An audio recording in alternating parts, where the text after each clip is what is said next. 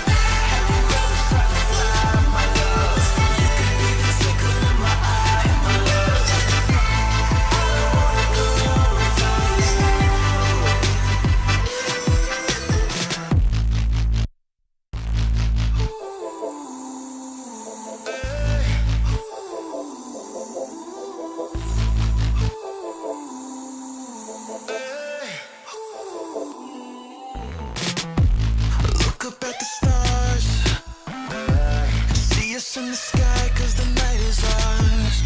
On our way to Mars. Let me take you higher than where we are. So high now, there's nothing to come to.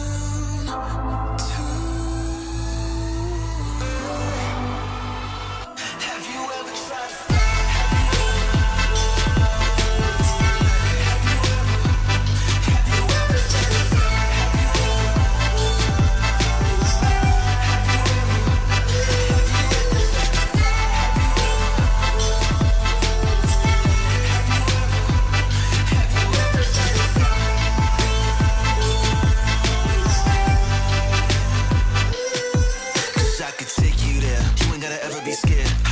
Let's go to outer space, take you to the stars. You're never gonna feel out of place. Fly with me, need a ride or die, so will you ride for me? Twinkle of my eye, girl, you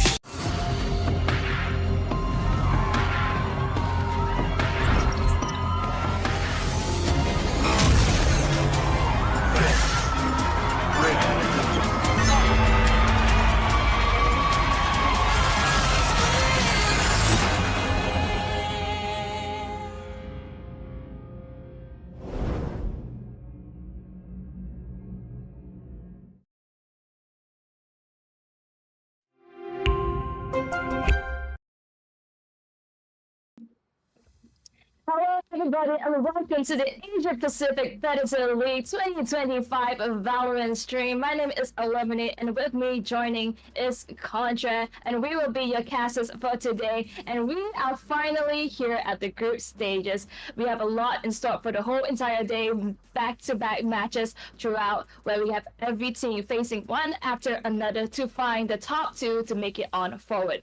But before all of that, we have to invite everybody and welcome to the APAC Predator League stream here. Group D, Contra, how are you feeling today? Well, I'm feeling absolutely ecstatic and excited because this is going to be our very first Valorant cast of the year. That's one. And also, another thing is that this is still the off-season. We want to gauge how's the power level like for all the teams that are involved, where we have the best of the best from across Asia Pacific to be contending here this very evening, and whoever survives this grueling group stage, they make it into the playoffs, which will be happening over the course of the weekend. If you guys are in Malaysia, get your tickets now. If you guys are not from Malaysia and plan to fly down for the grand finals, please do so, as you can also check out Ace Predator's website. I believe there's also going to be links somewhere across all these streaming platforms that we're on, whether it's YT or Twitch, whichever one that you guys are watching from. So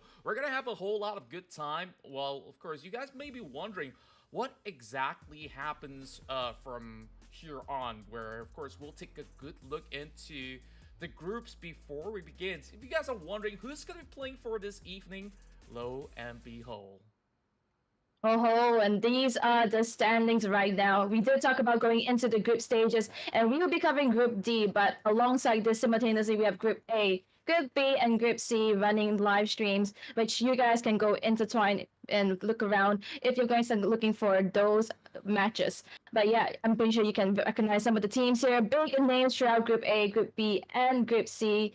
We have the DSG, we have Boom, we also have the defending champion here, Team Secret in Group A.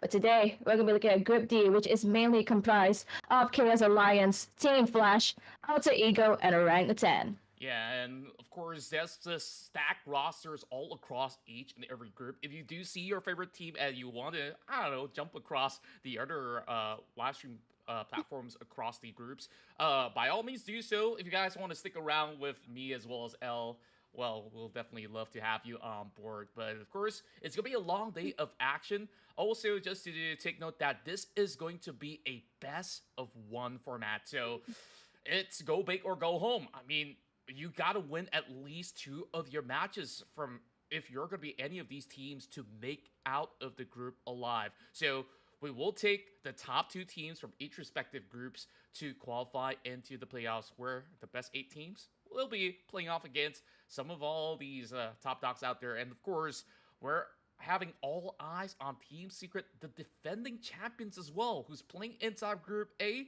And hopefully they will be able to survive the gauntlet, because you look at all these other names like Team NKT, a heavy hitter coming from Thailand. You also do have DSG representing MYSG. Some may also claim it's fully Singaporean, but you know, it is. This is Disguised Tales' little baby, and we do believe that they should be going pretty deep into this tournament. But if we were to focus on to Group D, you know what Group D stands for? Group of Death, where we got Orangutan, the finest of them coming in from South Asia, and also the VCT Challengers Champion of Vietnam, where we have Team Flash to be on board as well, and also not forgetting Alter Ego Esports. And this is definitely going to be one hell of a run for all these teams out there. So we do have a lot of exciting games in hand, L. Absolutely. And we are talking about a prize pool where the champion is going to walk away with 65,000 USD. Of course, that is no small number. Every single team here wants to bag that prize for themselves. And of course, it's not just the pro teams that we have in our Group D. We do also have some teams that are just put together as amateur teams with the tag for fun.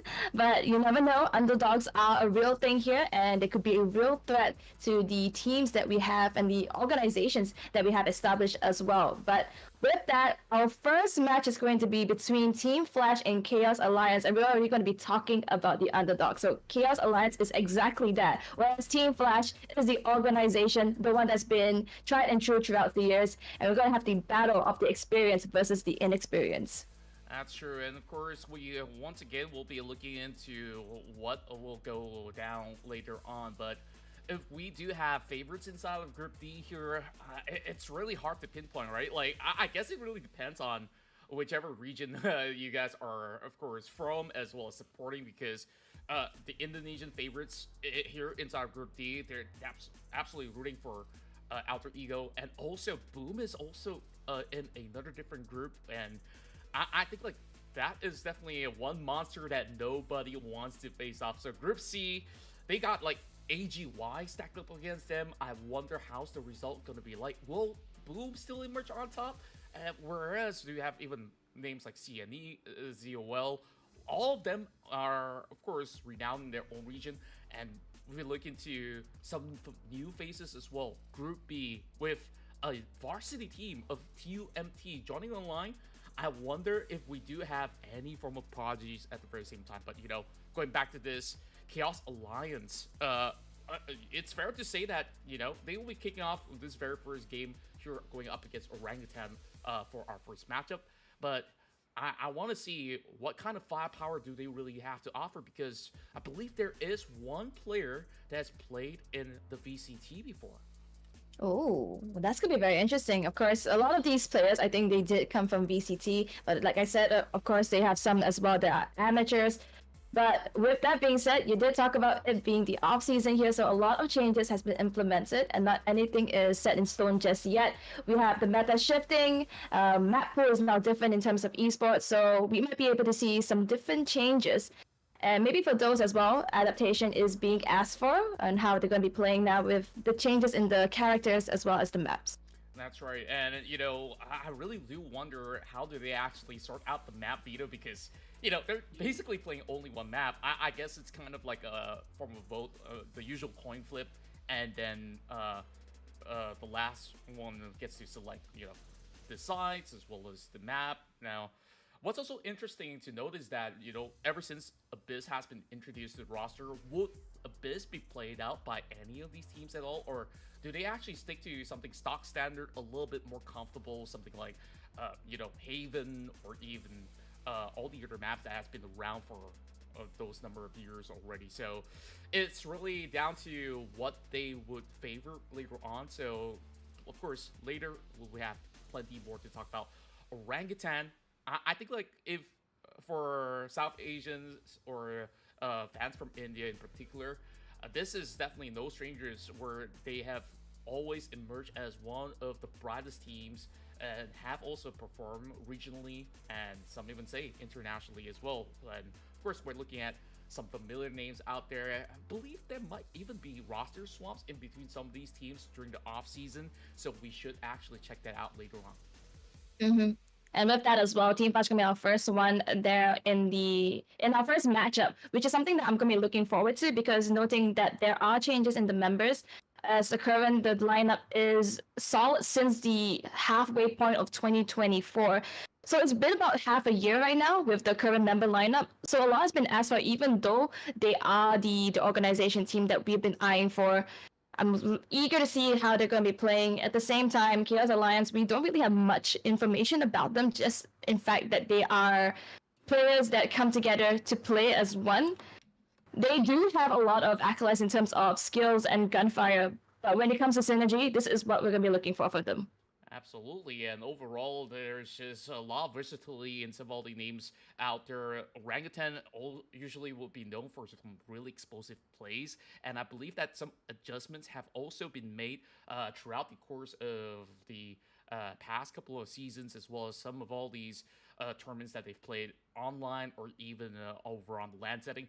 And for a matter of fact, right now, some of them are playing either through their own respective space or through an office. So it definitely will be looking rather interesting on how it actually works out. So I'll definitely want to see how this form of dynamic could actually favor some of all these teams out there.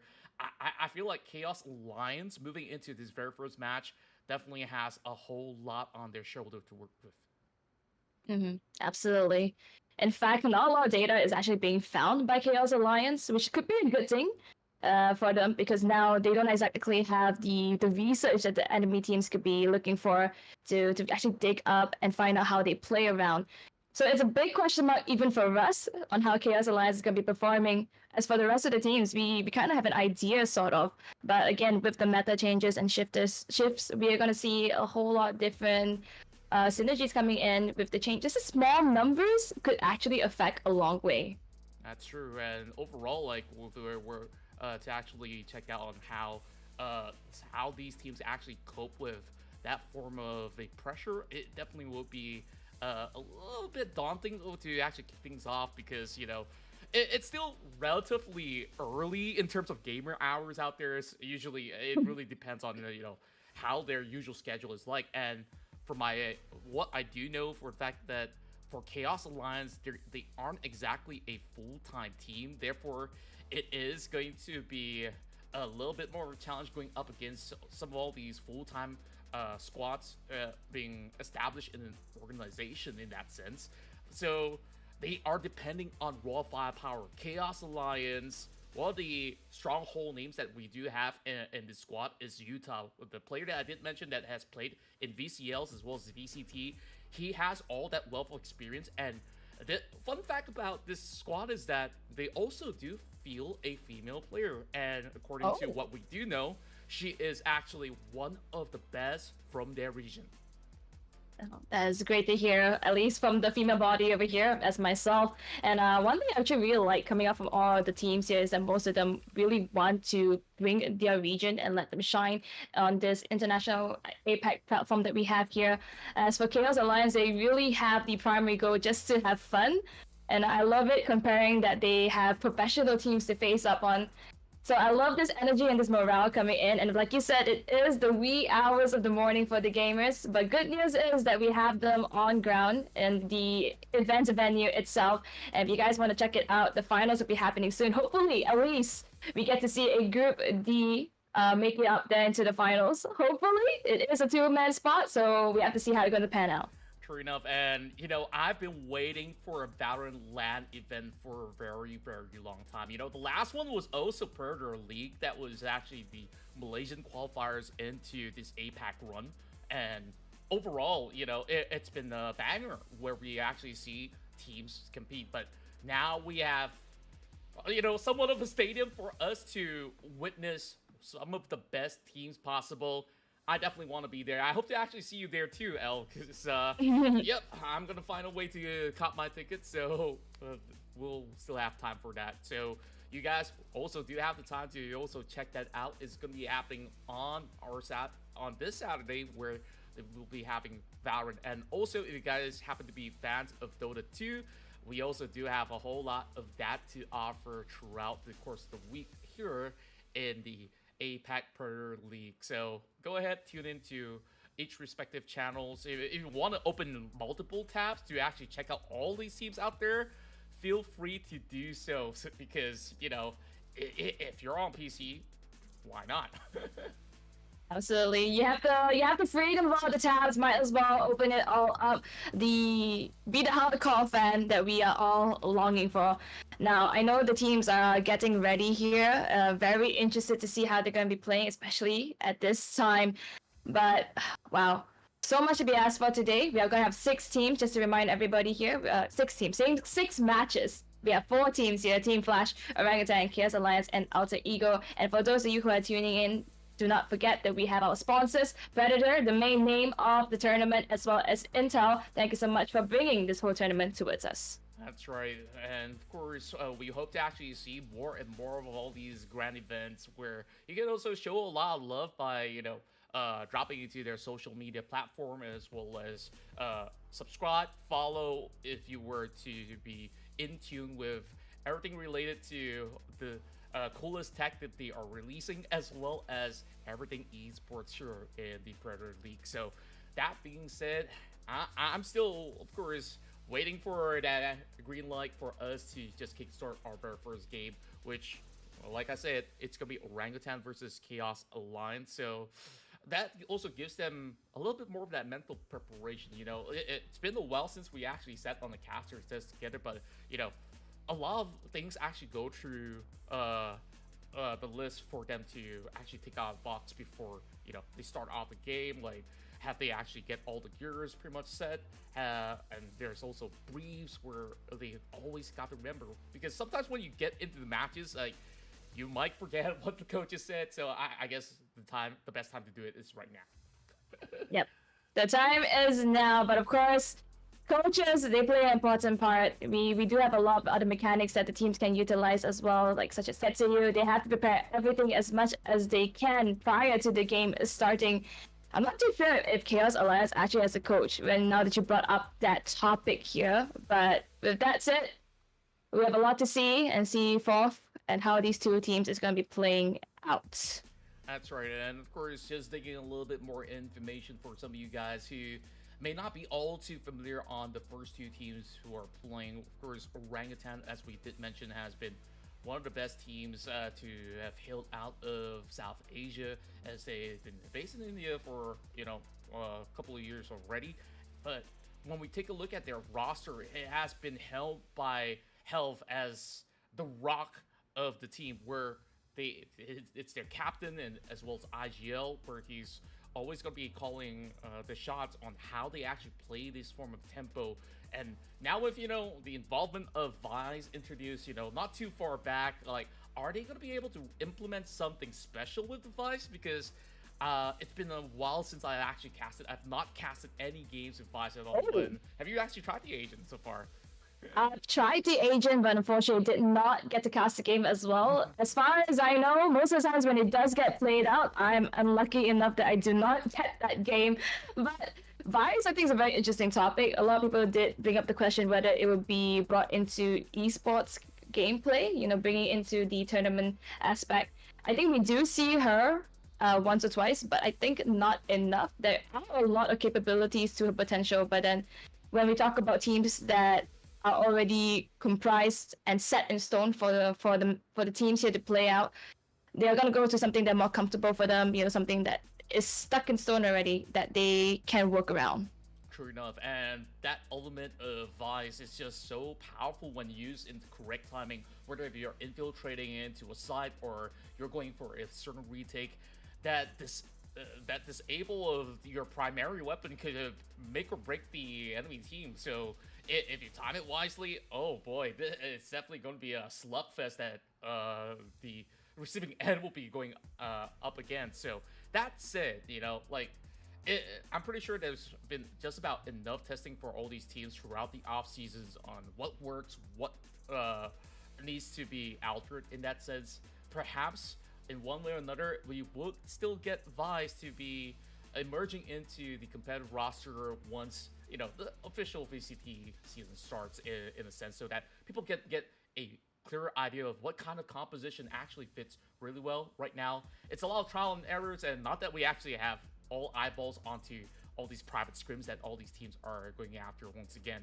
So if we were to actually look into all the other squads who are playing, I'm thinking that for our group, they definitely do hold a very good chance to actually win it all. If you look at names like Team Flash, Alter Ego, who will be playing later on, these players that have been playing in their own respective region have always been grinding not only the solo queues as well as the ranks, but they actually feel big results throughout their careers here in Valorant. Prior to this, many of them have already gotten a lot of FPS experience coming from other games as well. So, of course, we'll get to that a little bit more, but I want to laser focus onto Orangutan once again. We've talked a little bit about that captain, but we've also had names like Hoax as well as Vankabot. These guys, they can be super ferocious on how they actually put the pace into their opponents, where it could be pretty overwhelming if you're not going to be ready to take on someone as feisty as Venka. Absolutely, and I really love how they even give us the information on their members here. A lot of them is not even just about the game, but just the personalities of each player, which really goes to show how they're going to be performing as a team, because synergy is important, not just in the gameplay, but also the personalities. I think mentions of Hoax, like you said, is one of the youngest players, but also the most mature. Coming into this, so he actually acts as the pillar, even though he's just at the bright age of 22. And then we talk about the duelist here, which is Venka, and he has been the opener for everything. He's playing explosively, true to his age as being super young. And I think that's something that we all love to see in the game of Valorant, right? We do have people who are experienced, and we do note that they have been here all around. But the truth is, the young people, the ones that are coming in, the grassroots players jumping into the scene, they are the ones that are going to be bringing in the changes. They're the ones that are going to be bringing in the new ideas that we're going to be seeing in Valorant today. And it's super exciting to see, because most of these teams, at least, I think the average age is about, 20 or 21, which really puts, I wanted to say a nail to our coffin, because we're seeing these players and we're trying to keep up with them, and the meta changed so much, and I really love that from all of the teams. I kind of wish I was born a decade later, or so that I get my chances to actually compete in games like this. I mean, back in the days I did, but for other genres overall. But once you actually hit that prime age, when you're in your 20s, that's where you're gonna have a whole lot of passion as well as fire in you to win it all. Right now, of course, just to correct myself, this is gonna be game one between Team Flash as well as Chaos. Alliance. Now, I guess we have to do a little bit more reintroduction as I guess I kind of got it all mixed up. So later on, Orangutan will be playing still, but now we got to highlight the boys from Team Flash, the winningest team of Vietnam. Yep, of course, we do see the players here.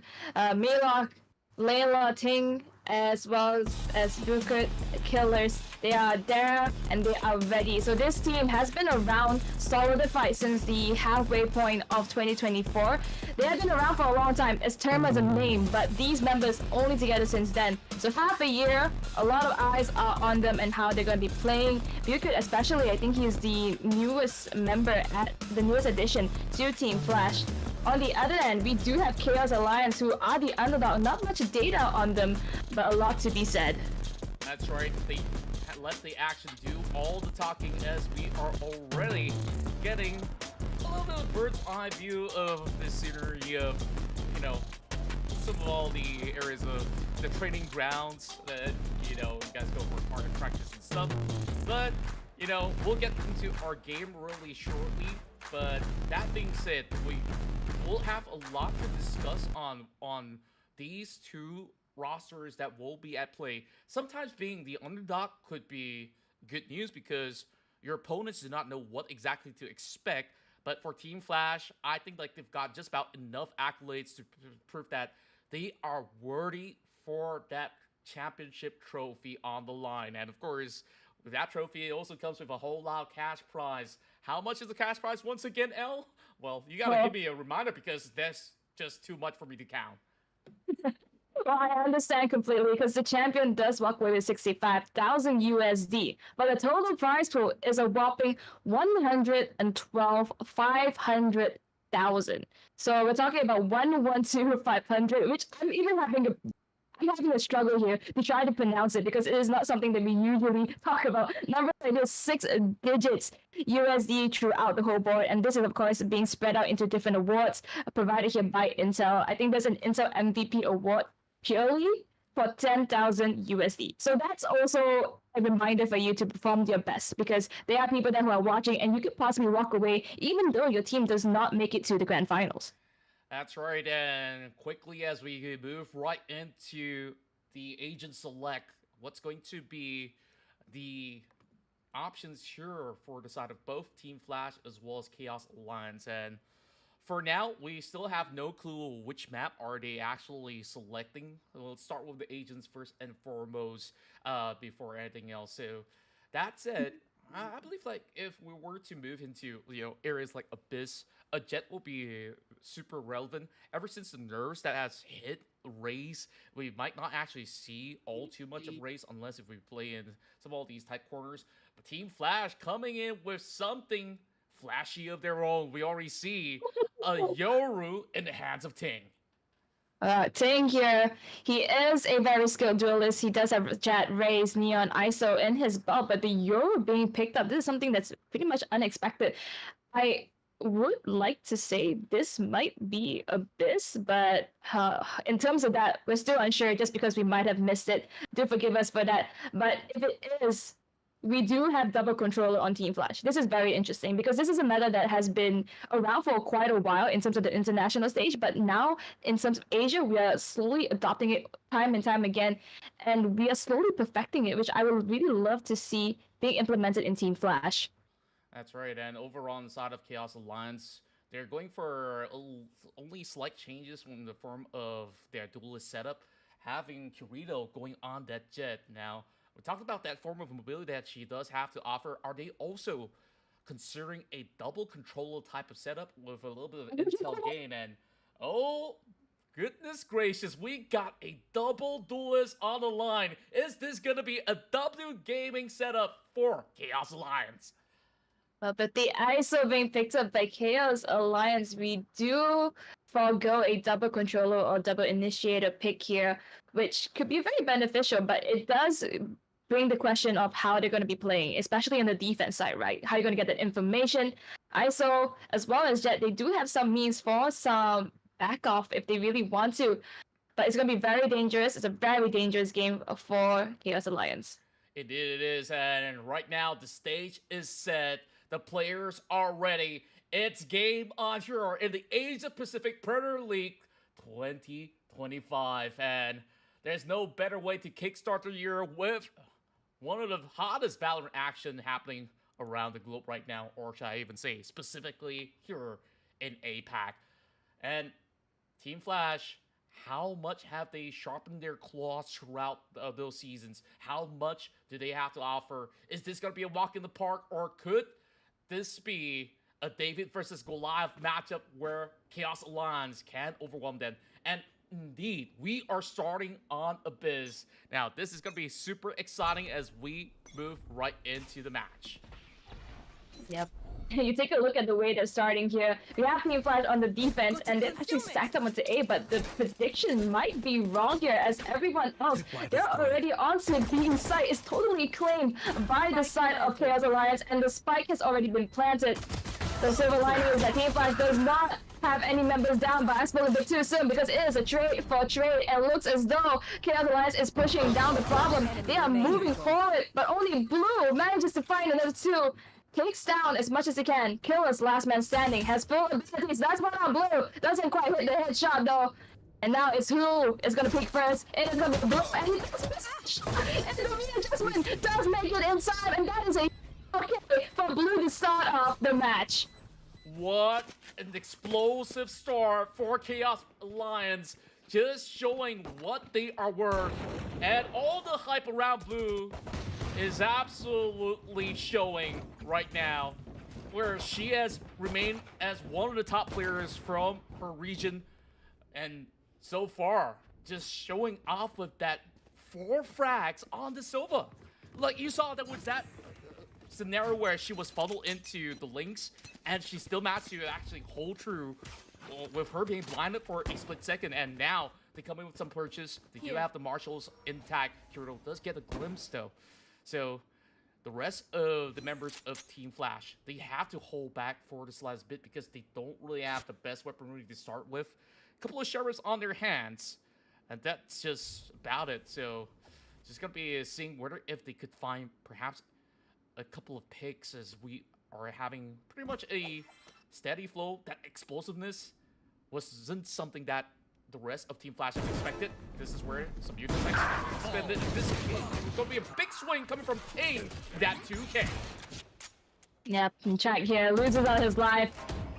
The good news for Chaos Alliance is that they did manage to dissect the map into half. The bad news is that they're actually losing out their members, although it is a bye round. And this goes to show the experience from Team Flash. I think it's underestimated. Chaos Alliance in the early beginning parts here, whether they can just run into sight. They did, but what use can it be? Ruta tries to save it for his team, the most experienced member on Chaos Alliance with the Guardian. But with that, 30 seconds it's a left. 2-on-2. Layla here. He has so much to offer. Goes for the peek. Doesn't get a single scratch. Gets blocked off, and 20 seconds left on the clock. So Chaos Alliance, they have to make a move on. But hopefully that's the big guys. And he finds the second, and that is all she wrote. My, Utah with the clean taps on that opener of the Guardian, and it just rewarded him with that beautiful 3K. Solid start so far. Not much has been fumbled. They still go in for the purchase, but it seems like it has bent slightly on their economy in the sense where they're still leaning on to those half shields that they bought in that prior round. So it won't really hinder them too much. They just have to get a pretty much clean execution onto the site. There's gonna be a full commitment onto A this time around, switching things up every step of the way, remaining to be pretty unpredictable. But look at that stack from Team Flash though. This is not gonna be an easy task at all for the rest of Chaos Alliance. Yep, if you take a look at where they are, the default is actually proving to be very detrimental because there's so much information about them running into A site and now retreating perfectly fine. Layla even finds one for himself. It's a 1-for-1 trade and the site is not giving out so easily. But here comes the plants. Layla with a spike and getting the information. Finds one for himself.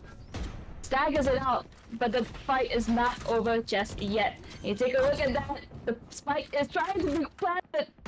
PT, they have something to say about it. It is down to the wire. Back and forth makes it super easy for Team Flash. Big first corner right now, just covering some wounds. It's still pretty much salvageable overall, coming into that round, but especially for the side of Team Flash, that was a round which was so vital to them, where they were trading blows, but you saw that placement of the Cypher camera was just undetected by the rest of the members of Chaos Alliance, and there's just too much hectic stuff going on where they don't really have time to really check where exactly it's being planted. So it's full information gathering for inside of Team Flash that has actually gotten that round back towards his team. Now, it's going to be looking to be pretty even up. A little bit more momentum that has been built by the side of Team Flash, as they've definitely made firm predictions on that A hit early on. They're going to look to try again, it seems. We still have the Cypher lurking around that mid-sector, and perhaps if he could get this catch onto the Yoru, then it will be pretty huge. Yuta now going for a little bit more of that setup of smoke over onto the mid-sector, so it will give Sakuma a little bit more room, but he is caught out. Ooh. And that's going to be a great pick for Ting here. Just shuffles his way back to safety. And now with Sakuma out of the way, information as well as flank watch, it is dwindling down in numbers. Not to mention Layla here at a very risky position. If he just walks out just a little bit more, he realizes that 4 members are there. And Dorf, he gets taken down. He is very much aware. Gonna hold on to the problem. We take a look at Team Flash. They are not budging. Holding on the lanes of A and B side. That is going to be the right read though, because that's why Chaos Alliance is going to be hitting. It's all down to Buku right now. The first line of defense right now, trying to actually set everything perfectly. We have full smokes just to cover the tracks for the moment, but Kiruto's trying to merge on top line. One gets 2 with the help of Chalk. It's going to be a smooth sailing run for them as they manage to clear house. Only down the side for a from back. Kiruto has gotten the big 4K. Oh. Kirito, just like that, 4K, playing around with the smokes that was supposed to be hindering his team into claiming out B side, but instead, with the speed and the aggression, it does manage to take another point around, a very much needed one as well, considering they did lose out quite a few of their creds in the previous rounds. And now, ultimates are being readied up. For Chaos Alliance, 4 of them are available, and that could be huge, especially if they want to keep the momentum going in the next rounds. Get out of my way! Boy, it is super explosive on both ends. You saw how they were just trading back and forth, but the heroics coming from Kirito was absolutely huge. Buku just went out by himself. Well, maybe he just doesn't really have the economy to actually contribute into this round, but quickly with the Blade Storm, Kirito once again hitting the mark. It's gonna be pretty much an easy taking over onto this B side. It's not going to be much of a response for the moment. Anything of a catch would be a big bonus for the rest of Team Flash at this very moment. Yep. So much is already invested though. For Team Flash though, they're not going to waste their times here. Trying to play as safe as possible. I think Chaos Alliance, they might be taking wind of this. Might want to consider going hunting. But lives are important. Trying to just keep this up alive and afloat here. No movement at all, actually. Wait. Could it be a technical issue? I believe so, but...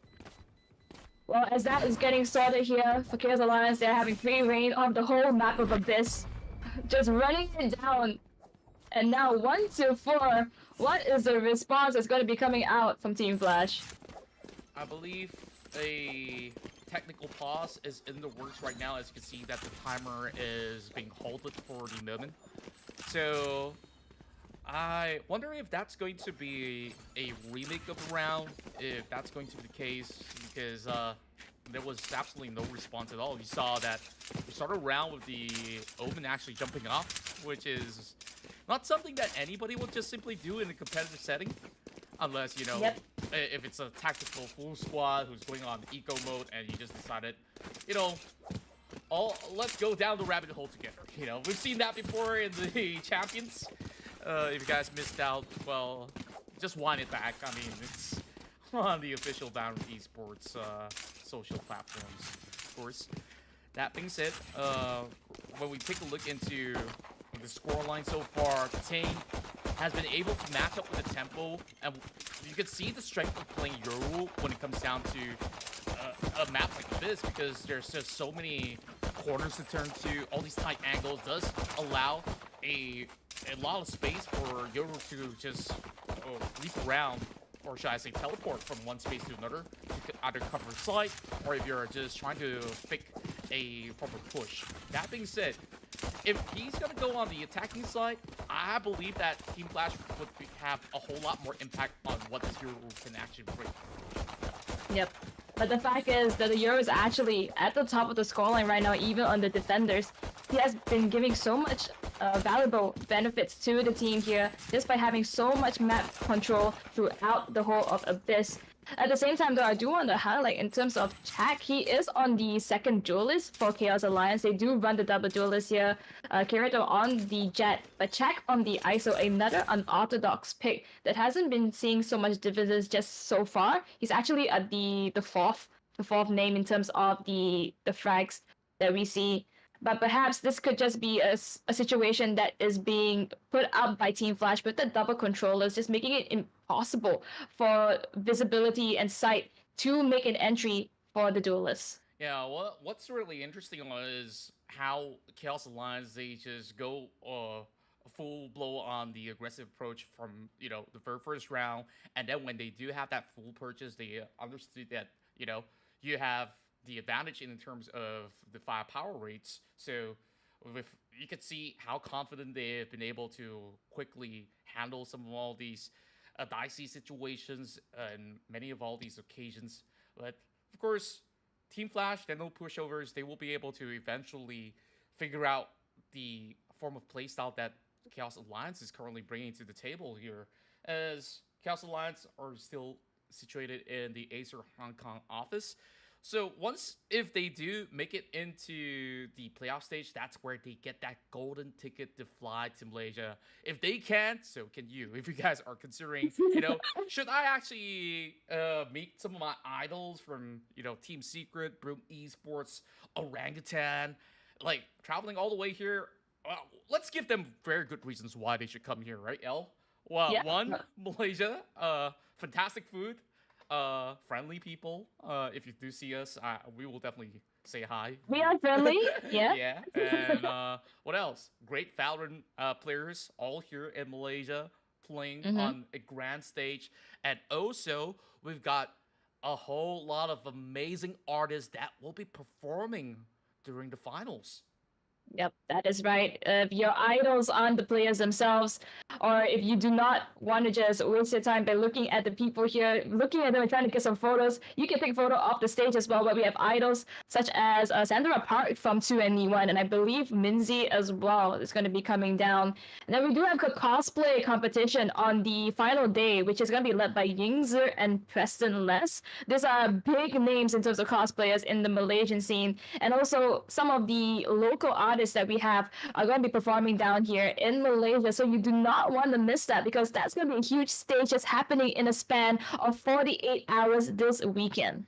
That's right, Korea Booze. You know where to go over the course of this weekend if you don't have any plans at all. Drag your boyfriends along, or if you happen to be lads, no judgment. I mean, you guys, if you can love K-pop and stuff, we absolutely do love to have you guys on board, because it's gonna be a whole lot of fun. I believe there's also gonna be a lot of all these Acer Predator merchandises, as well as all these cool tech that they are displaying, where you can also test out their gear, and perhaps some great promotions as well if you guys are thinking about, brand new monitor for 2025, or even better yet, a whole CPU setup.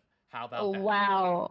Well, if that is not what you're into, there's also a bunch of booths and activations happening throughout the event. So if the hall gets a bit too cold, you want to go for a walk, perhaps maybe the outside area is something for you. I believe there are some independent artists as well as content creators that are going to be there, and activations such as little challenges that you can be playing with your friend in case you want to try the game yourself. So much to be looking forward to this weekend, and it's all going to be happening at MyTech that's going to be in Kuala Lumpur. And apart from the food, by the way, just want to mention that it is winter in many other countries. So if you are not able to stand the cold, Malaysia is perfect. It's super hot, it's super humid, but at least you get to wear clothes that are showing your sleeves, showing your legs, let out loose a little bit in Malaysia.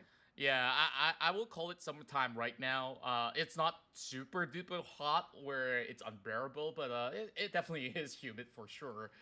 While of course the technical pause is still going to be taking a while. They want to keep their hands a little warm. Not that they could actually jump right into the game to keep their hands warm, which is why they do have those heat packs. Always good to carry around if you were to be in a very cold setting and stuff. Of course, us trying to segue this into something else, but Team Flash, they didn't really start their journey here on this first game in the smoothest of fashion. Then we start to actually understand why, because of a little bit of this technicalities that they are facing. So hopefully, down the line, hopefully sooner rather than later, they will be able to actually quickly sort it out.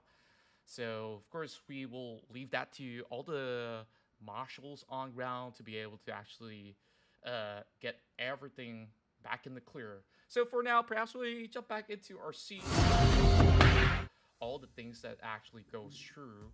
So maybe a little bit later on, but looking at the current scenario, it really seems that Chaos Alliance, they have absolutely prepared everything here to get their qualifications into the playoffs. That being said, we now get a glimpse of the boys and girls hailing from Hong Kong. Yeah, you can see calm and composed, and most often than not, of course, you guys might be wondering, oh, it's a pause. Why aren't they really chatting? If you guys are tuning in for the first time to any Valorant tournaments, this is just part of the rule set where there's not going to be any form of discussions during a pause. Therefore, they just have to be keeping themselves pretty much at the ready at all times once the green light is given. Absolutely. And I think a point that you actually brought up that was very interesting is the fact that Team Flash, we did have a lot to expect from them, especially in a map like Abyss. It is a 88% win rate, at least for this team composition. So just seeing how they lost out the few rounds, it does make you question whether the technical difficulties played a big part in that, especially I think in that one duel between Blue in the very beginning. You saw the kind of the latency lag out there. But it does go to show, just trying to join out these two regions here, making an APAC tournament, it is a big deal. A lot of things to be begged and asked from these two teams, as well as the production team of the APAC Predator League here. So, of course, a little shout out to them. But yes, like you said, for Chaos Alliance, so much to be asked for. And it's very interesting, at the very least here, because they are playing as much as they can, but I'm very curious to see who their IGL is, because as far as I know, not an official coach is assigned to them. And I know Uta here with the most experience, but we do see Blue in the middle seat, which could actually attribute into the comms as well, because the middle to be the pillar, to be joining the left and right. A lot to be asked here. Of course, they are a new team, an amateur team here. But I would love to think that Utah is leading the forefront. Sure, I believe so as well. Now we are back into the match, so Get out of my the way. coast is clear, and there's not going to be any form of remix or so that is good news, ladies and gents. And quickly as we go, it is going to be Chaos Alliance directly headed into the side. No defense whatsoever, but it's going to be a big wraparound. Take a look at the entire team of Flash. They're coming in with a very cheeky angle with the flanks, and now bring everything to the line. It's Sakuba getting one in the back and Blue with a triple in hand. Oh, no, there's just getting the information triggered out by the Cypher Cam. It is now so detrimental for Team Flash. You thought that they could possibly do something, but the wraparound did not pay off its dividends. Layla now, the last man standing, holding out the sights of a third right here. He gets taken up by Kirito. Right behind the box, a 5-man standing. It is again another point to Chaos Alliance. And it seems as though this is actually it, because they are continuing on in the movement. No technical pause being called out this time. Yeah, that being an equal round for the side of Team Flash is absolutely understandable that they're just forsaking 100 points over onto that form of an instance. So they were trying something to see if they could actually overwhelm some of the members of Chaos Alliance, but they were undeterred at all. It was flawless, and now the economy is absolutely busting over on the side of Chaos Alliance, where they got pockets full of threats for them to actually push for at least 2 more rounds, even if they do falter. But there should be a big response in this round here, moving into 6. So it is going to be even tougher if Team Flash does not really get this one going in the back. Yep. Hunter's Ferry is available for Team Flash, as well as the dimensional drift that could get a whole lot of information, especially if we do see the likes of Ting here just running it down mid. That's going to give information about where they are holding on.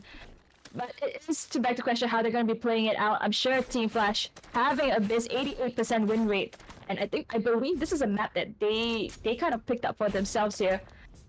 It has something up their sleeves. And A-Side Go has been looking to have the same setup time and time after again. We have Layla, we have the Astra here killers that's going to be playing off of each other, and most of the times they're going to be playing to the back of sight. And if Chaos Alliance does go for the hit this time round, this might be huge for them because it's only 2. I believe there's another technical pause right now going through, as we are not really seeing all these members from the side of Chaos Alliance actually moving, whereas at least Team Flash has gotten things sorted out, right? They got themselves pretty much moving. That's already a good sign. Or it could once again be the Sova coming in from Team Flash, which I hope that everything's still alright from their side.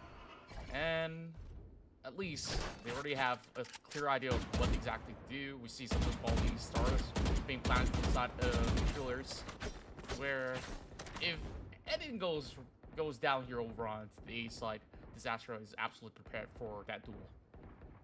It's absolutely not going to be a nice morning for them. At least you imagine that they coming in to play this tournament, they are ready, they are pumped, and having this technical difficulties, it's going to affect the mentality just a little bit, the slightest bit. If not, it might affect it a lot just because of the delays. You have your strategies, and then suddenly you have to figure out the technical difficulty.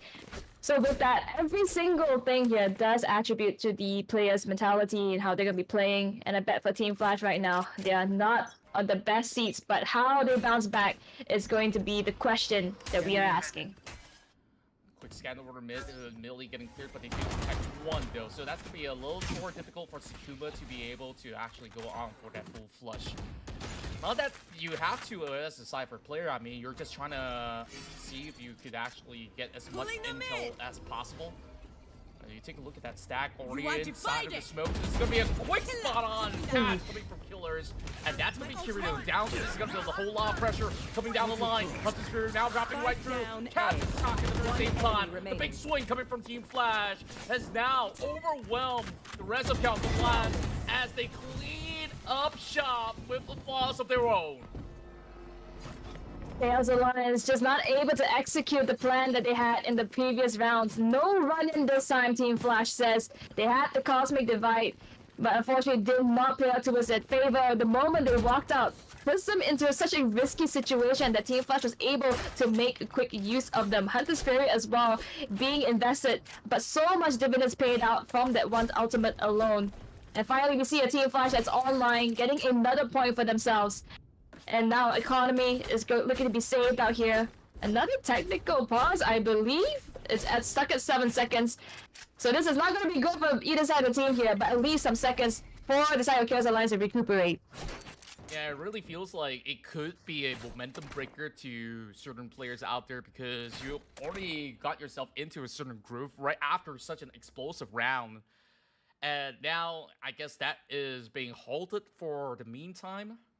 I do believe that this is actually coming from the side of Chaos Alliance this time around, where, you know, it really felt like the push was done half-heartedly, and now we could actually understand why, like, what really went down in that form of a fight. So it must be frustrating when you do face some of all these challenges that's kind of out of anybody's control over the moment.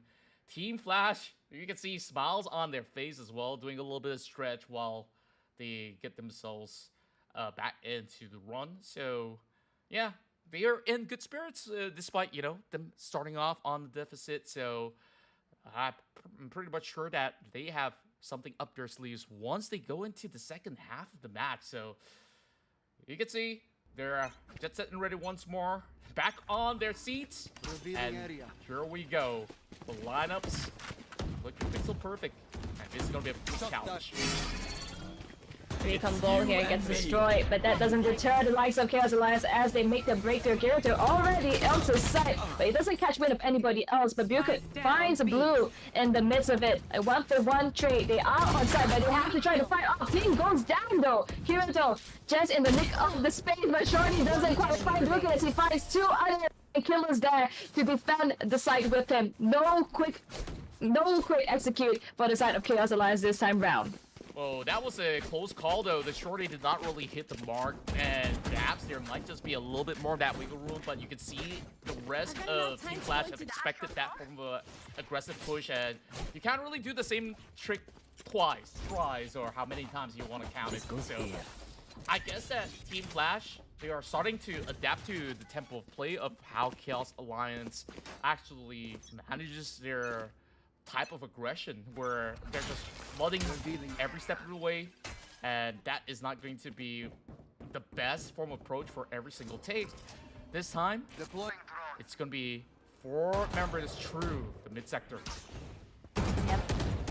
Chaos Alliance trying something new here. Ting gets taken down to half HP, but he does survive. Layla, however, is gonna be executed by Blue, and now they have full control of Aquarium. Vilka trying to get a cheeky angle here, but doesn't quite find anybody. He is now retreated to B, but he might be pinced in a moment's notice.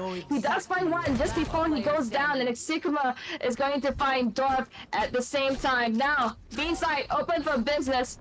The spike is going to be planted. Wow. And now one killers. No, trying to find 1-for-1. But mid is going to be taken down by Chak. Ooh, boy, look at the tempo of play. Like, you blink, you miss a whole lot of the action. But the rest of Chaos Alliance, they just strike so decisively.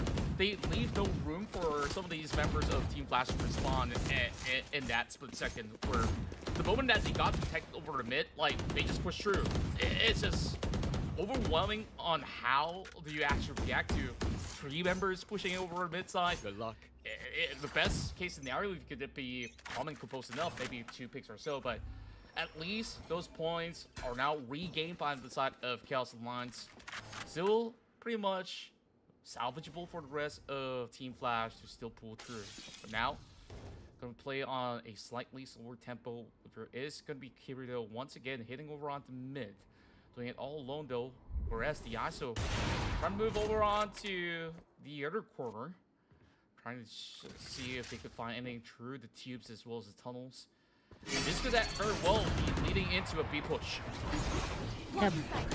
It worked before, it's gonna work again. Kirito though lost in the sauce. Bilkut's gonna take one before he goes down, but it does open enough entryway for them to make their way into B site. Ting with the dimension of trying to get as much information. He does spot Sigma, but that is not enough. Layla is going to find 1-on-1. Team Flash now at the back of B side, but Blue is going to find Layla, and now it's been dissected into half. The spike is being planted. Only one Ting alive to fight the likes of Uta and Blue. He is at 30 HP. It is not looking good. So much utility still available for Chaos Alliance, and she cannot do much except to peek out dry.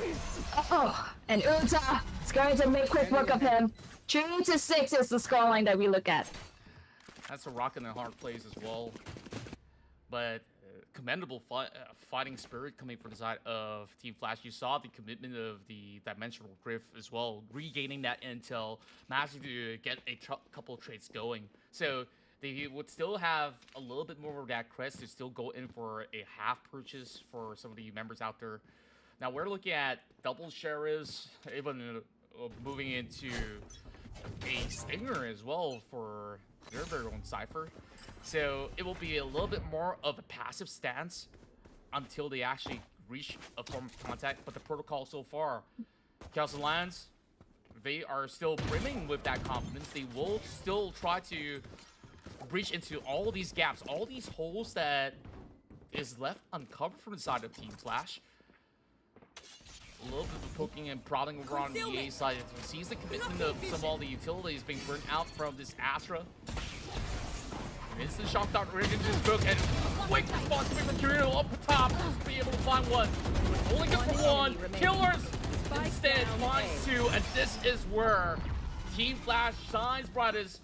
They recuperate, they get those full armory of weapons from the rest of Chaos Alliance, and are back in the game, baby. It's looking so dicey for Chaos Alliance. Yes, they got the points in the beginning, but you take a look, most of the times one method only works for 1 or 2 in a row. They have to go back to the drawing board time and time after again, because that is the only option that Team Flash leaves for them. But it seems to be impossible for them to hit just because of the double controllers that they do possess. And so much is being asked for now. They have ultimates available for Chaos Alliance, but the last time they did use the Cosmic Divide, it did turn out to be towards the favor of the enemy. So how are they going to be executing? They are going back into a default. How are they going to be playing? It is all up to them. Double Cosmic Divide, or should I say one-on-one, and one being committed from the side of Chaos Alliance to put it through A. But that's just going to be a quick setup just to pick off killers. Now, that's one control down, so they could just decide to wrap around the other way. Spike now being brought in to be none of these members have been able to run right through. It's going to be Layla at least bringing one down, and it's still going to be an even exchange. The ultimate is available for Chak here if he wants to take one person out with him to another dimension, but it looks like as though a post-plan situation is being called for by Chaos Alliance. The first time we actually seen, most of the times they do go for the aggression here, and King just gotta make some moves here. Dog's gonna find one though, Chak gets taken down. And now they could does peek out the Kirito, but doesn't quite land it. The defuse comes in, and they are ready for the fight. King gonna find Kirito. As a one-on-one, Hunter's Fury also utilized here, trying to play as much as they can, but doesn't take him down. They have to go for the push over. Bilkit finds Utah. Blue only go for one. As a one-for-one trade is being utilized, but there goes the spike. And Team Flash secures. Oh, sorry, does not secure. Chaos Alliance secures another point. Perfectly timed Hunter's Fury is all it takes for them to deny that defusal coming in from the side of Team Flash. They came in pretty close though. Like you saw, the protocols were set in place where Team Flash, they got all the angles coverage, but the problem is that you can't exactly seek out that Sova that's hiding all the way back where he's already got the perfect angle to actually get the lineups over onto the spike. Now, they're going to be having a little bit more of a wiggle room here with that 7 corners. This being the first half, I think that it's still rather salvageable. I said this a couple of times before, but Chaos Alliance on the defensive end, how are they going to cook? They do have double controllers, so they can actually buy a lot more time as compared to a single duelist setting. Blocking vision. And things would perhaps be very different on the approach instead of being so endless. And here comes the portal coming through. It's going to be a big challenge. Kirito finds the double. Oh, the gravity well does buy some time for the moment. But Killer actually makes do of Chak in his own ultimate. Kirito on fire is gonna find one more, and now it is just when the smoke dissipates. Dan does find Blue. Look at one. And now 2-on-1 as a spike is ticking down. Uta does find Layla here, and Ting once again a very similar song. Last man standing, but gets taken down by Uta. That was a very, very costly round. This operator is being dropped out of this equation. Let me say that they will go on that eco mode once again. Or should I say, that was pretty much, you know, a full buy round since it's the first half. So, just to correct myself out there. So, it's going to be a switch of sides. Now, Team Flash goes on the offensive end. 4 ghosts being purchased. Pretty much the similar setting coming in.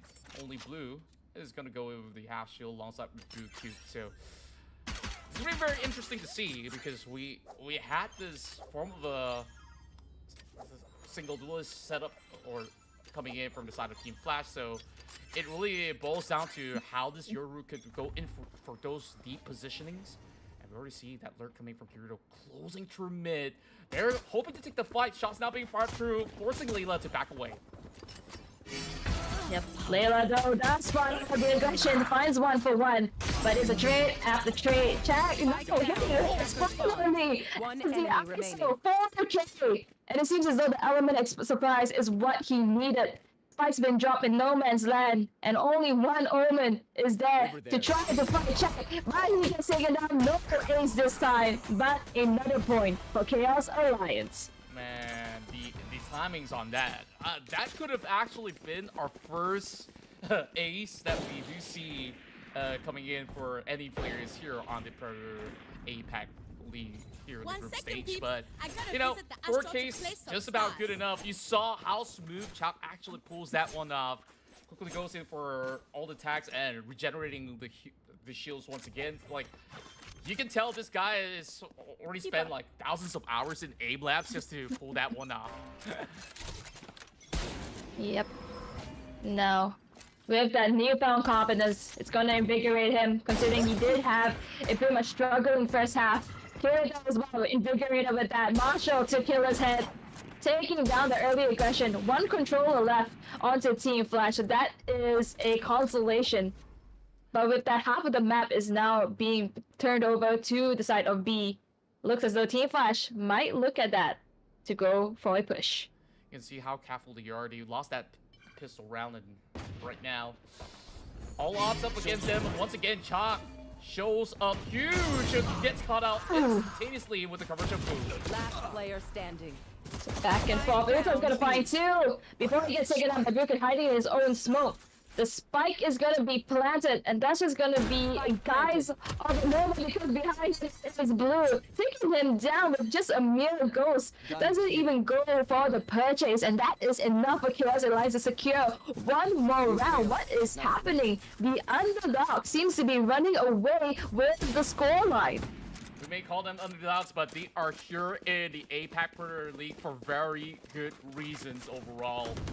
It does not matter sometimes whatever accolades your opposing team have, like, so long as you know it's player diff, it's player diff in that sense. But maybe I'm being a little bit too harsh, you know, but of course, that's just jokes from me, although it's a little crude. But when we take a look at how Chaos Alliance plays, the reason why they have this double duelist setup is because in this map of Abyss, you can play aggressively even when you're on that defense, so they are definitely taking that into the full effect. And ever since they had that pistol round one, it has been a weapon deficit. It was still good news for the rest of Team Flash, where they did manage to get the plant down early on. So they had some econ to work with.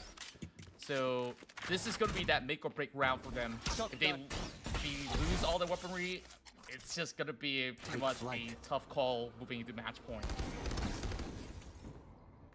Now, looking at match number 15, round number 15 here. It seems as though they have enough time mingling with each other to figure out the strats. And it is round number 3, so Team Flash, they don't want to give another point to Chaos Alliance. They're going to be playing and standing on their point here, speaking on business terms. And it looks as though B side is the area that they're trying to hit. And that's where the dimensional drift being utilized here, trying to find as much as they can. But King gets caught in the middle of the rumble. Buket finds in return.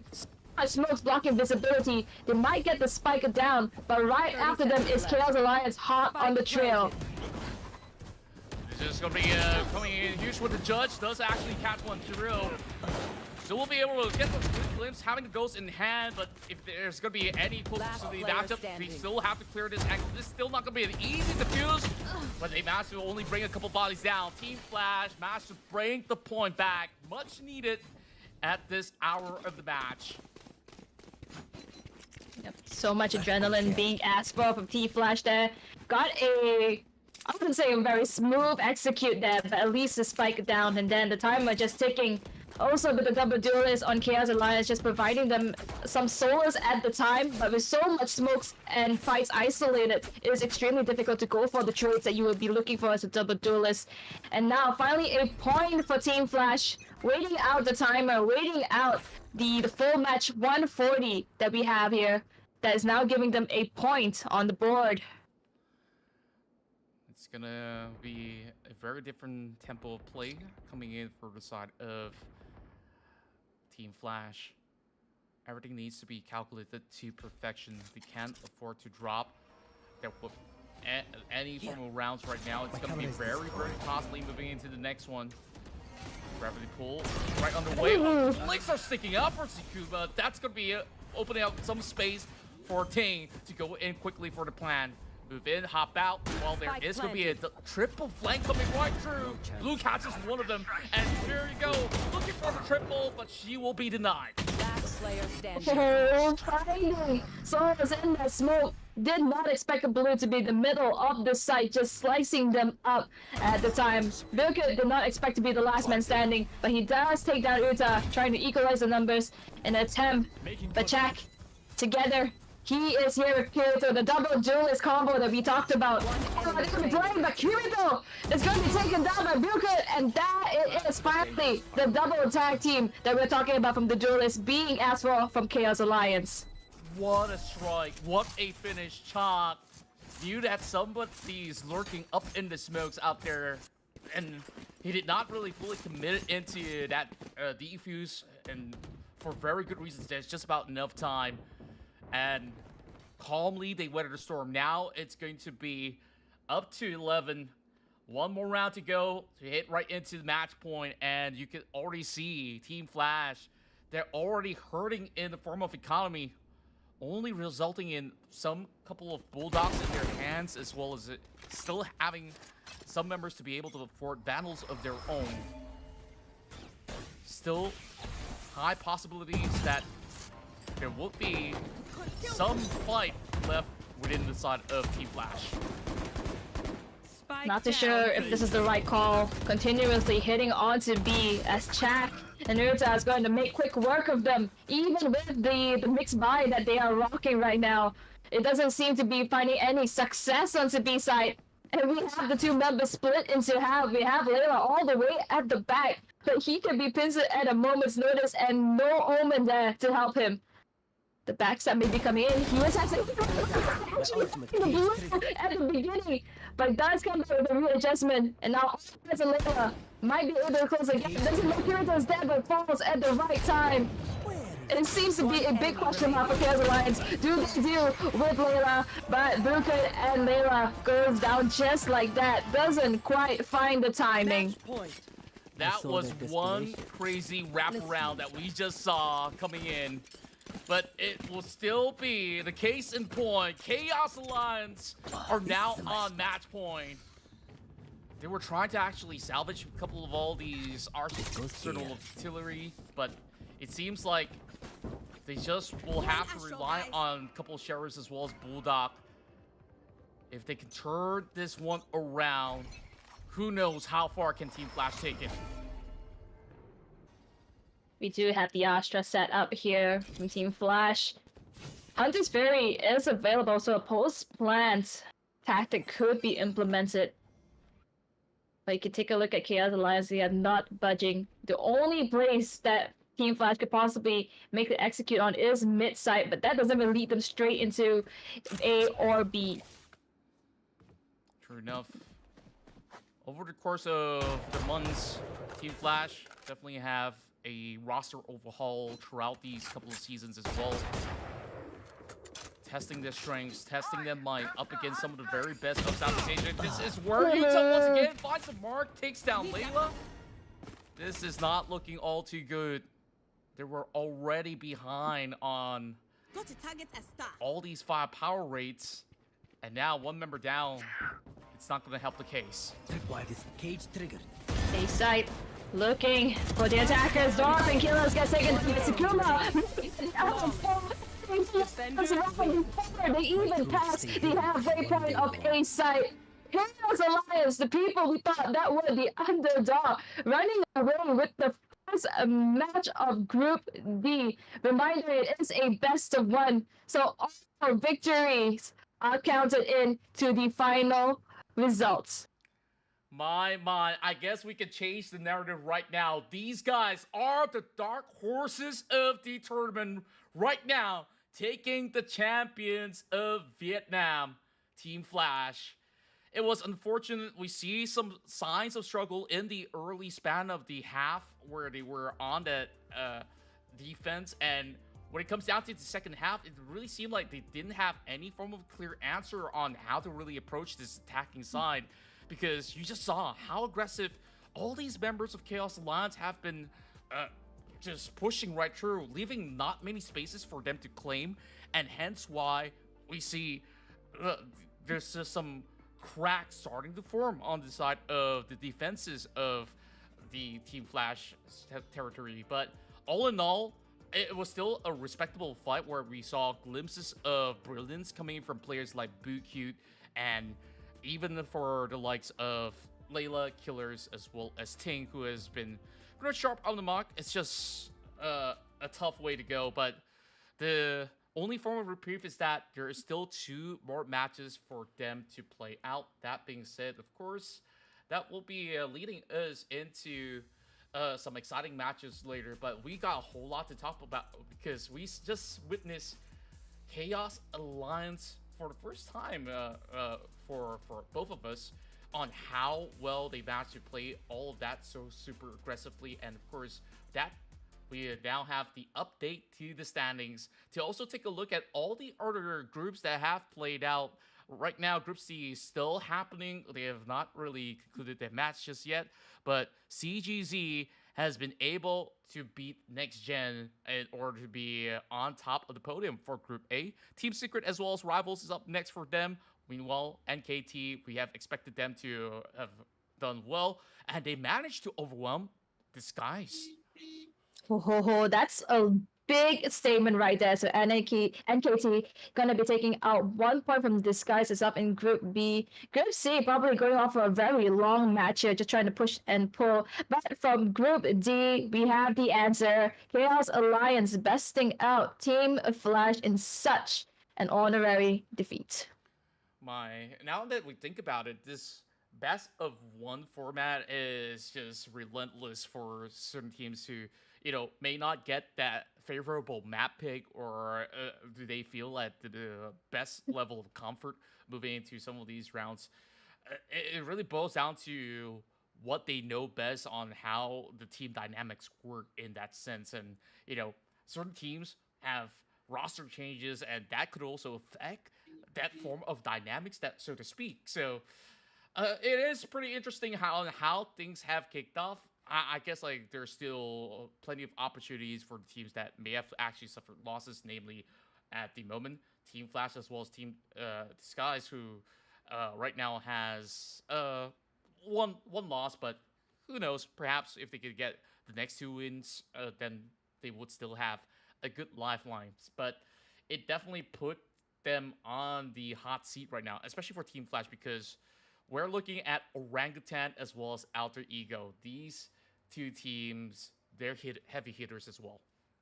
Yep, heavy hitters indeed. And just to remind everybody that even though you might be walking away with points and losses at the time, tiebreakers are actually being decided by head-to-head matches. So in the case that we get a draw, for example, if you have beaten out the team in the previous brawl, you will be proceeding instead of the other, although it may be a tie. So that really comes down, and it boils down to how they're going to be playing between every single team, not just about the points at this point.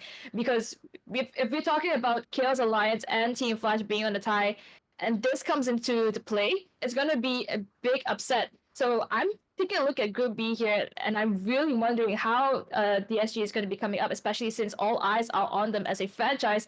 But of course, that is in a different group, and we do have Orangutan and Alter Ego coming up after this.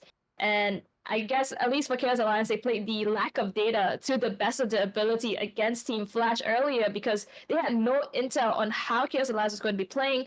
And having the double duelist, and especially taking the attacker side in the very beginning, played so much towards their advantage. I wonder if Alter Ego and Orangutan is going to have a similar foreshadow, considering it is in Group D.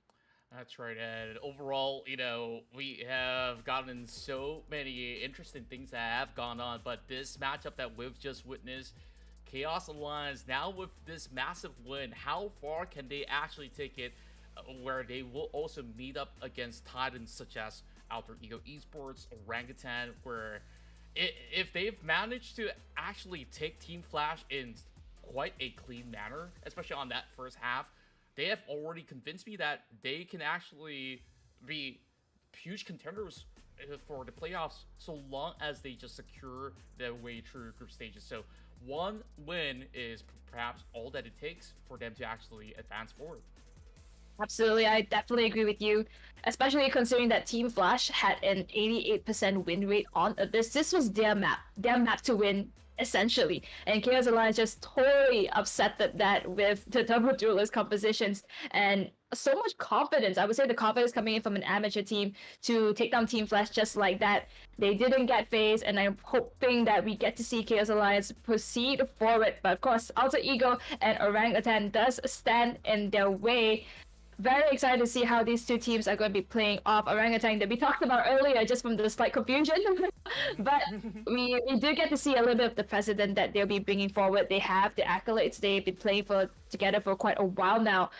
No roster changes like Team Flash, but they are solid as opposed to Alter Ego, who as well have their own titles, their own tournaments that they have won on each member coming into this. That's right, and overall, the entire roster of Alter Ego have definitely shown a lot of strength throughout their own APAC run in their very own regional tournaments. They have amazing track records, so to speak. Of course, Orangutan have already made a big name for themselves throughout all the seasons that they played in South Asia, but in the Indonesian circuit, where we've seen some of these players who have played in Ascension before and also in those form of VCTs, they are definitely one of all these heavy contenders to be able to actually put a dent up against all these big guns out there. But some of all these big names are going to be playing out in just about roughly 10 minutes from now, so we still got plenty to talk about before we actually kick off with what goes down right here. So that being said, if we actually go through some of all the information that we have gained overall coming in from some of these members of the side of Alter Ego, I guess we can start with some of the achievements that they have. Oh yeah, so Alter Ego themselves, they are no strangers to the Valorant scene here. They are hailing from Jakarta, so they are the prize and joy for the Indonesian side here, and they've been actually around since January 2018. So that's a long time. So that is the name when Alter Ego was formed. Of course, these members here, they've been sprawled around into different teams of the Valorant scene, but essentially the four of them came together. I think the former team was called Garuda. That was between Valden, Gotten, and Ray4C, which are names that are not unfamiliar in terms of the Valorant scene. And one more that we might be more familiar with the Southeast Asian side is Naka himself, who played with Elevate in the last VCT Split 1 and Split 2, which is under the likes of Redco, some people that we also know. So with that, at least we can see some synergy already forming between the teammates here, and Naka just being a little bit of the wild card. But I believe that they have the experience that could take them all the way in this tournament. Yeah, look at the form of playstyle that Alter Ego have to offer here is going to be a little bit more versatile, where just look at the kind of players that they have in their whole squad, where they have a couple of flex players and also having to rely on Ray4C to come in with all these very huge micro mechanic plays to be able to convert some of all these results. I think all eyes have got to be on him, as well as those big brains coming out of players like Cut with his wealth of experience. So that is definitely something for us to behold later on, where they will have to take on Orangutan, who have been able to also get themselves pretty much fired up when it comes down to the later stages of 2024. They have been achieving better and better results every step along the way, and have emerged to be the champions coming in from the South Asia region to be able to qualify into this Predator APAC league. So that being said, these guys from Alter Ego, they have always battled titans like Bloom Esports, RRQ even. So that they've been molded in such a way that they have already seen all these type of W gaming as well as the kind of slow play style moving to a certain map. So we've already got a taste of Abyss. I really do wonder what's gonna be the next map offered on the table.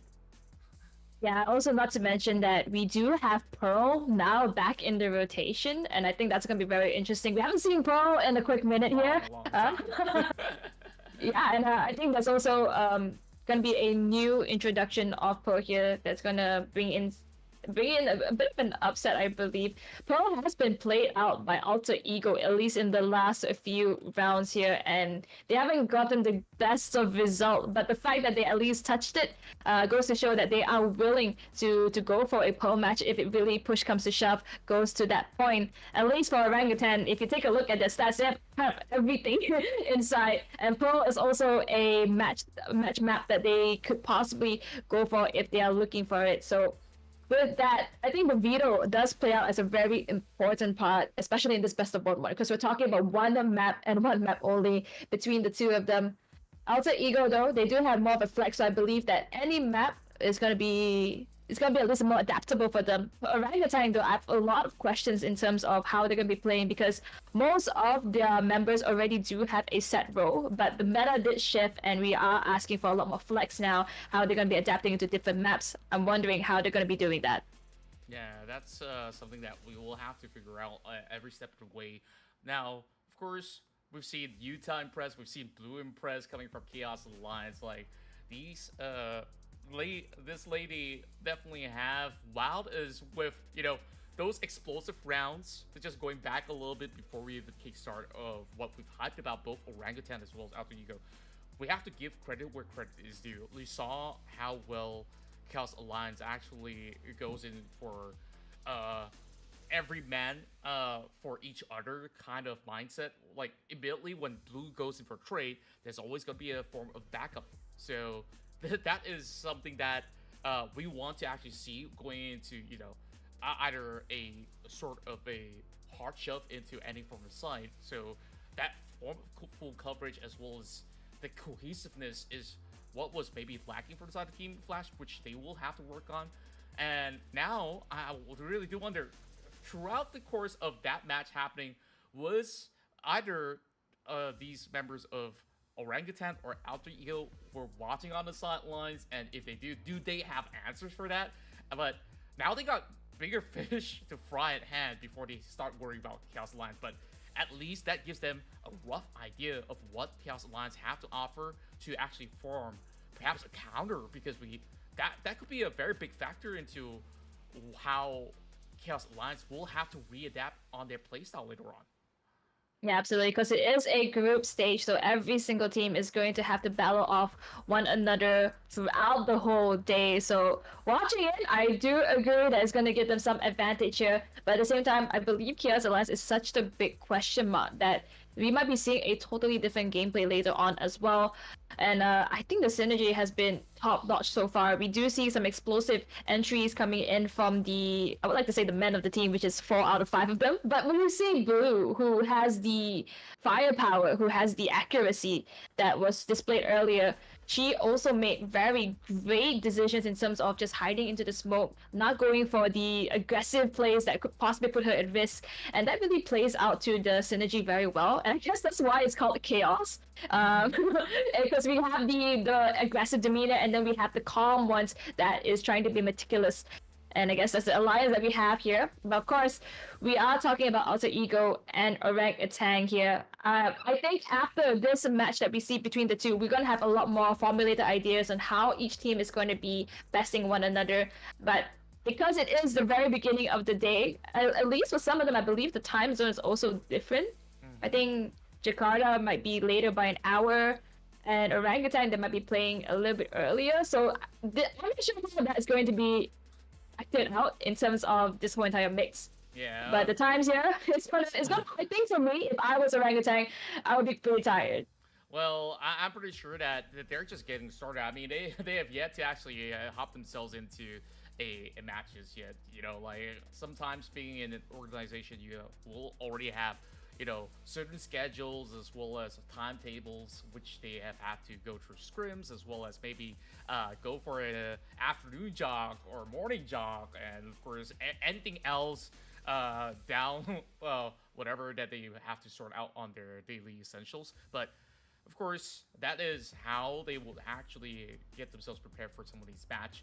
Now, of course, keep in mind, ladies and gentlemen, we will be beginning our match for Group D match 2 really soon between Alter Ego versus Orangutan, where we've actually gotten a little bit of information on what map they will be playing for this best of one. And from what I've received from the production end, it seems like the map veto will now end up with Sunset being the priority pick for both sides. Oh, okay. Sunset is what I would like to say the better Ascent. Just throughout the meta. Just because it hasn't changed, guys. It's not that I don't like Ascent. It's just been there for a very long while.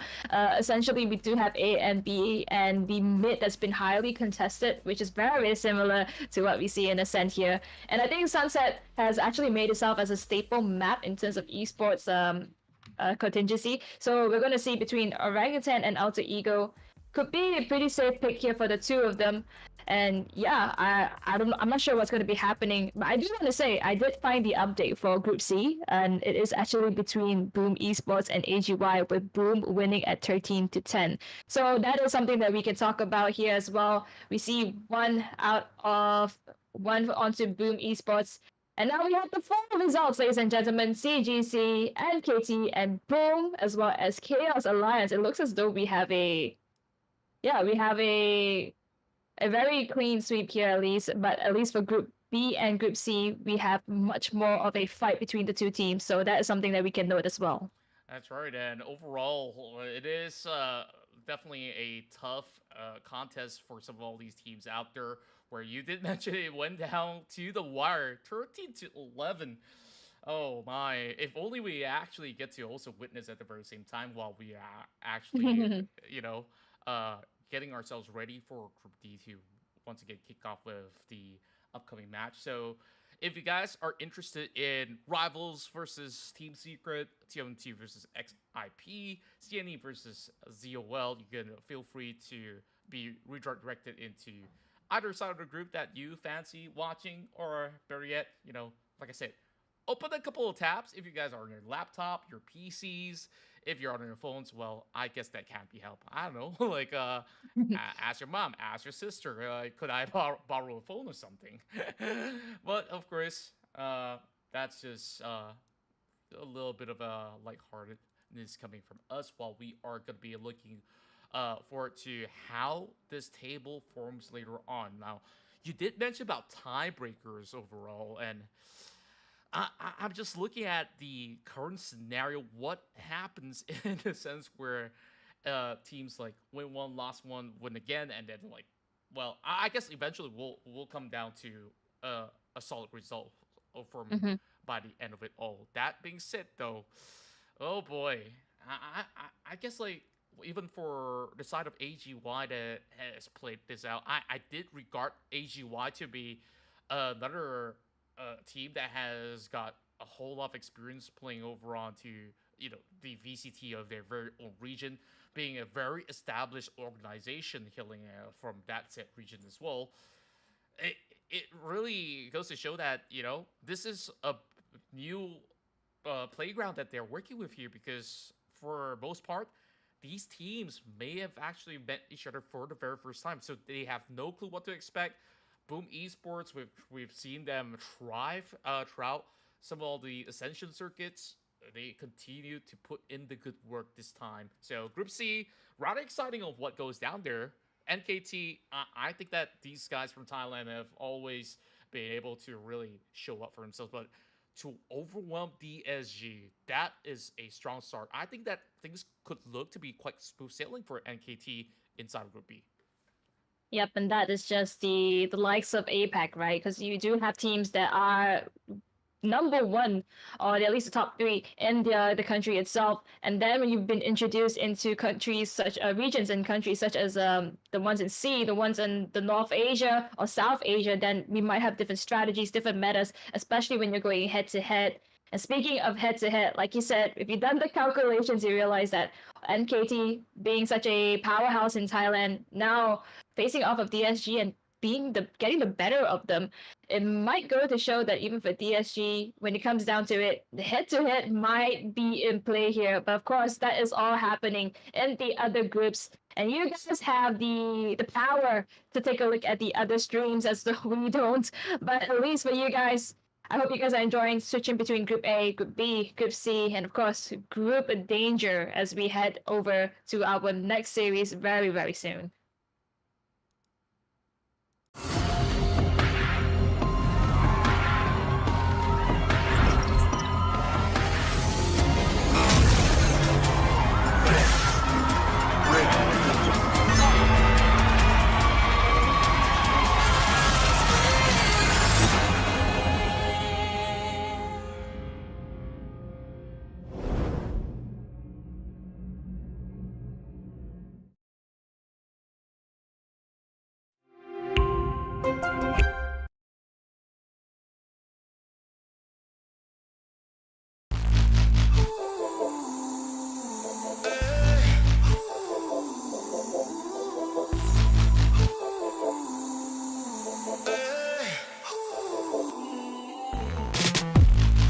Look up at the stars.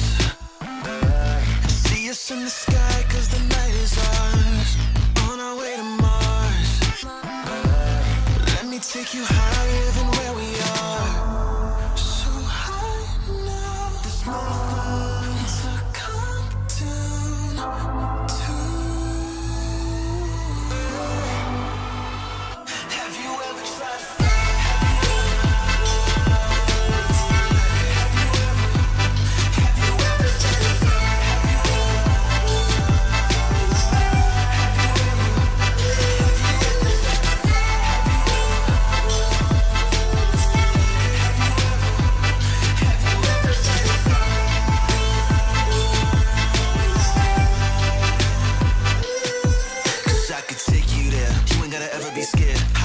let's go to outer space. Take you to the stars, you're never gonna feel out of place. Fly with me, need a ride or die, so will you ride for me? Twinkle of my eye, girl, you shine for me, I swear. And I know the stars are listening. We can stay or we can visit them. So let's go. Have you ever tried to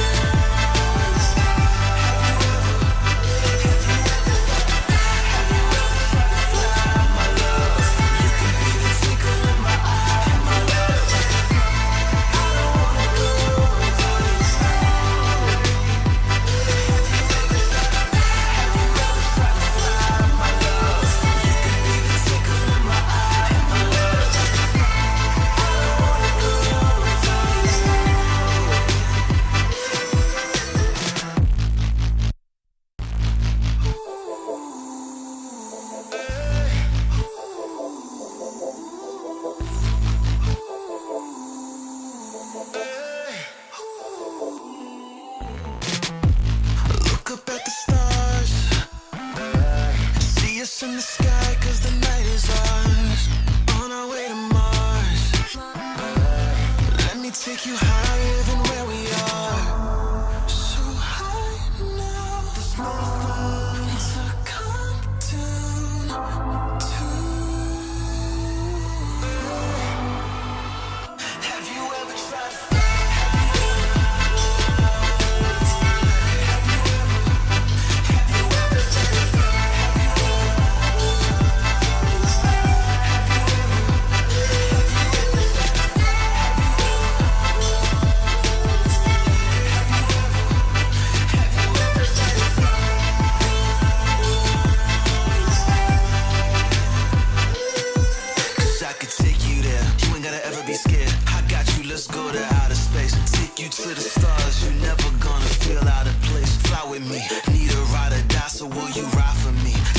of my eye, girl, you shot for me, I swear. And I know the stars are listening, but we can stay or we can visit them. So let's go. Have you ever tried to fly?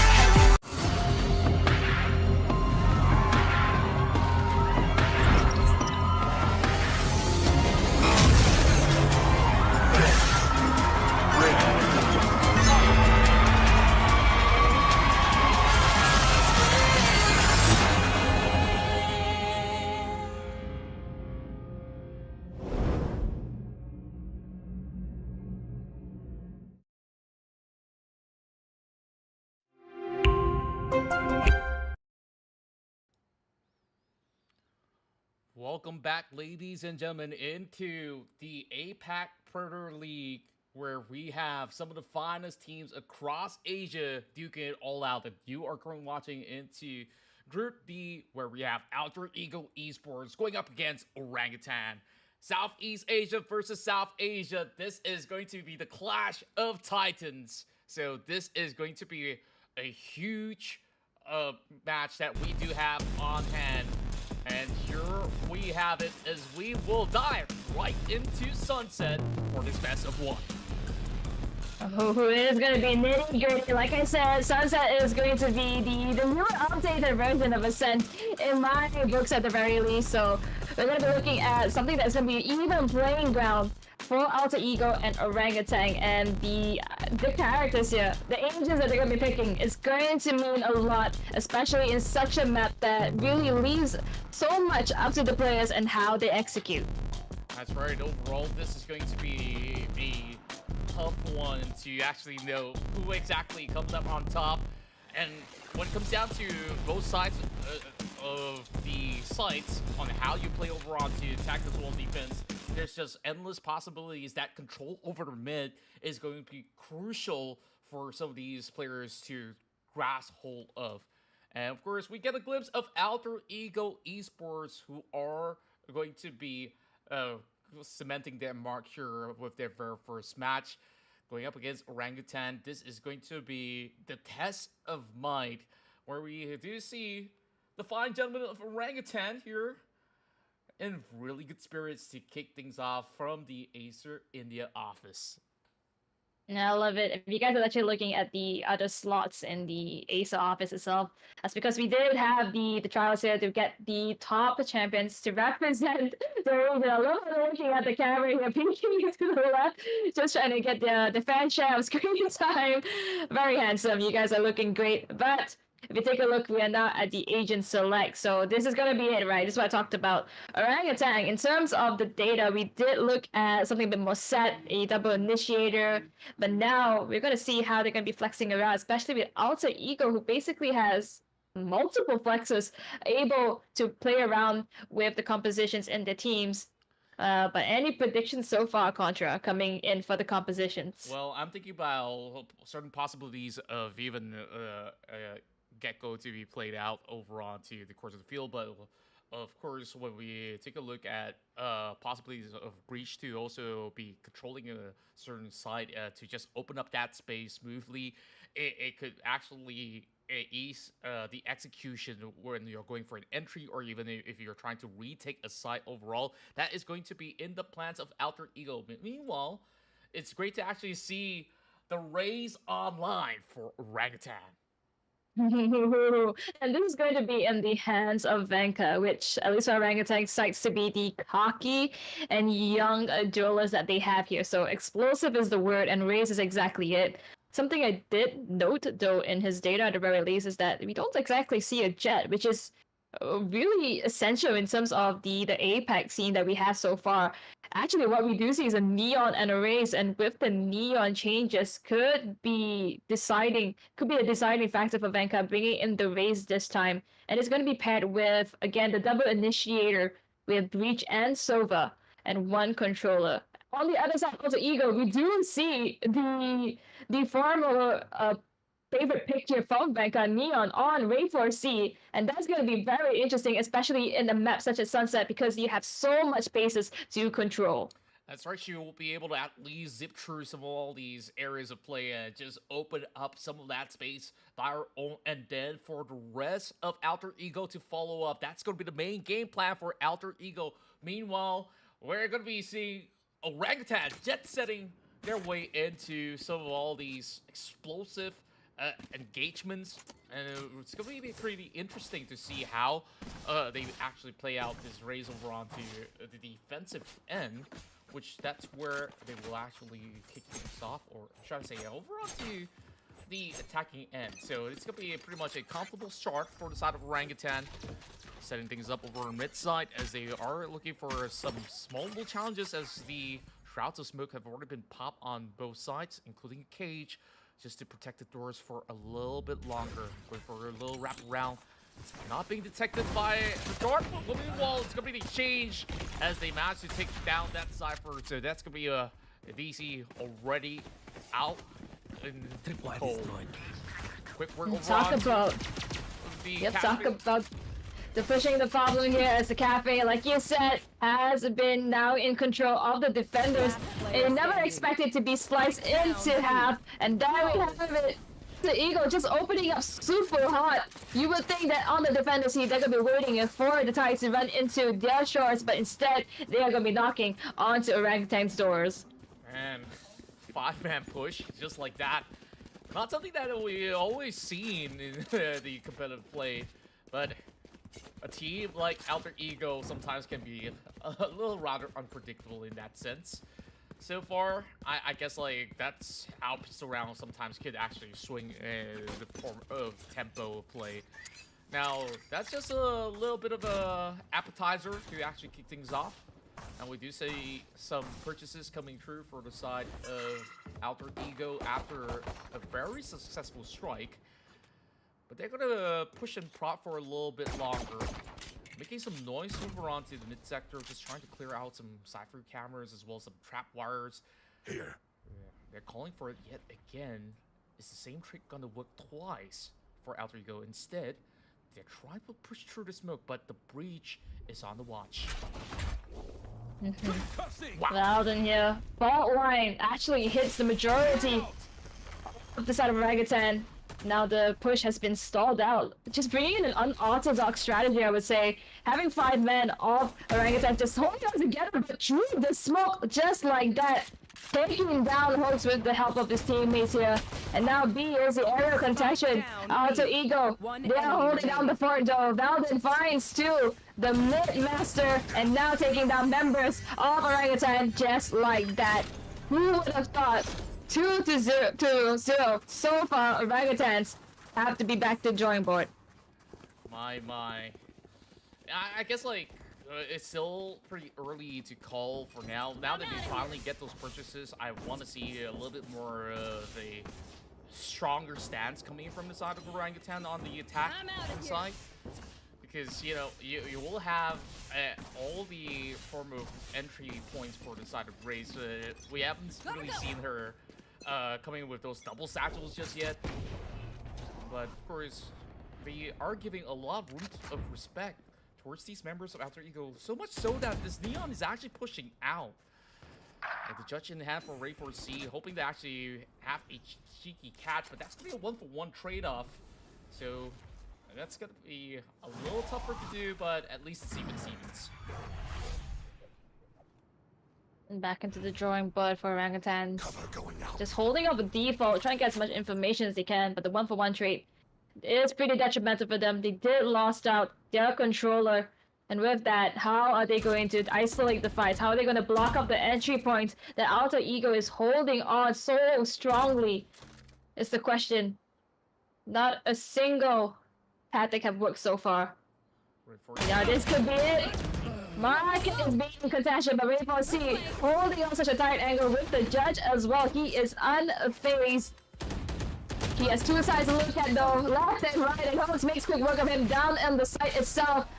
And now the rest of orangutans, they have been isolated out in market. Information has been given out, and Balden takes out Venka. A trade for a trade as health. He is running on adrenaline. Unfortunately, could not find Gotten at the right time. My, the read was great from Orangutan. It's just that it has been a little bit more difficult to do. We saw that they were halted by Ray, and you saw how daring this Leon is actually playing things out. Even despite being concussed, she still tries to re-engage after recuperating for a split second, but damage has been done. Even so, despite all of that, Alter Ego live by the skin of their teeth. It boils down to that 1v1, so it's still a relatively strong front that orangutans have been able to pull through when they do have to pull by. But now, once again, on a slight deficit, it's just going to be a tough trade where they will have to pull back. A little bit more confidence now being shown from the rest of Alter Ego to just shove them all the way back. So this approach over onto that A side is going to be called off. And if you take a look at where orangutans are, the only possible space they can take over in the map is mid itself. But I'll take it. No, they allow them to take the space, and it's punishing them for that push. Only one member left on orangutans, so it's looking like the bottom of the battle right now. 4-0. Yes, they don't exactly have the guns, but with the points being added into Alter Ego's side, time and time after again, it's looking as though orangutan, they have a lot to answer. That's right, and of course, once again, thank you to Intel for powering up all our gamers here, contending here in the APAC Predator League.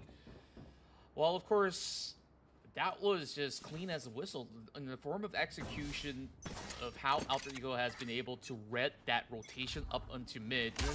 And they kind of forced their way through when they actually pushed out that A side, leaving just small breathing spaces out there for Orangutan. This is where Ray 4C strikes again. It is always going to be Ray, isn't it? Ray. Did not expect him to be on the neon, and paying so much dividends is orangutan doing right now, just because they allowed that to happen. They've been playing together over and over again, and Alter Ego, they are catching wind of this. They're not going to give them so much space. And with that, orangutans now drawn towards A side. It's going to be a lot of all these areas that they could actually lurk around over the course of this A hit. Only two members guarding onto the site right now, which sees them slowly pulling back. Noises have been made already. They will eventually go in for that full setup. The smoke's now being popped up. And it's going to be Techno that actually leads to the forefront as he teleports all the way into the side. Valden does not get any form of vision at all. They will have to 30 seconds allow them that space to plan and go in for that retake. Spike planted. Oh, and this that orangutan trying to push in the problem. Even with that, I know though, makes quick work of APAC and Gotten, makes the third, and this is finally a point on the board for orangutans. They realize that pulling it back is not the answer. Instead, it is about the aggression, pushing a problem, and that is it. That's right. That is going to be the start of something different for Orangutan now, getting a little bit more of a groove on what needs to be done in order to secure the point. The first A hit is seemingly successful, but B has remained to be untouchable for now. I'm not sure if that's going to be a weakness point for Alter Ego to eventually fix, but it seems like they want to go in again. It's time, starting off with the Hunter's Fury, connecting onto one. Can he actually seek for more? Seems like he managed to get a little bit of attack done, but nothing too lethal for the rest of Alter Ego to soak. Might just be a bit trigger happy there on the Hunter's Fury. But who else is? It's Valden playing off of Techno and Venka. And now no more controller once again for orangutans. It seems as though the scenario has played out before. But now time is on their side here. They still have a minute. They can recuperate. And Alter Ego, they are on the default. They have let down mid side. But Orangutans has to make the persuasion onto A side. Gotta play things a little slow. Gotten hitting the mark perfect to the dome of his head. Still looking for a whole lot more. Shredding down hooks. And that spike is being left stranded on that side. It's gonna be a tough call right there. And just like that, a full cleanup, only leaving down to one. 30 DC. seconds left. So much to do, so little room. A tap from the operator to show strength, and my alter ego just screams confidence right now. So much indeed. 5-1, a timeout definitely needs to be called. What is going on between Orangutans? This is the team that have many acolytes, and now we're not even seeing a score, not a single kill, I think, for at least one of the members of Orangutans. Could be the fact that it is pretty early for them. Could be a fact that they haven't quite found the solution to Alter Ego's defenses. Perhaps so, but of course, the smiles are being wiped off from their face for the moment because they seemingly had a lot of frustrating engagements which didn't really go their way. That one chance that they really had over onto that course of duel over onto the B side push, which we saw throughout the cafeteria, was down to that 1v1. Health had to pull every strings possible to the point that he would run out of bullets, had to actually switch weapons in that split second. So it's been a little bit overwhelming, and just overall great calls coming out of the Indonesian side of Alter Ego Esports. So far following their standard protocols on this defense, and they were swiftly on the mark on these rotations that they've set right in once they have determined that, hey, this full squad is just swinging right through. And it has been very difficult for Orangutans to also get that mid control overall. Perhaps it's something that they could look to breach once again. Seemingly a little bit of a raid over onto the B main, so that only gives them a rough idea, but they will commit. So much utilities is being utilized now by Orangutans. But not much in return, but what a shot by Rayforce. What's the bullet taking down two? And this is what happens when you have all the members just stacked together like that. Alter Ego, they took note of this. And with the site being contention, still not relenting, even though they're right next to each other. Rayforce finds one more attack in the corner. 4! Doesn't quite find the 4th one. On the dot! What the hell? With the Shire take him down. Cut. Gonna close the work that we saw Rayforce earlier though. I don't know what Rayforce had for breakfast, or have you even had lunch yet, but just look at how this Neon is playing it, or how he actually pilots this Neon in such a way where he goes into some of all these very dangerous situations and of course dashes out back into safety and is willing to recommit into taking another shot. For a moment I thought that this could be a potential ace coming for Rayforce. Well, despite that, dropping out, he had his members to actually cover grounds and still has his operator still in hand for this round. Round 8, and still Orangutan has not really figured out a surefire way to get through cleanly so far. Alro marks 1, forcing Venta to pull back. Mid looking pretty quiet for the OGs here. Unfortunately, doesn't seem to be the area that they are pushing forward. Instead, it might just be a straightforward A hit this time. You do have the duels in and out just like that, and that's actually given so much space and for Alter Ego to play off of. They get tagged just by the slightest bit, and that already is going to deter them from their A push. And it could be big. Rayforce just running into safety. There's so much smoke just blocking down the fights here. The advances have now been stalled out. Alter Ego gonna lose it. Vaughn is going to find DC in return. Spike is going to be planted, but just like that, the site is split into half. So the ultimate is gonna be utilized. Player standing. And Gotham's gonna be taken down. Finally, Titans might be able to close this and get another point on the board if they just find and meet Nakia on the backup side. Finally, a point for the OGs. They managed to just stop the bleeding for now. And it looks a whole lot better once they do have their ultimates at the ready. That Rolling Thunder really opened up all that room for them to just breach right into this B hit. And for the likes of Alter Ego, we saw the trade still went right on. Health has definitely done a chunk of damage in all those rounds that have been played out. The IGL really calling it perfectly. We saw that jostle control initially coming in from the Books and Pot, coming from A as well as mid, and then eventually they reconvene in a very swift manner. The moment that Rolling Thunder dropped, we saw them swarming right through, and Orangutan, they now have to find another different answer now that they don't really have all these big ultimates on board. I mean, you can still rely on the Omen to actually go in for some big flanks and perhaps TP into cheeky angles to find some takeoffs, but you'd rather save it for big, better moments heading into some other rounds as well.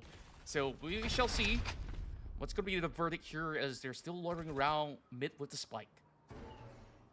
Orangutans, they gotta cook if they want the tempo to remain towards their favor.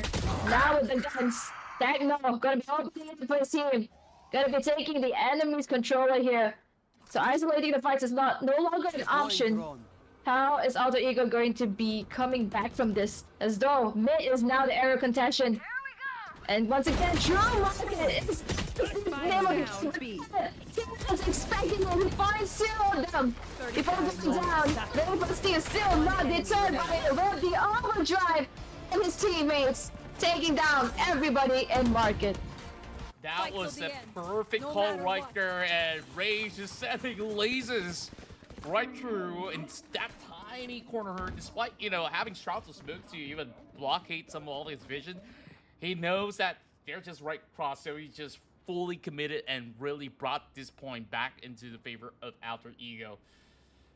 Still tough calls right here.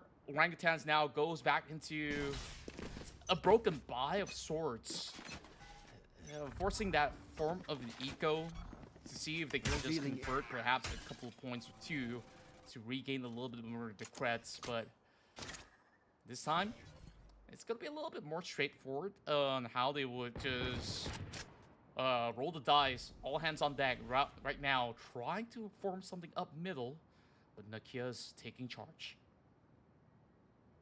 Oh, Health gonna side up and Garden taking down Nakia. And now mid is open for Orangutan. It's moving forward, and inside is only a mere controller. Garden's gonna be taken down. And it's now open for business. The read is wrong on the side of Alter Ego. They thought they had it. But now losing out 2 members, so crucial. A plan is coming through, and this could be the tempo change that Orangutan is looking for. Definitely what they needed. They have all that space, all that control, but there is still going to be a breach right through. Speaking of which, it's going to be Help of the 3K. Milner spotted in time, but it's Techno that saves the day. It's not over and done yet. They won that Thrifty round. I don't know how, if you ask me, but that was quite clean overall in how they've been able to really get that firm control up mid and just crawl right through, take over, and just had all that area of coverage that's necessary for them to actually pull this point back to the team.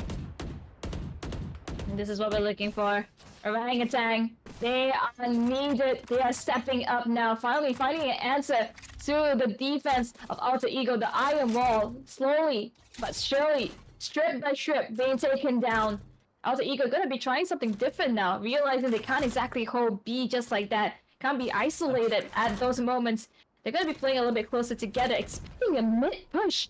Once again, your read is wrong. Here comes the ultimate. It does take them down. BC does find wait for C, and now B-side is already in the OGs. Tank and Ho's gonna find one for themselves, and the plan comes down. One left, and now it looks like a reinvigorated orangutan after the timeout, and seeing it 7-4. Absolutely read Alter Ego like a book on how they have been able to just throw all these outs on the table, and yet again, just walking out there with majority of all these mics, just getting themselves right into the perfect spot. You saw Techno's teleport right into Boba was what was crucial in form of success that they've managed to just gain full access over onto the back lines. And right now, as much as it's 7-4, Orangutan, if they gain 1 point back and win the pistol round on the next half, this could be a big turnaround for the South Asian team. Time is ticking to realize that the answer is in the way that they are playing and pacing out these rounds. Earlier we saw them just scouting as much information as they can. Now playing so carefully. It's like a different orangutan altogether from the initials. And this is the last round of the side. Every single match counts here. And Alter Ego, they realize that. They're trying something completely new this time round, and the read might be real. We do see Rainbow Sea pushing up, but doesn't quite catch any fish onto the bait. Mid-side is now open the business for orangutans. Cardinal trying to defend them up as much as they can with the little guns that they have. Vanguard's going to find 1-for-1. And now all eyes are mid. How are they going to be moving forward? They're all funneled through into the same direction. 30 seconds left. Cut does take notice of this current scenario, but he's only got the Sheriff. You can't really tag all of them in one go, but he does get one in return. Techno quickly goes in for the charge, does find one, goes in for the flying, actually hits the mark. Just enough for help to actually give him a little bit more of that cover. The Aldro only spots out a little bit more. And they all line up. That stack does do a little bit of something for Alter Ego to regain the site. And brings it home 8-4. Just like that, finally, Alter Ego found themselves the answer. But Orangutan now down 4 points moving into the second half. And a lot of these points that Alter Ego had, of course, was contributed in the very beginning when they had Orangutan on a chokehold. They didn't exactly know how to break through from that, and the Eco just took the better of them. Now on the second half, will we see something similar happen in the other half? Especially since Orangutan is now 4 points differential. How are they going to come back? The engines are running hot right now for orangutans. And I just want to see this time around how they also manage this form of a control in this form of composition with the difference of having a race on board. I think they will have a very strong front if they were to play around the entry points of either A or even B. Or perhaps, you know, there's just certain wiggle space that you can just force your way through once you do have the showstopper online. But of course, it's still the early rounds. Everyone's on their pistols. Smoky out mid. That's going to be able to at least gain them a little bit more of that wiggle room as they breach right through, as they are hitting over onto B, but they're all being blotted out without any vision. This could be a raid from C, trying to hold something for themselves. But Alter Ego managed to actually bleed them dry. Now down to health, as well as Hoax. To actually catch all of them. It seems like they have already garnered just about enough information to work with. A 2-2 split going on with a tandem on each end of Boba, as well as the back of sight. Health, getting some chip down and done. Cut still seals the deal. Twice in a row, Alter Ego wins the pistol trades to begin the half. My cameras is broken. It looks as though Alter Ego has took a page out of Orangutan's book, took the mid side, ran through market, and then to B. But the key difference here is that they pushed as much as they can, taking the side horizontally and then playing off of that for any potential retakes. Alter Ego here, they have cracked the code at the beginning, got the pistol round, and now they have their little benefit as they move forward with their half buys as much as they can.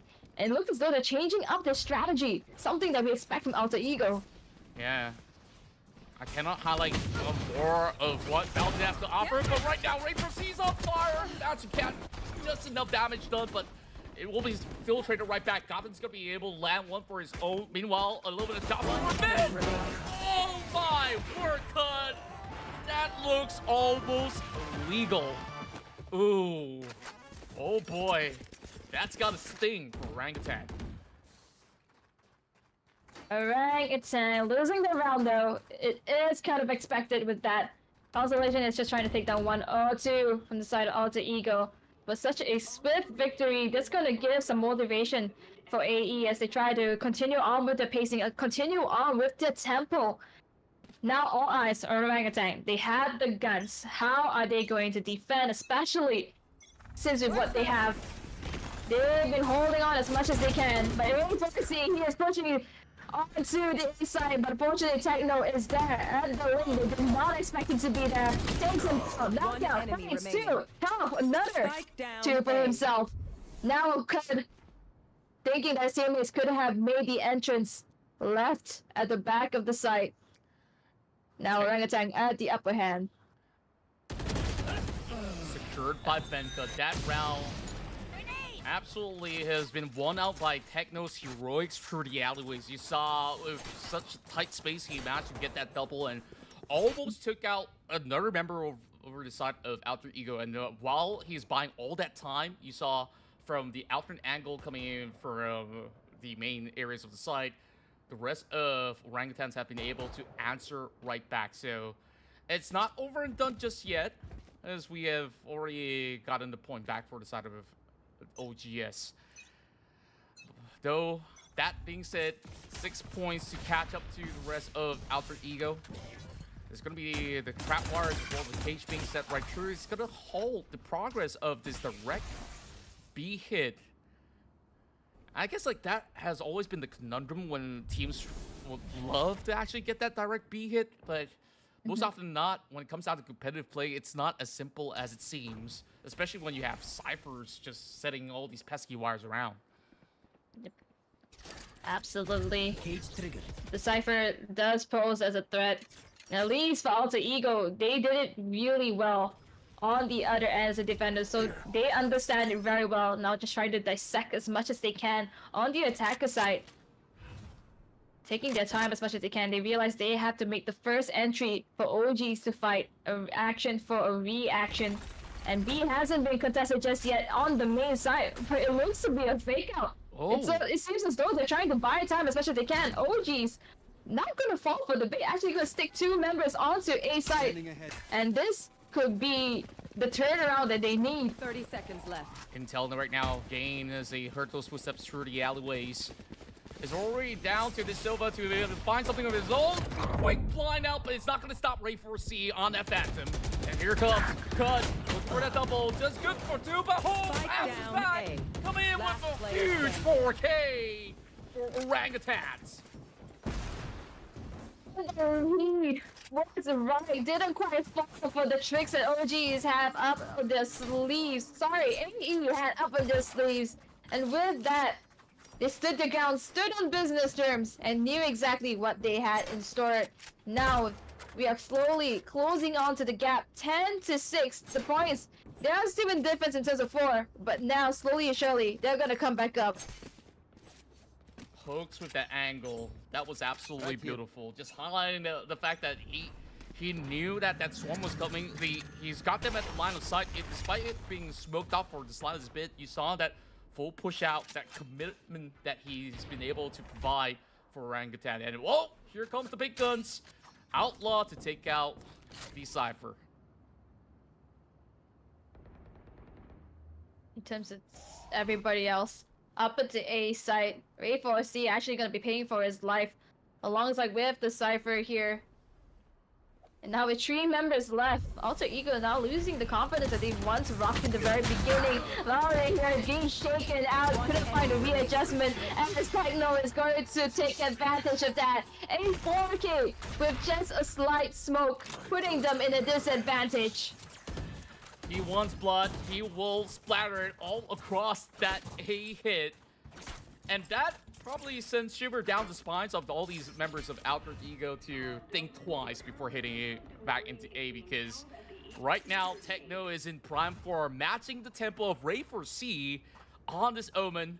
I guess this is how they have actually had certain ideas of just playing this controller a lot more offensively. Here comes the explosive push coming in from Ray 4C to look for something in return. But instead, pulls back as they don't want to overcommit on this one.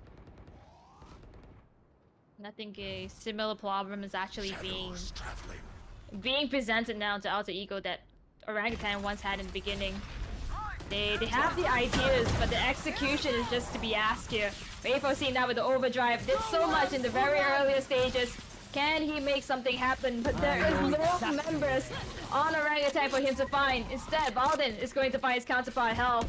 A-side is available for them, but the reinforcements are coming through the smoke, and Bangkok's gonna find Cut, it's gonna find Balden, and the showstopper is in succession, taking down Gossen, and now Ray4C, the man who entered, is the last man standing, and he will stand his ground.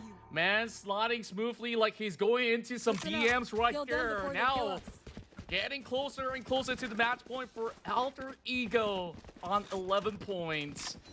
And you saw, like, that moment when they actually roll in for that full charge, Venka, he has already committed all the way through. Despite Ray4C trying to shove right in with the overdrive, finds nothing all, but it was patient enough, dealt with the Sova, and eventually finding that swarm to be lining perfectly for him to just hit right back at Alter Ego. This time, explosive movements right into the side, but we'll see him being caught out, but not down and out just yet. This is going to be a big one coming with the Rolling Thunder to hold them back to the drawing board.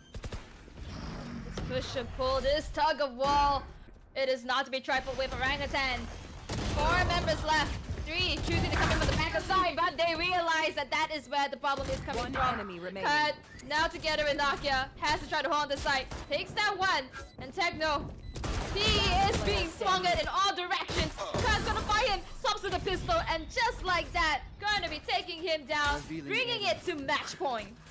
Nasty work coming in. I thought that could have actually been turned around by Orangutans. They went out of bullets and he quickly swaps right into the pistols. It's going to be a very late timeout, I believe called by Orangutans at this very moment.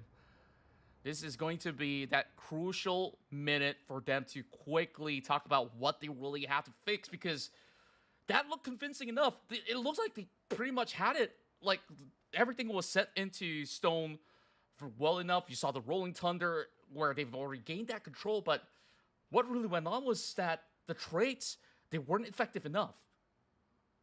Not to mention the trades, but also the rounds that Orangutan lost in the very beginning.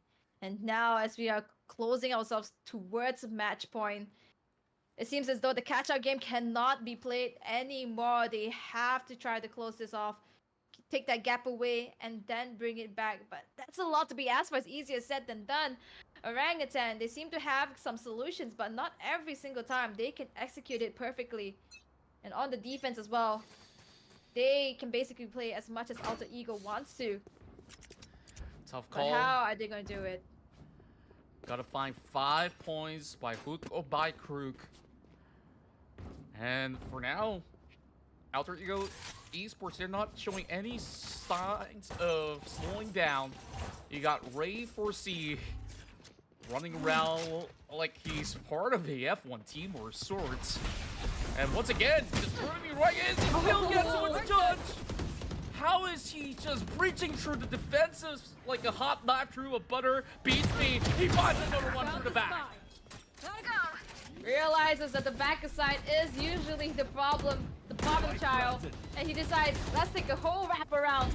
Wrap it up like a candy, throw it away. Smoke's gonna finally find way for C, but it might be too late. Techno goes down with him, and there it is, 13-7, playing off with the confidence they originally had, dancing their way towards a victory. It is so interesting. From the very beginning, we saw Orangutan struggling, and those few points were exactly what they needed, and they could not find at the very end.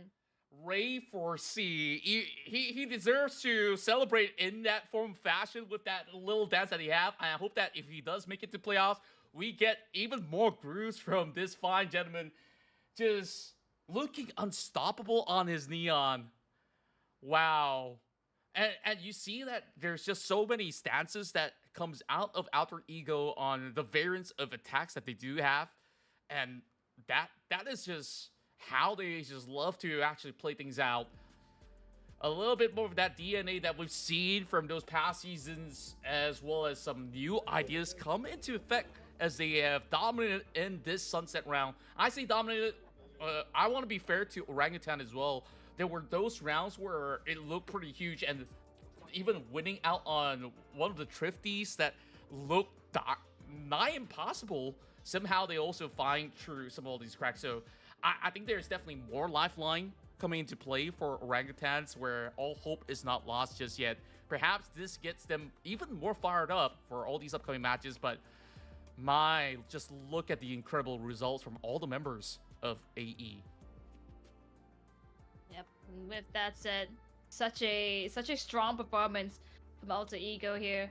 In the very beginning, walking away, got a little bit of fight from the very mid, but then closing it off strong. And like you said, Ray 4C, all eyes are on him, and we don't really want to give all the attention to Duelist, but in this case, we have to.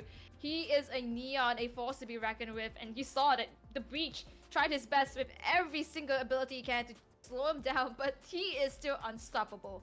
And he made so much space for his teams, a lot of creativity, so many different routes and strategies being implemented by AE that brought them to their victory. And I hope to see them continue on as we're going to be seeing the next match afterwards.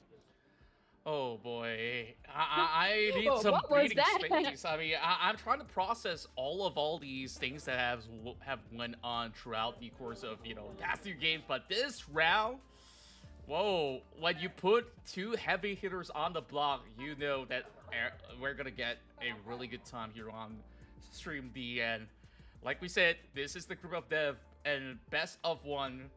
Feels like we're not getting enough. You know, we're so used to best of threes as well as best of fives for most part that it feels like we want to get that revenge arc running for some of these teams, but one chance is what they get. Let's get a little bit of the update over brackets in a little short while, but of course that's it. Let's also look at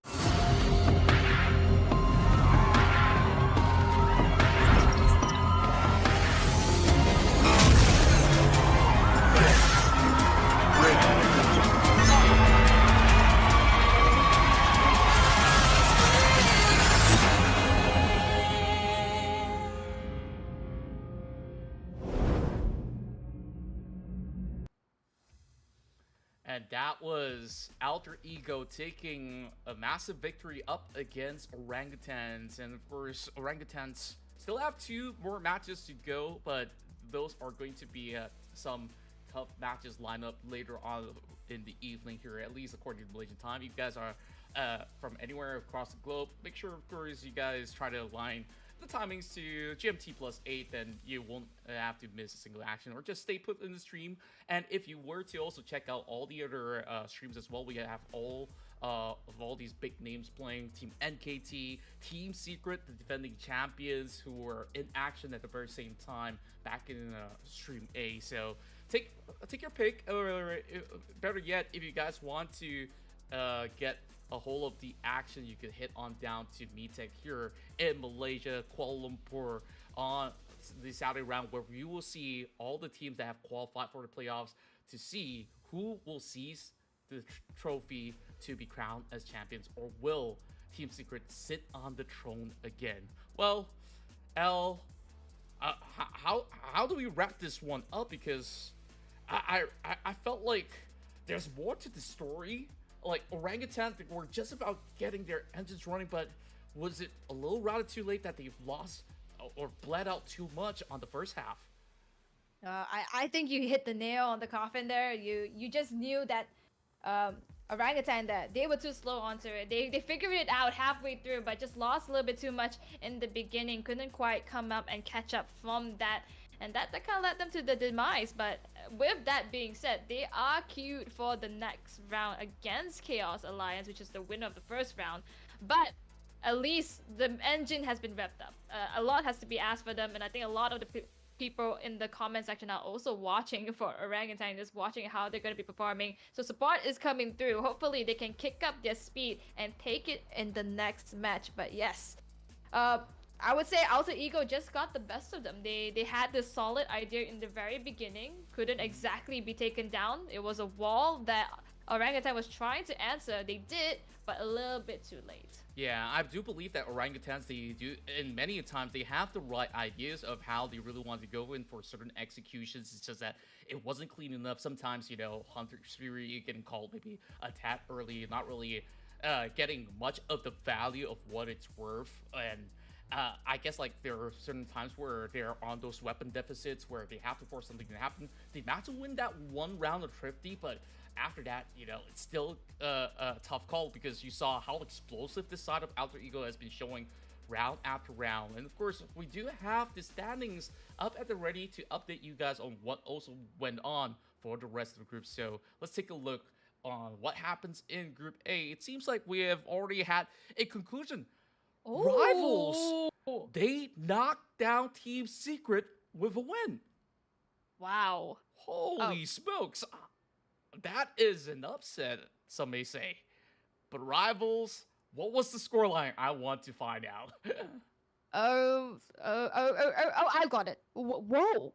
Okay, wait, hold on. I am literally live reacting right now because the scoreline is that Team Rivals went 13 and Team Secret went 3. 13-3. What map were they playing on?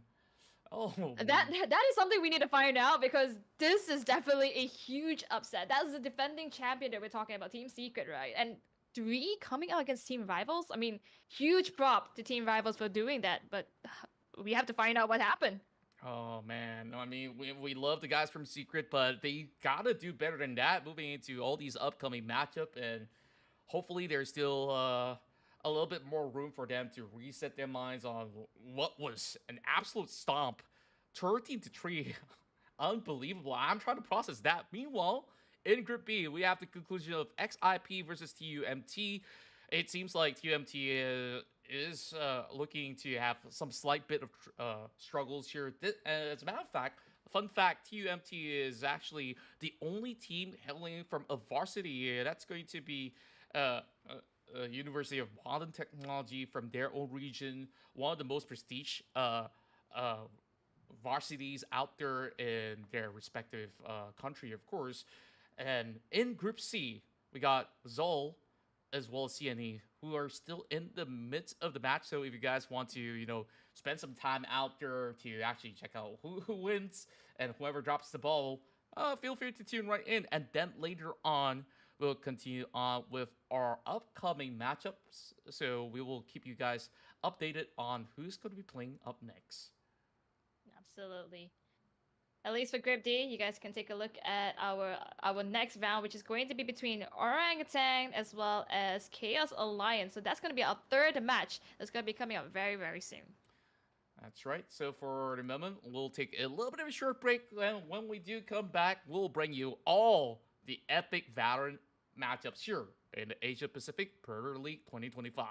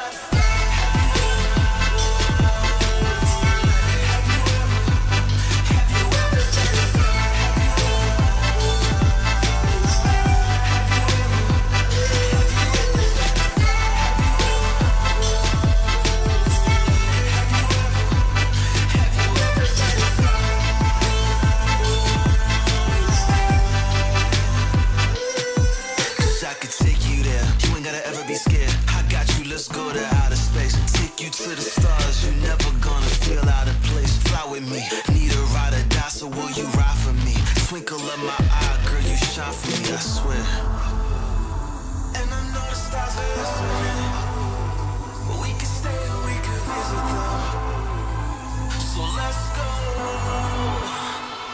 Have you ever tried to fly?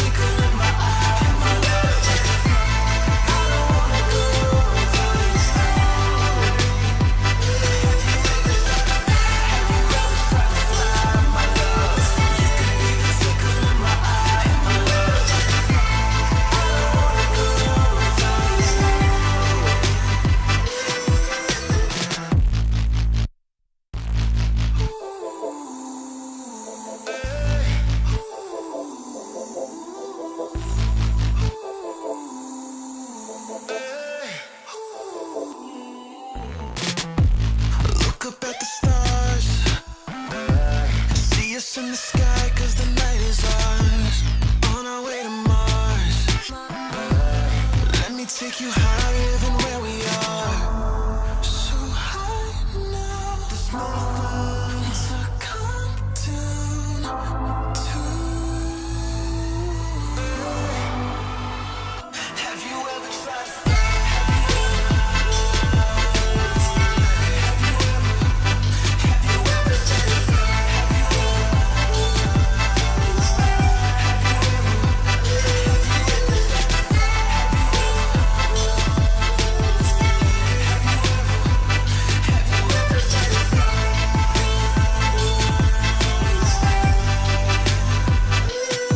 Cause I could take you there. You ain't gotta ever be scared. I got you, let's go to outer space. Take you to the stars, you're never gonna feel out of place. Fly with me, need a ride or die, so will you ride for me? Twinkle of my eye, girl, you shine for me, I swear. And I know the stars are listening, but we can stay or we can visit them. So let's go. Have you ever tried to fly?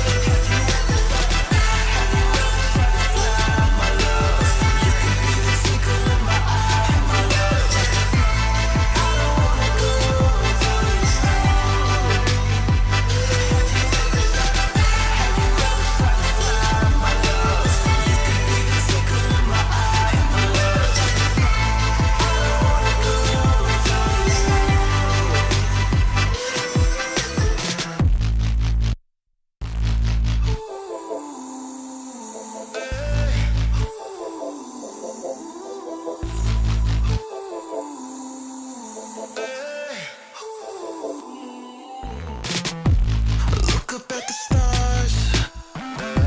See us in the sky, cause the night is ours. On our way to Mars. Let me take you higher than where we are. So high now. There's nothing to come down to. Have you ever tried to fly?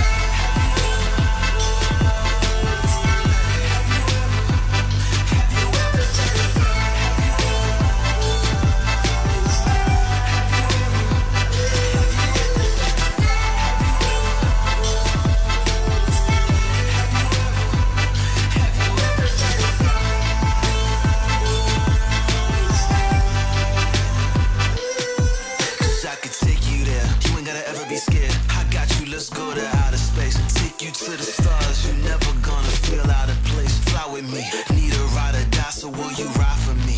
Twinkle of my eye, girl, you shine for me, I swear. And I know the stars are listening, but we can stay or we can visit them.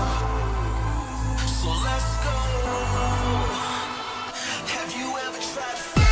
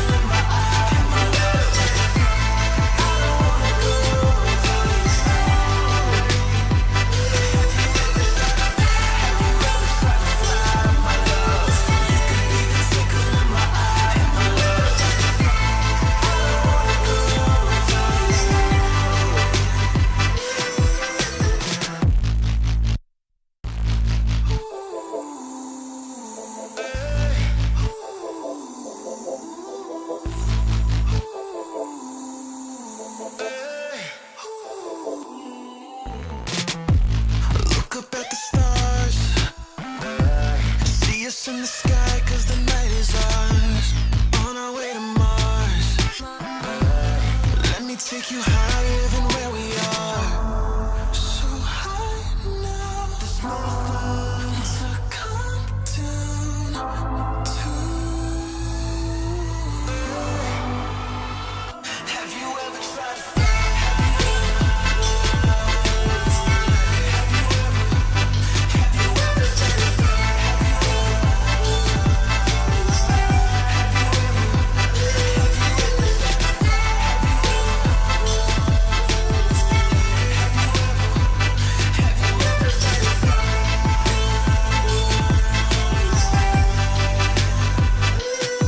Cause I could take you there. You ain't gotta ever be scared. I got you, let's go to outer space. Take you to the stars, you never gonna feel out of place. Fly with me, need a ride or die, so will you ride for me?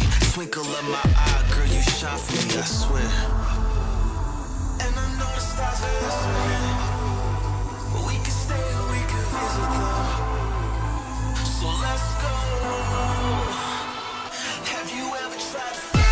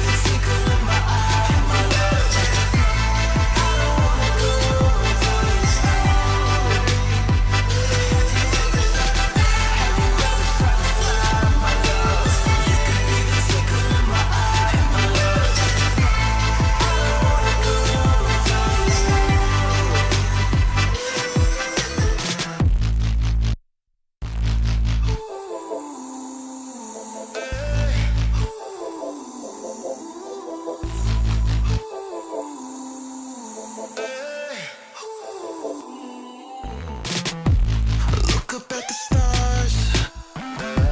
See us in the sky, cause the night is ours.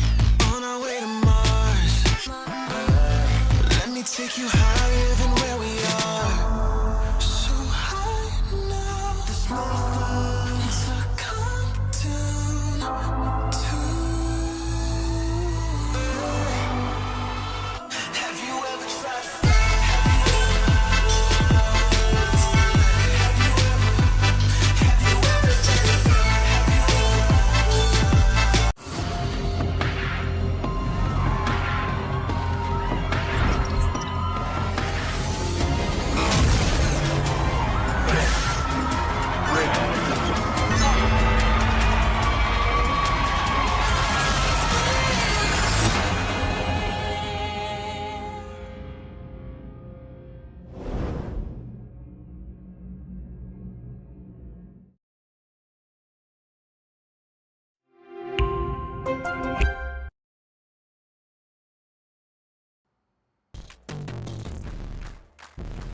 Welcome back, ladies and gentlemen, as we saw Alter Ego crushing Orangutan. Unfortunately, the nightmare does not end there, as Orangutan has to face off with Chaos Alliance in this third match that we have in Group D. And of course, we have none other than back into the Abyss. Chaos Alliance getting a great number score on this match in the first half with Team Flash, and now against Orangutan, they're trying to repeat history. Yeah, you gotta lick their wounds in such a swift manner and just reset heading into this matchup. Despite perhaps Chaos Alliance starting off the very first match, perhaps their coach or their organization have already done a little bit of the homework on how things have actually played out in that round of Abyss. It seems like Chaos Alliance as well as Orangutans have also decided to play inside of Abyss heading into this matchup. Once again, playing from the Acer Hong Kong office, it's going to be Chaos Alliance, who have definitely shown stride, strength, tenacity to actually bring up the fight to some of all these top guns hitting into Group D. As we've mentioned, this has been pretty much the group of death that we've witnessed, and Team Flash, the champions of the Vietnam circuit, have been bested in that BO1 in this very same map.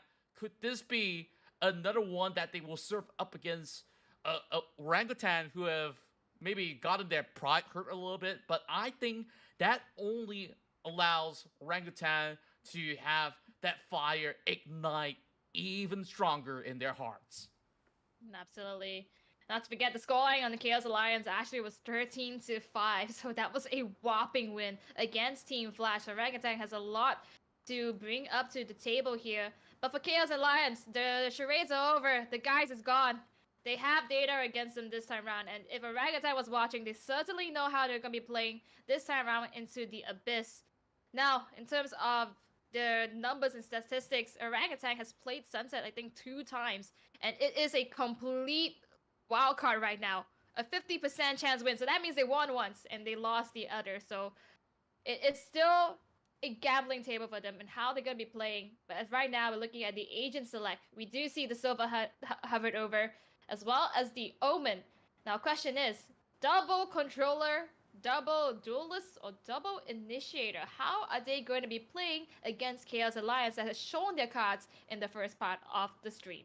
From what we've remembered early on, Chaos Alliance were looking rather comfortable on that double duelist setup. They brought in the Jet and another duelist in the form of ISO to be paired in tandem. And who can forget the performance of Blue to be able to really isolate targets and also bringing multiple frags back to her own team, and is the only female player here in this circuit that has not only brought success to this alliance of chaos.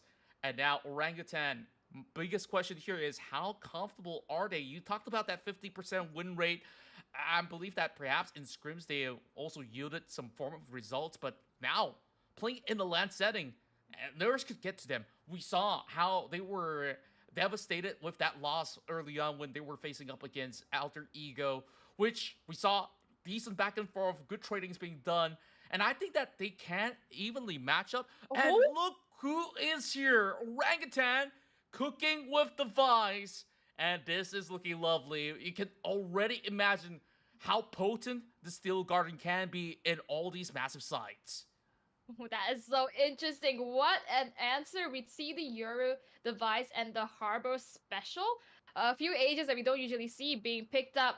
At least for Chaos Alliance, they decided to go with the exact same comp here, the ISO. That's going to be picked up by Check once again. And going to have a second try on not such a great performance at the beginning. But all eyes on Orangutan. Vice being picked up here. We see the Harbor being picked up here. As well as the Yoru, who has been already up against Chaos Alliance on the side of Team Flash. Didn't quite make much, but of course, with the changes of agents on the other teammates for Orangutan, we might be seeing a different fate. Quickly as we move right into game, as we have all teams eager to take a win. A win should confirm a slot for Chaos Alliance, or should I say at least firmly plan them into a top 2, top 3 ratio. It's hard to tell how the scoreline's going to be because we still have another match to go right after this.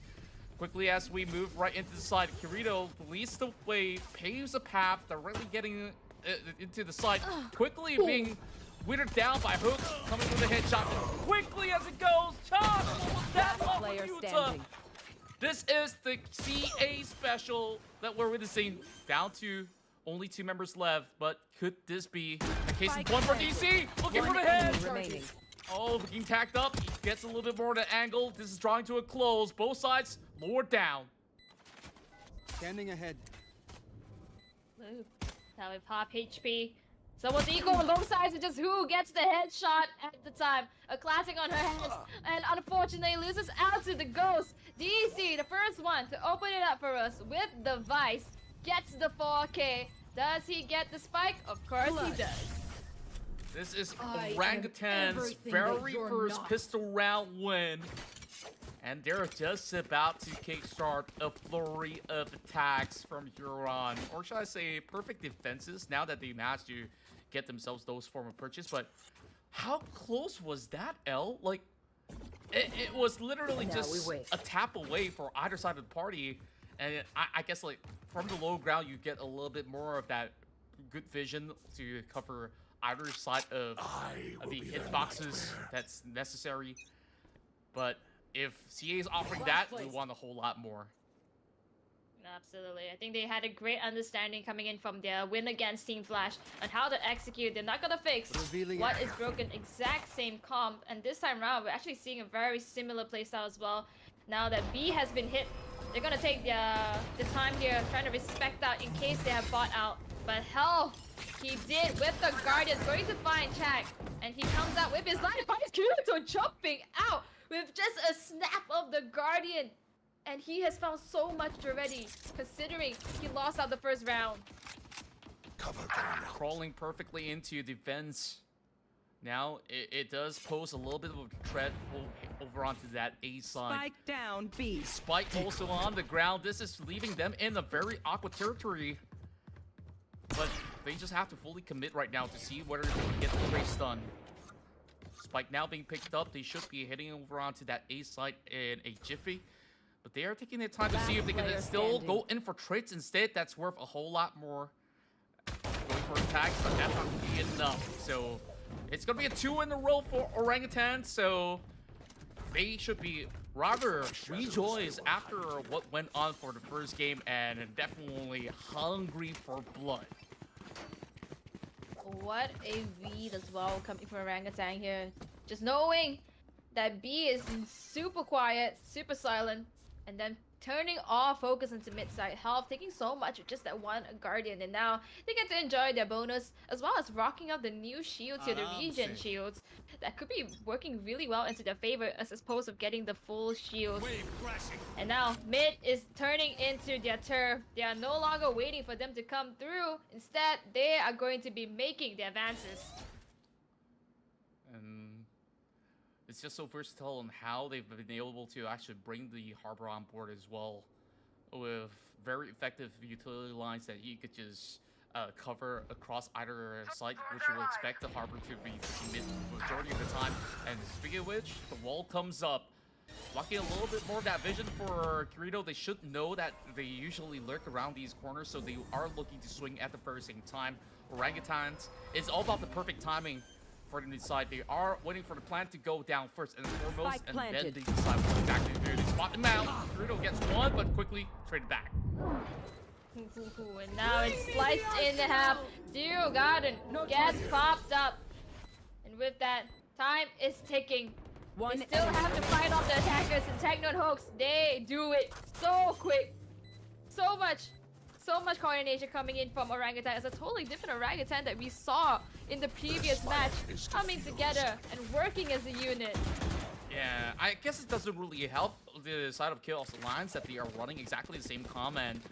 For the fact that, you know, it has been broadcasted, the coaches can just quickly come up with certain ideations to really halt them back. So CA, like we've said during one of those moments of our small little podcast while we were buying a little time before we get into some of the games, that they need to try something different. They can't always hit into mid expecting to actually shred everyone apart like how they did up against the side of Team Flash, which was just trying to hold down a side of their own. And now the problem is that you always have Captain Hell, who's holding down mid, blocking every form of line of vision, but speaking of vision, he gets tagged. Sigma's on the other side of the mid, but no advancements just yet. Seems as though the rest of the teammates, they're trying to look into a creep up into A site. Take flight. But I'm sure with a Techno gaining as much information as he can with his utility, he's gonna realize, oh, that's gonna be a check on the other end. And now, time is ticking. Can they make a move on? Can Chaos Alliance break the curse with all the guns that they have? Still have 50 seconds to go though. So ample time to still re-rotate into B if they want to, but look at them go. There's still a tree stack over on the corner. DC is just holding it down like a fortress of their own. For the fact that the past round having to commit that steel garden so early into the match just shows the prowess of DC on how he's handling on some of all these controllers as well as sentinels. And look at that flexibility. Health is just looking to shred one true of these walls. Absolutely penetratable. Health does get one without any form of vision. One enemy remaining. Oh, and just like that, of course, yeah, you cannot consider that CA is without the artillery here. And of course, for OGs, they took full advantage of that. But now it seems as though the tide has been turned. The tempo has been played into OG's hands, and they have so much they can afford, even an operator on Venka. And this is the first time I believe he's been bringing it out. Is this the first time? Yeah. Yeah, first time. We saw an outlaw earlier, so this is going to be a massive upgrade.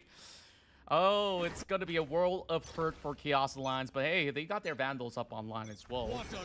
But the problem is, you take a look at rank 10s, they do have the ult available for the Harbor to just pop it onto either side if things get a little bit out of control, but this should still be pretty much doable for the rest of CA. Going for a direct challenge, but not really hitting the mark, so that ult will lay to waste, unfortunately.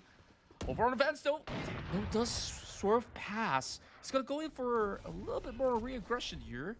Waiting to see if this is gonna be breach.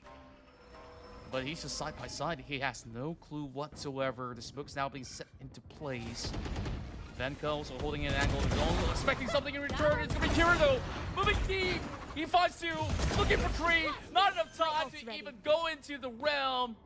No dimensional drift. Kirito has got that blade storm up. Knew that's gonna be invested. Gonna find some contact, but unfortunately does not put him down. Last player. Now with two members left, make that zero before I could even speak. Sigma just finds both of them stacked up together. And that is how you do it. CA finally back onto the board. 1 point for them after losing out 4 matches in a row. Yes, this should do. Oh man, they finally found their answer, but it took so much effort and commitment of all these resources to actually get this point done. But at least, you know, they still have a lot of credits to still go in for purchases. So it's gonna be another slugfest that will be offered here from the side of Chaos Alliance. Quick walls coming in from Health this time around, expecting this swift push. And this might actually be costly. And they're just falling right through. They're not even wasting any form of time. All the barricades being brought in for the ISO just to create a 2-prong attack. This is going to be a funnel, a 1-for-1 trade. Both of us actually getting something in return. Yuta's already down and out. Deep creep wire right through. Venka might be able to actually hold down the line. Double peek! Venka gets one. He's going to be able to get a whole lot more. That decoy set into place perfectly. They're now held back. Is he going for the repeat? Yeah, it's going to be a shot to the head for Tsukuba. Venka on the ball.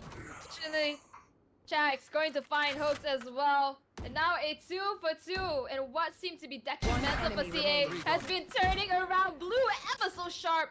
Going to finally take down the aggressor. And the spike is going down.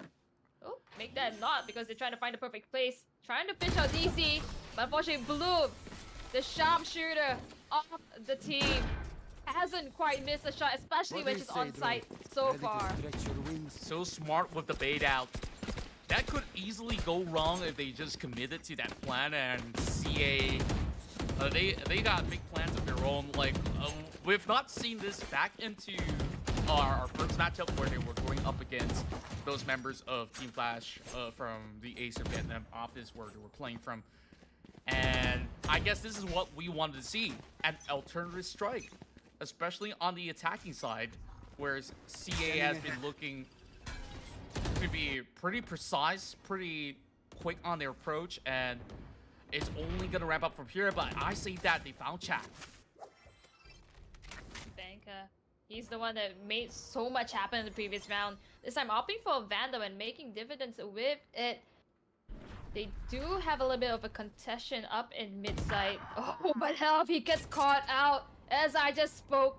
And now we see Kirito making the advancements, already being halfway through the map. And at any moment can go for a pincer, but DC, he's holding down the fortress. Thorns activated. Waiting for the time to take down. CA has to make and weigh off their decisions carefully. Oh boy, just look at how deep Kirito went. Spike down This is A. still going to be a really, really tough call on how they are supposed to defend this orangutans. They try to do a slow rotation. They do have someone pushing out. Techno gets that double with the spike on the ground. Now the ball is back on their court. 30 seconds left. Timing is insane. Speaking about timing, DC is gonna find Kirito. And now, finally getting a point for themselves once again, taking back the ball.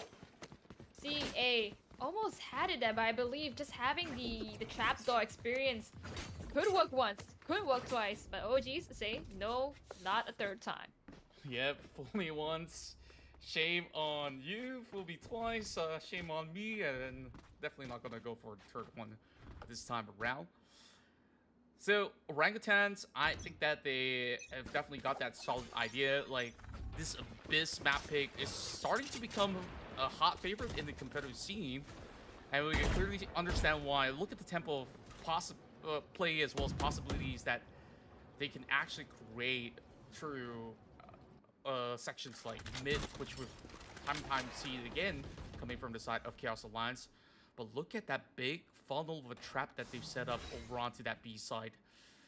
Oh, this is still going to be a tough call though. But if you take a look at Techno's position, he's playing through the fence, decides to pull back because we've seen a couple of all these instances where members of CA tend to send two members right through. But instead, they slowly crawl their way over onto that B side and perhaps going unsuspected as well on this. This could be it. Not a single investment out into mid. DC pays with his life. Now, no Sentinel at B. In fact, no members from OGs found at all. But this is just it, because now they have every single corner taken over by a member. Cosmic Divide's gonna be invested. So Solus here pushes out from her own ultimate and finds hope. Hunter's Fury as well as multiple ultimates trying to dissect out the take that they already have onto B side. But two members left. There is not much they can do. I think they're gonna go for a save of finding some exit frags at the time. Yeah, it is going to be tough. Not much that can be done here for orangutans. Whatever catches, sure, that will be a little bit of a bonus, but you definitely don't want to drop your guns on the ground right now. Next round is going to be pretty much costly in a sense. I mean, and now it's going a little bit more back and forth. Those resources are gonna go hurting their pockets for a little bit. So, I believe this is a timeout being called by one of the side of the parties. So, I guess like there's a lot to actually figure out right at this very moment because of how Chaos Alliance have been able to quickly breach through the sites, and they need to figure out an alternative onto taking perhaps different angles on how to actually catch them out instead for orangutans. And if only Team Flash could just be watching this match before they had to play, they realized, oh, okay, it's just pretty simple to actually fight against Chaos Alliance. But the matter of fact is that there are many factors when it comes to Valorant, especially the economy. And I think CA this time around, they are suffering a little bit. It's been a push and pull so far, whereas for OGs, they've been rolling around with creds, buying operators here and there, and paying so much benefit towards themselves. 5-3, we saw OGs actually lose out to Alter Ego previously because of the early struggle that they had, the early climb. But this time round, they realized from the mistakes, and they're coming back even stronger. Just a little bit of a quick mental reset at the very same time. Getting a little bit more of a clear head to figure things out. Perhaps the coaches would have actually given just about enough bright ideas for them to do things slightly different. As for Chaos Alliance, they're about to actually go in for a double charge up towards the vent instead. Look at how quickly they've been able to actually bridge through that A side. Tries to take on this Omen by themselves, and immediately getting halted down by health. Now the site Wound activated. being cut into half. But at the moment's notice, they're gonna be facing Tussle. After Tussle, Kirito on top of the box does find help. That goes to controller. A DC gets to refrag as it gets taken down. Spike is now being planted. A side is open for business. And OGs, they felt this before, but this time around, they have to push the problem.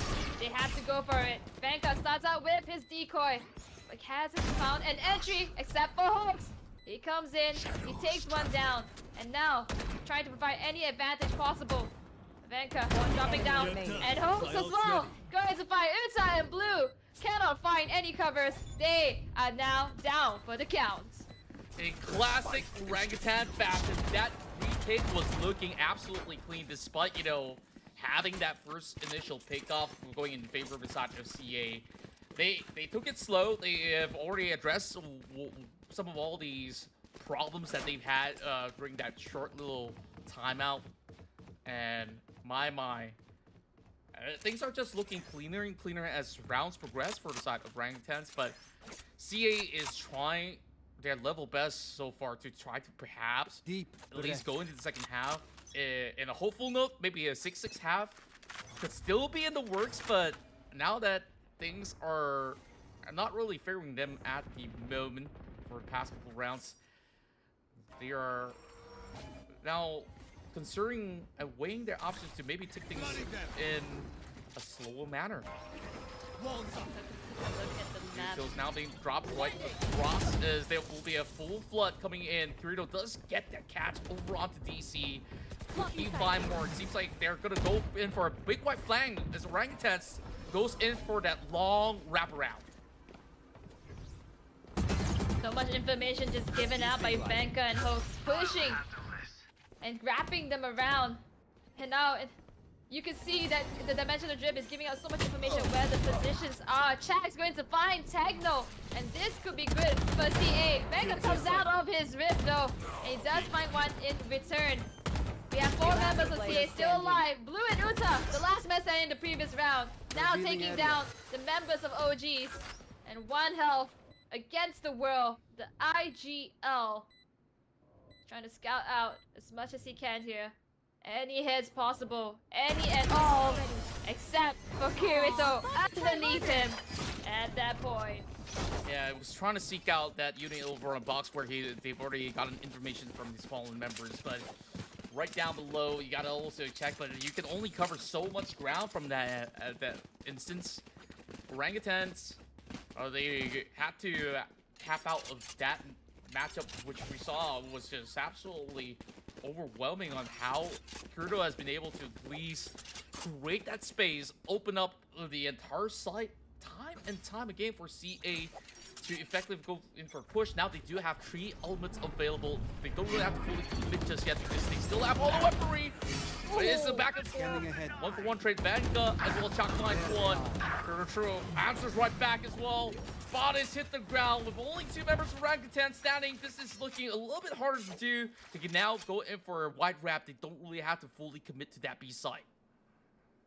The read was right. OG's had it, the Reckoning even utilized, but unfortunately we see CA that just on top of the games, especially when you have everybody just stacked together. You can go for the 1-2 tag, and now they're on a deficit. They're waiting for them to push through into B, hoping that they might catch them off guard. They gotta get some risk now because it is 2 against 3, and with 2 ultimates available, CA has all the options possible that they want. Even A is open for them for the taking. Yeah, they're not going to go for any form of rotations. They are firmly planted over on the side. They understand that this could still be a major threat with these 3 members still lurking around. Aldron expended, detects nothing at all health. 30 seconds left. Meanwhile, DC's only down Last to player the standing. classics. Both HP and a dream. But they continue to dream on. This is going to be CA. Last round. before Tying the switch. knots, getting Lose everything closer after this. and closer Spend to even things up, looking for their 6. And mind you, CA didn't call for a timeout. It was OG's call earlier that now lets CA into their own momentum. 5 ultimates, every single one has the utilities to be used here. Everything looks proper and dandy for them. And now OG seems to be on the back foot. DC and Vanka with the half shields. But we've seen them frag time and time after again. Could they take a risk? And could they make this towards a 7-5 instead? Keep in mind that the Steel Garden is also up and ready. You If want they to strike fight that perfectly onto multiple targets, that could actually deter CA's aggression as well. As we see the Cosmic Divide being popped up, it creates that space just enough for Kirito to go in for a big grab.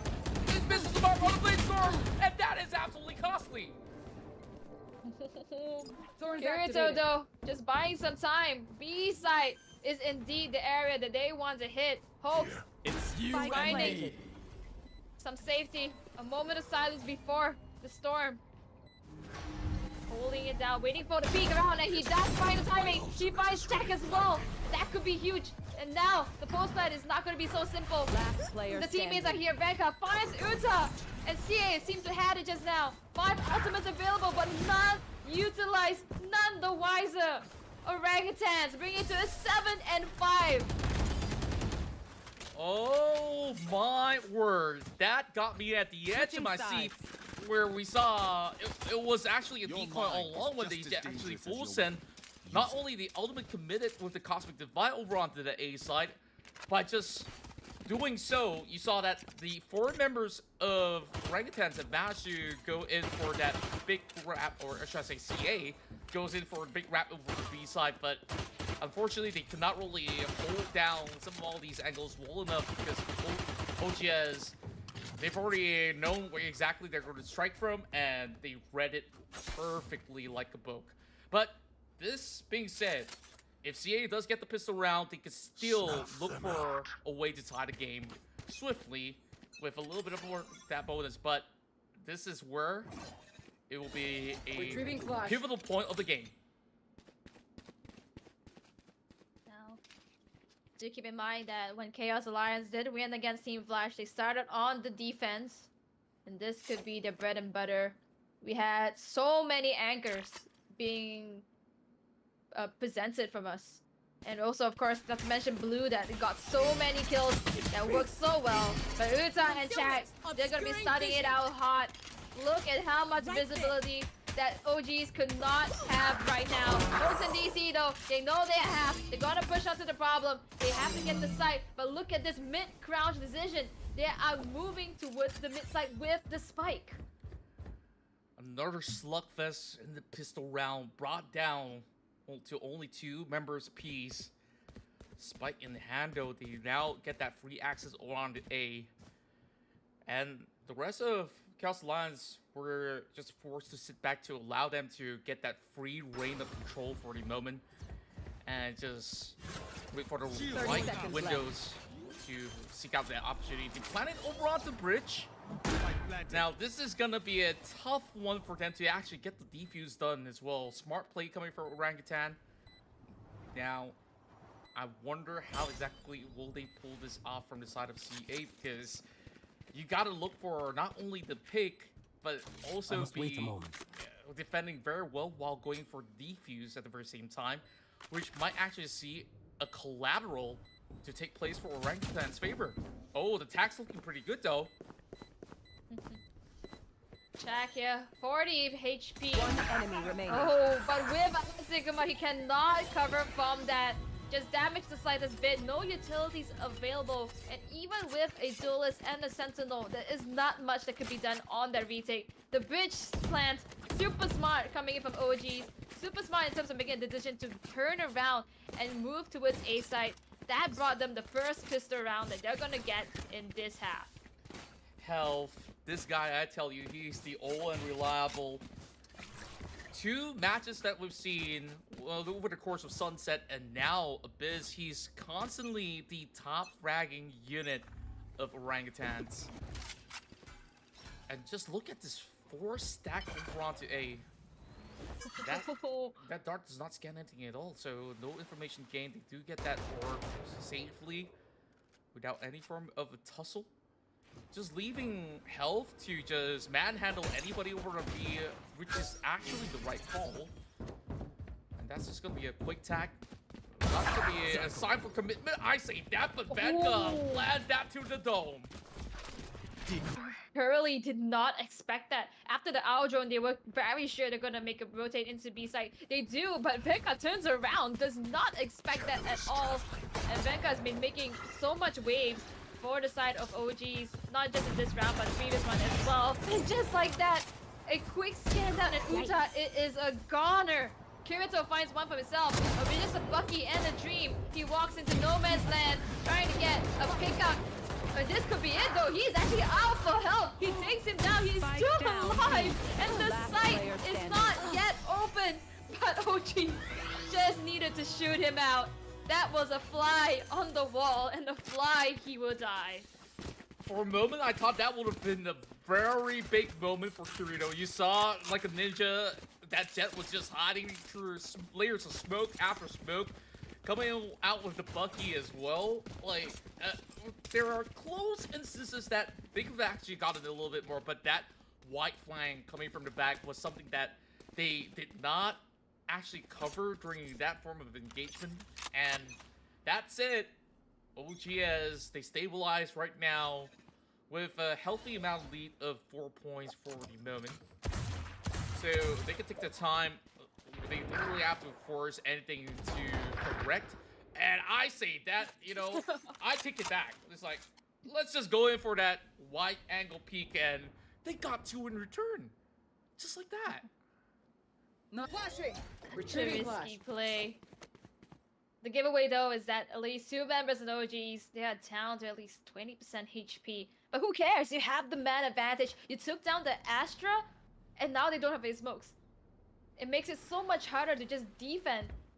OGs I suggest solution, you move. time and time after again being provided. The reckoning is gonna be invested. It's gonna be a 1-on-1 trade. But B-side is already in possession of OGs. No CA member on site. The spike is going down. You have the Vice to just confirm it. Ho's gonna find blue. 1 man left. It's not even in sight here. OGs, so much wiggle room, so much comfortability playing around it. Sigma taking his sweet, sweet time, step by step. No utilities available. Try peeking him, Hawks. Up on the box. Knows where he's gonna be coming down. No hero moment for Sakuma, that's for sure. But I'm glad to actually see Hoax being so effective right now when he actually gets to play something a little bit more versatile in the hands. I mean, when he's actually piloting this Omen instead. So, you know, it looks like a struggle when they were playing in Sunset when he was actually on that Silva. But now that they switched things up for a little bit for him to play a little bit more of an aggressive controller approach, I'm liking where this is going, especially on how they've been able to synergize all these utilities together alongside with our first ever Vice to be played out here of 2025. So it's been rather interesting of how things have definitely worked out a little too well for orangutans. Timing. Timing is the name of the game. He does see the elbow and down. He goes with the Marshall, goes for a B position. With all of that being pushed up by CA though, that is only so much you can get from that because B side is now handed over to OGs. Plant is down and they have so much space to play with. Vice is still playing with towards the back of side. DC here. 1 enemy remaining. He's going to play with his food. Sigma goes down. Now only 1 member left. Blue with a sheriff does not have the gun, the firepower to fight off 4 members of OG. Man, these guys are like super glue. They are just hard stuck together, full commitment. And you just see him yielding results after results. This time, not so smooth sailing for CA, despite them feeling confident moving into this Abyss map, which they have outrightiously won up against Team Flash. Now, see signs of struggle, especially on this defense, where they could not really crack the code because orangutans have been moving around with so many different approaches where it's hard to fully commit down onto either one's side. Beautiful lineup with the Dart Edge scans over on everybody out there. Oh boy, it's a world of pain, a world of hurt. DC takes down Blue. Gotta get that firm plan down. What more can be done right here? They managed to even the trades up with Chat finding that take over onto Banka. Going for that 1v1. He dreads him out. Now it is still very possible to still going for that retake. 3 members left on CA. hovering around the entrances. When are they going to make the advancements? Time is ticking. And we still have health alive. Last isolate the fight as much as he can, but Kirito and Chak is going to fight both of them just like that. Just took too much time. Very well use of the ultimate on Chak there, just staggering the retakes ever so slightly and then confirming a point towards their belt. And they needed this. They bought the operator, they invested so much. At this point, if they lost out, it would be detrimental, it would be match point. But ever so slightly, they're gonna make their breakthrough, getting 1 point out of the second half finally. Such an important win. I felt like they also have to thank Alter Ego because that was that big wake-up call, and now they have unleashed a very different kind of beast out of Orangutan. And I don't know, if this is what we're getting here, I think Team Flash has got a whole lot to worry when they face off against Orangutans later on. Abyss is not where they want to be, that's for certain. A little bit of calm before the storm. This is going to be the last-ditch efforts coming in from the side of CA. Dimensional Drift right now to gain whatever information possible. Big shots fired up. Big phone chop. And now the Congo line is just running into B. They get the scan out. Very important. And then just through that, taking down the silhouettes one by one. And all of the members of CA, they're just holding up into the mid-site. We still have DC being the defense that they have to go through. He spots them out. Information has now been given over, but the retake is kind of impossible to be done. Post plan is in succession. OGs have the upper hand. CA back against the wall right now.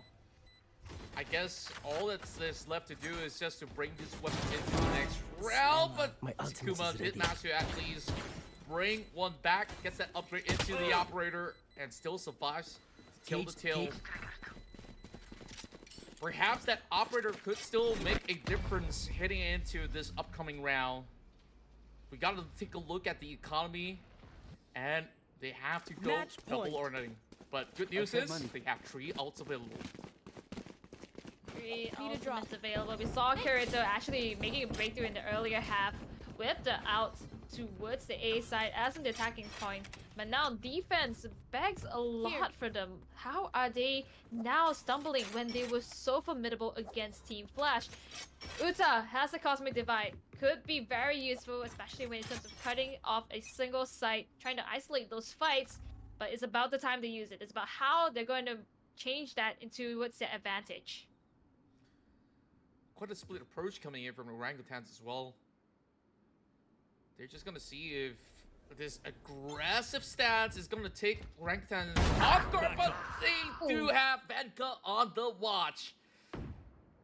And is that not costly for CA? They lose one member, and this also Blue taking out Cole as well. It's all falling apart. Orangutans goes in for the final hurdle. Now, Fate does allow them to intertwine once again. Do have the Cypher trips for OGs, just in case. But they still make their way in forcefully, banging through the doors. Techno's gonna find Kirito, and bit by bit, CA members are falling down. Think about the last man standing, still unable to find a readjustment. And OGs, the ones that we thought could not make it, needed a mentality shift, finally found their stride and is bringing themselves a point in Group D. The representative from South Asia is still in the cards to make it into playoffs with a much-needed win. A loss there would have actually devastated them, but they were not here to just mess around. They did not fly hours to Malaysia for nothing. I mean, they need that golden ticket. They will eventually secure it.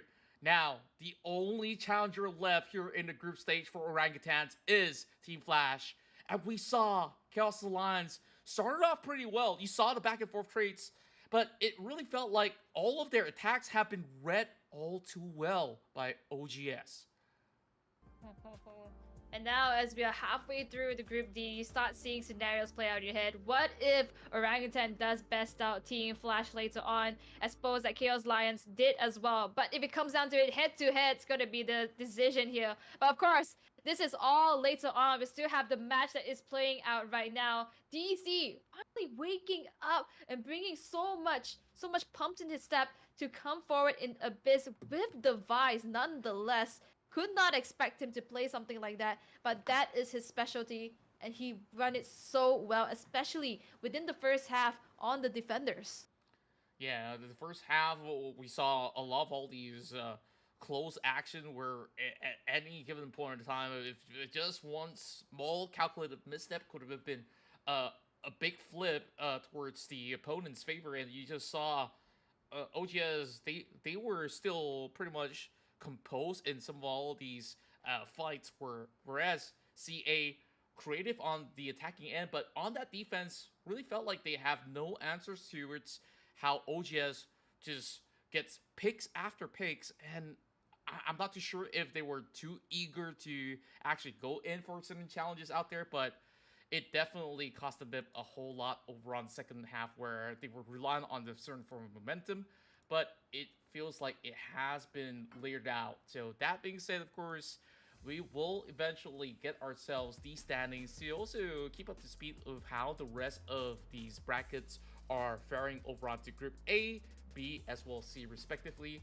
But my, it just goes to show how strong the mentality is for orangutans, where when you put them back against the wall, like they will show all the spirits to never tap out, never give up, never surrender. Absolutely, and I think that really goes to show Orangutan's fight here, and I really commend them for especially coming up, especially since they just lost out against Alter Ego not long before their match against Chaos Alliance, and nonetheless in Abyss, a map that is fairly new to the majority of us here.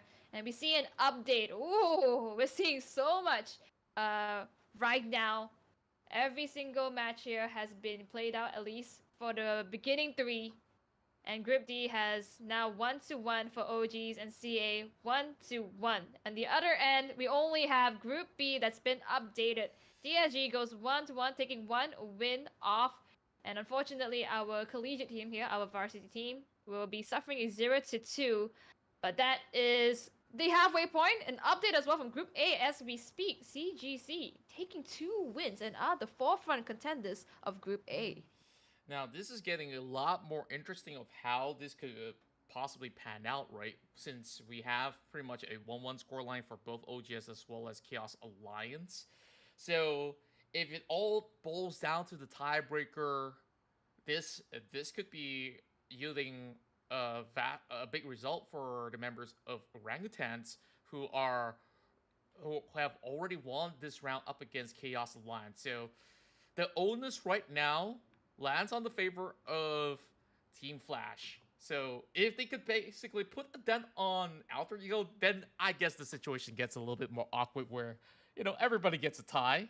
So what will be pretty much the end result if that's going to be the case? But I guess we keep you guys up to speed on how we break it down, falling back into the rule books and stuff like that, which we will have to go in for a deeper dive. But I really commend the spirits of not only orangutans to be able to fight back. Disguised, they've managed to also pull that pointer back in the table as well.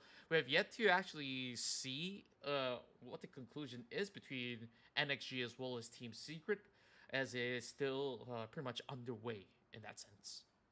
Yep. There's so much to be asked for. And up next, we also have a pretty big name here. Team Flash against Alter Ego.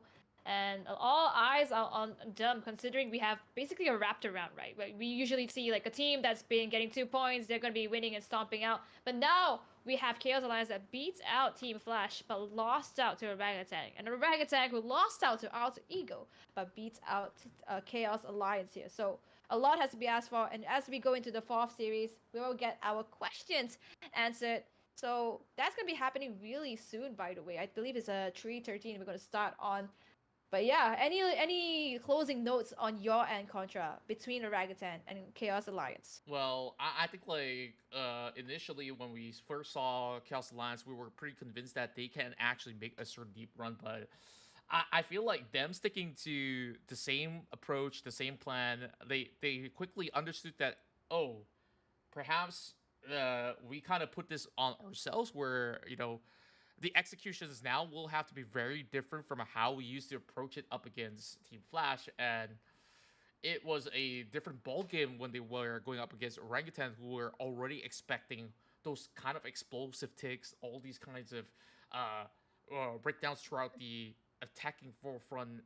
And on the defense, I felt like their spirits were kind of broken by then, and like it's all these form of duels that kind of came in a little bit costly, where we saw they went so desperate to the point to even go in for that double push up mid for that final round, which they were hoping that nobody suspects anything at all. But hey, it's orangutans, man. Like, this guy's played how many VCTs by now altogether, so you can't fool them. So they definitely will have to take note. So have to act a lot more wisely, and perhaps certain changes necessary. Perhaps no more Abyss for CA in the upcoming rounds, but Orangutan, come what may. I think that they've already turned that spark into a bonfire right now. Now, can they actually overwhelm Team Flash to eventually secure their spot is going to be the big question. So I guess that concludes it. I think we'll be going for a quick break, and then when we do come back, we'll bring you the next exciting matchup, Alter Ego versus Team Flash.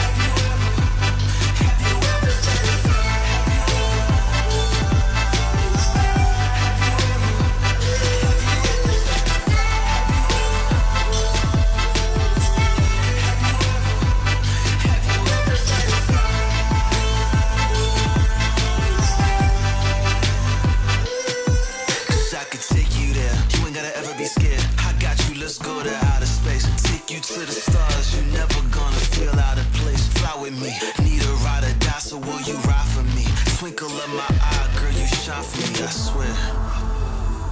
And I know the stars are listening. We can stay or we can visit them. So let's go. Have you ever tried to fly?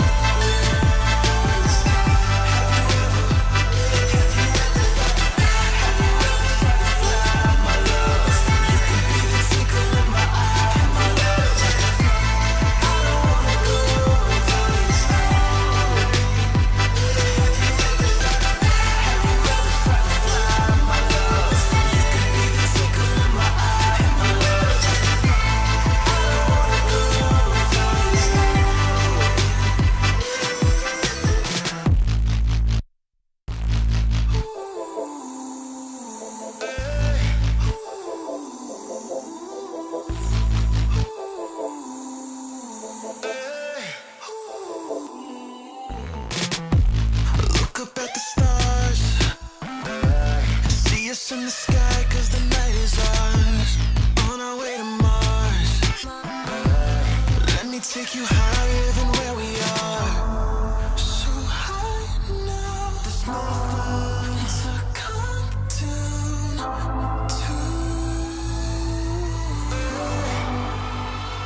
Have you ever tried to fly?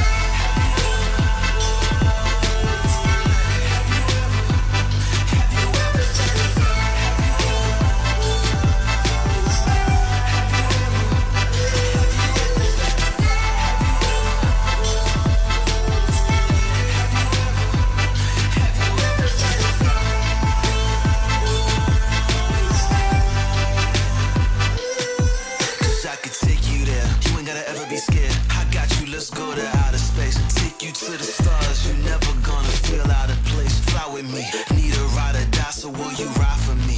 Twinkle of my eye, girl, you shine for me, I swear. And I know the stars are listening. We can stay or we can visit them. So let's go. Have you ever tried to fly?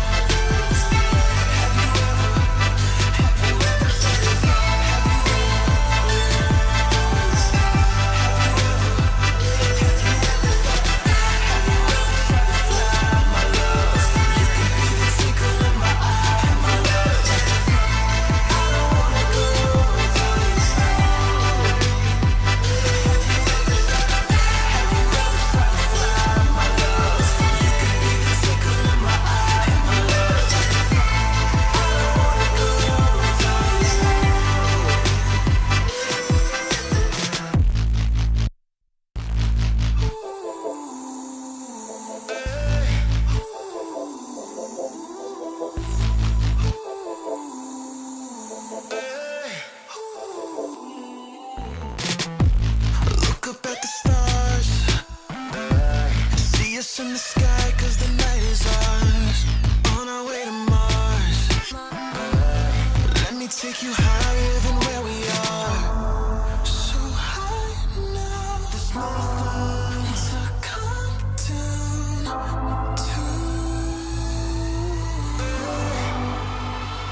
Have you ever tried to fly?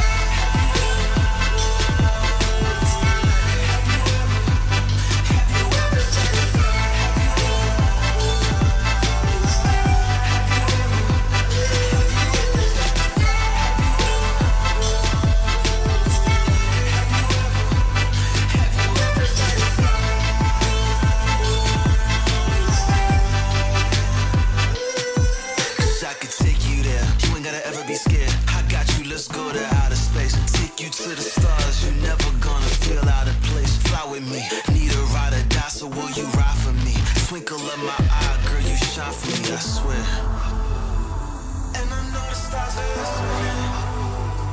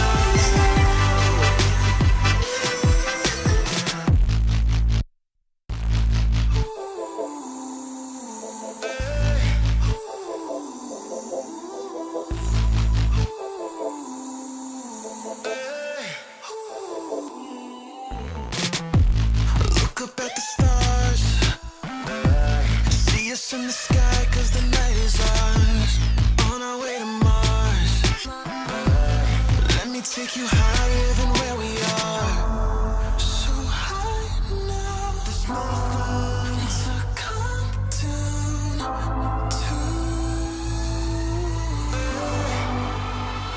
Have you ever tried to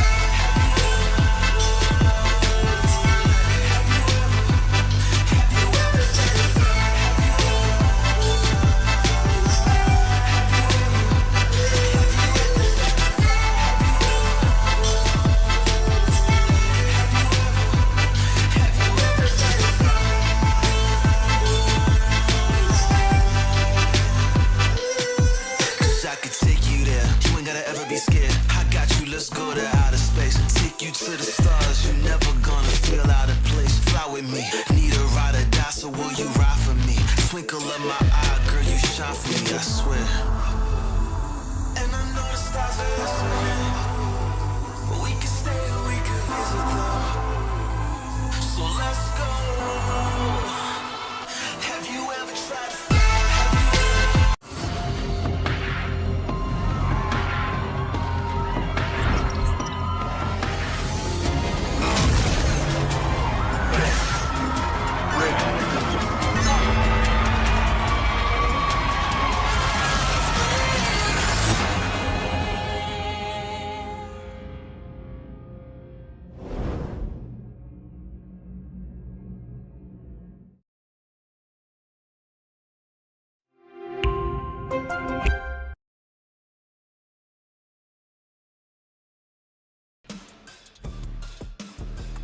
The fight for survival continues here in the APAC Early 2025. My name is Contra. Joining alongside me is the wonderful 11-8 that have been casting all their matches throughout the course of the afternoon and the evening. So we're down to this match between Alter Ego as well as Team Flash. It's more than just bragging rights that they're fighting for, but they're looking for that golden ticket to perform on the big stages of Kuala Lumpur, Malaysia in the MidTech halls. So that said, Team Flash, they started off with a loss when they were going up against Alter Ego. And right now, this is going to be a tough feat. Well, actually, it was a different squad that they were going up against. It was Chaos Alliance that they lost against, just to correct myself out there. So, is there any form of expectation down the line here? Because a loss right here would be super costly for Team Flash at 11-8.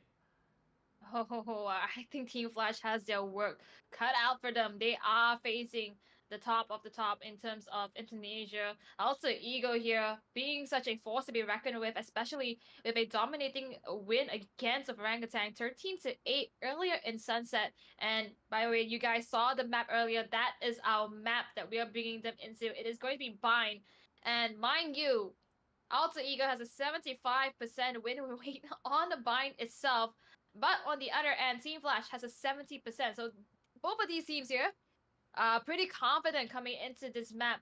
Probably has already a lot of practice, a lot of the scrims to Bind, and it's been here for so long.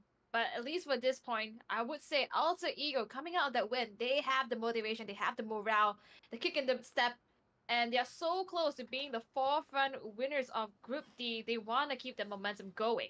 That's right, and even despite, having certain win ratios for different teams out there, keep in mind that those were matches around, say, their own regional leagues as well. Sometimes playing internationally, it's a little bit of a different ball game, where Titans clash. You will expect them to be, both sides to be very familiar with a classic map like this one that we're getting into Bind, and therefore receive a lot of different picks. We finally get to see the first Sky pickup of the evening. Meanwhile, Gauden's going in for the breach. Both sides having a breach to be able to open up those sites as well as regain control if they need to ever go in for a retake stance. But it almost looks like a mirror, and we are starting to gain traction on this new agent. This is going to be a second Vice pickup as Alter Ego deploys this agent right into this works. Oh, interesting. A double Sentinel pickup from Alter Ego. pretty much a adapted and fulfilled composition here, especially on Bind. I understand the Cypher, the Vice as well has been a force to be reckoned with, especially onto Bind, but the risk has been taken as opposed to Team Flash going with the tried and true double duelist. So could this be a clash of what is comfortable versus what is new? We're going to be seeing here as Alter Ego is going to be bringing in the Vice this time round. Well, we have the compositions, Contra. We have the map. We have the sides. What are your predictions? My predictions right now is to see a very close battle between both of these respective squads when it comes down to the form of ideas. I think that Team Flash, they won all these very feisty attacks with those double duelists whenever they're on, of course, the attacking end of it all. But going on the defense, will they actually show certain sign of struggles, or will they also play maybe a little bit more aggressively on that defensive half? That being said, though, if we take a look at Alter Ego, the idea of bringing this double sentinel paired with a breach, you can already imagine the nasty wombo combo when the Rolling Thunder matches with a perfectly timed Steel Garden that really renders your opponents with not much that they could actually answer with if they were ever to be clipped. Oh, I think there was a bit of a misinput in the visuals there. It wasn't a breach, it was a brimstone actually. So brimstones on both sides, that would be the smokes. Yeah, a bit of a hiccup there, but it's okay, we got it rectified. But unfortunately, no Rolling Thunder and Steel Garden combination for Contra here, but there's still much to be performed out, especially with Sky, who is able to initiate the fight, and then the Vice with the lockdown. So a lot of combinations, but it does come down to how they're going to execute it, especially on the attacking side. First, double sentinel, not the best idea, but it is how Alter Ego is going to be starting. Sure enough, and Alter Ego, they're gonna have very solid control when they go over on the defense, but over on the attacking side, you maybe would expect a little bit more alert coming from Cypher. Traditionally, for how both Cyphers will actually just gather as much intel as they can. So a little bit of that massive spread. Nothing too extreme in the sense of how things are playing out on both sides. We're looking at the rest of Team Flash to be sending quite a number of all these units to try to perhaps force a flood out over onto the A main territory. So that could be in the works. So will they actually fully commit with that is going to be the big question once we start. But we do get ourselves a little bit of a technical pause, and funny enough, you know, like back then there used to be this so-called curse where whenever Team Secret plays, there's always gonna be a technical pause coming through. I guess this time. Team Flash. Yeah, it's Team Flash, perhaps. Maybe. I think maybe. I mean, it could very well be Alter Ego as well, you know. Yeah, I mean, we're not ruling that out. I mean, we do see a, not too sure who is playing the Vice yet, but Vice is not moving, so perhaps that could be the issue. No, we don't discriminate, Contra. We just say that's a common denominator. Just guesstimations. Alright. But you know, I believe it won't take too long. We got some list of professionals on the base of where they're being stationed, on whichever Acer offices that they're currently situated in. So that aside, you know, like if you were to recap into their journey through their own regional leagues, everyone has came a long way, including, you know, Vietnam's finest Team Flash right now. Of course, they started off with a little bit of a tough ordeal up against Chaos Alliance, but have they had enough time to really go in for that reset, or get themselves relaxed a little bit, and really assess the situation? Because I believe they should have actually studied a little bit on how Alter Ego played things out. But that was Abyss. This is a different story. That's the reason why I love map changes moving into these kind of best of ones. So I guess we'll get a little bit of a bird's eye view of what's really going on over onto the scene. Full focus coming in from the boys out there, and I guess there is a little bit of conversation going on what really is going to be uh, the main culprit of the pause. Perhaps like we could get some confirmation from Prot, and we can relay it back to you. But for now, we don't really have a hinge of an idea. So I guess talking about these two teams, Team Flash with covered the first game. Alter Ego though, it what is the likelihood where they are currently in the driver's seat? If they win one, they should be on the top of the podium. But if they lose, we get that 1-1 tie for kind of all the teams that plays, and it's kind of like a rock paper scissors situation, which gets a little bit awkward. Then we will have to visit those rule books and really sort out how the tiebreaker is going to look like. Yeah, I think it does come down, especially to how they're going to be playing this round in priority. However, there is also the point difference that does come into calculations. I think earlier they went 13-8 against Orangutan, which didn't quite garner the most points differential as opposed to Chaos Alliance earlier, 13-5 with Team Flash. But as long as they can keep themselves as the front runners here, just keeping themselves in the winner's seat, I'm pretty sure they can guarantee themselves a free ticket up is the top two from Group D itself. But if Team Flash has anything to say about it, because if they lose this out, they'll be the only team in Group D with a 0-2 defeat. And coming from Team Flash, that is not like them at all. That is so out of behavior. And of course, we're looking at Team Flash to fight back from it.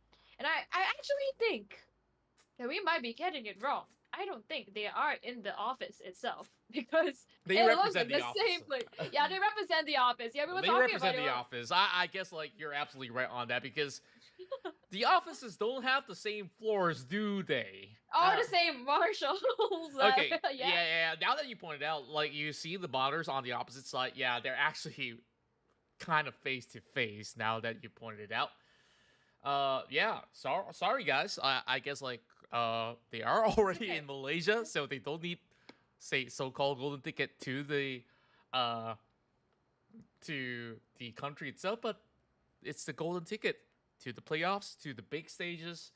This is that arena that we've set up, and sometimes to no one's fault that there are certain settings that they have to perhaps tweak, or there are certain gears that whether players brought that needs to actually be synced up to the the monitors, whether it's to the PC in general overall.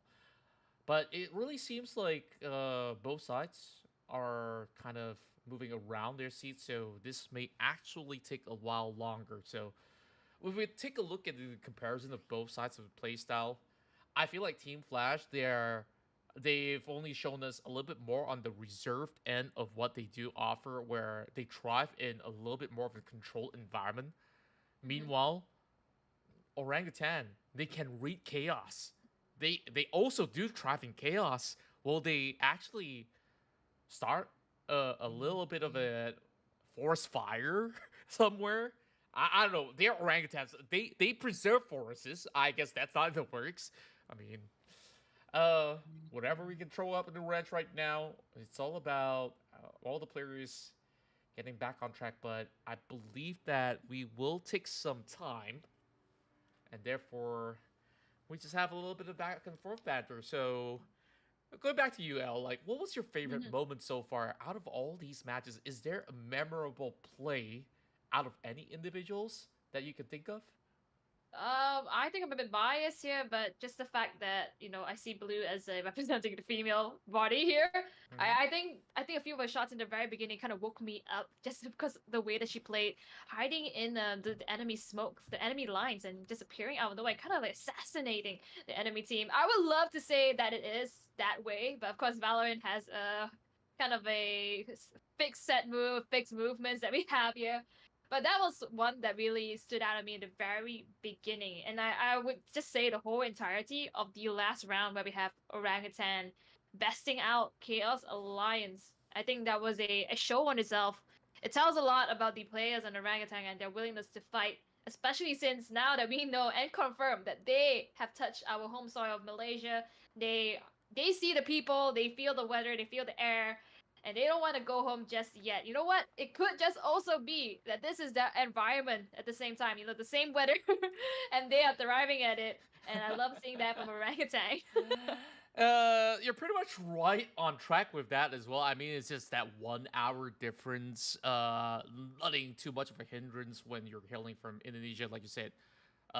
Very similar environment. We also do share very similar style of food, but of course they can argue that they cook it better. We can argue that we have. I mean, we're not gonna get there, are we? Well, I guess we do have the time to do so, but should we? We don't want to start a riot in the chat, by the way. Of course, in respect for everybody out there, we have a whole lot of love, and I got a lot of Indonesian friends as well, and I absolutely do love all my visits to Jakarta. I've only been to Jakarta as well, Bali. I wish I could explore more, but there's hundreds of islands. I don't even know if you could explore the whole of Indonesia within 10 years. I don't know. But of course, that being said, it is a beautiful country. Malaysia also does have a whole lot to offer for all the players that have been enjoying their stay for past couple of days that they've touched down over the duration. So we're just hoping to actually see how these teams could be able to eventually form up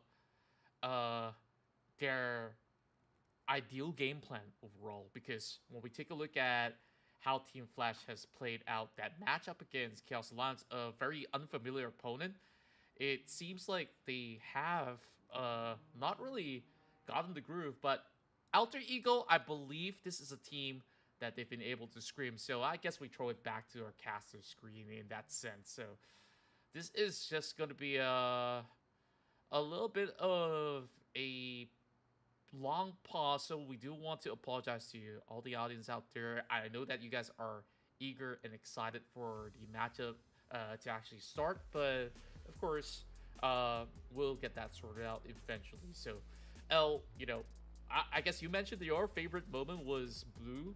I also wanted to point that out as well, because I was so impressed with a lot of all these individual plays. There was one moment where she got triple, and then she also clutched a round by herself. That was actually up against Team Flash back in our very first game. So since you picked Blue, I also want to highlight another player that has been outstanding in many regards. We've seen 2 games of Orangutan. The constant player that shows up has been Health, the IGL. And tell you what, the cam's not going to be on us for too long, because we are back on track for the action. So, just about perfect.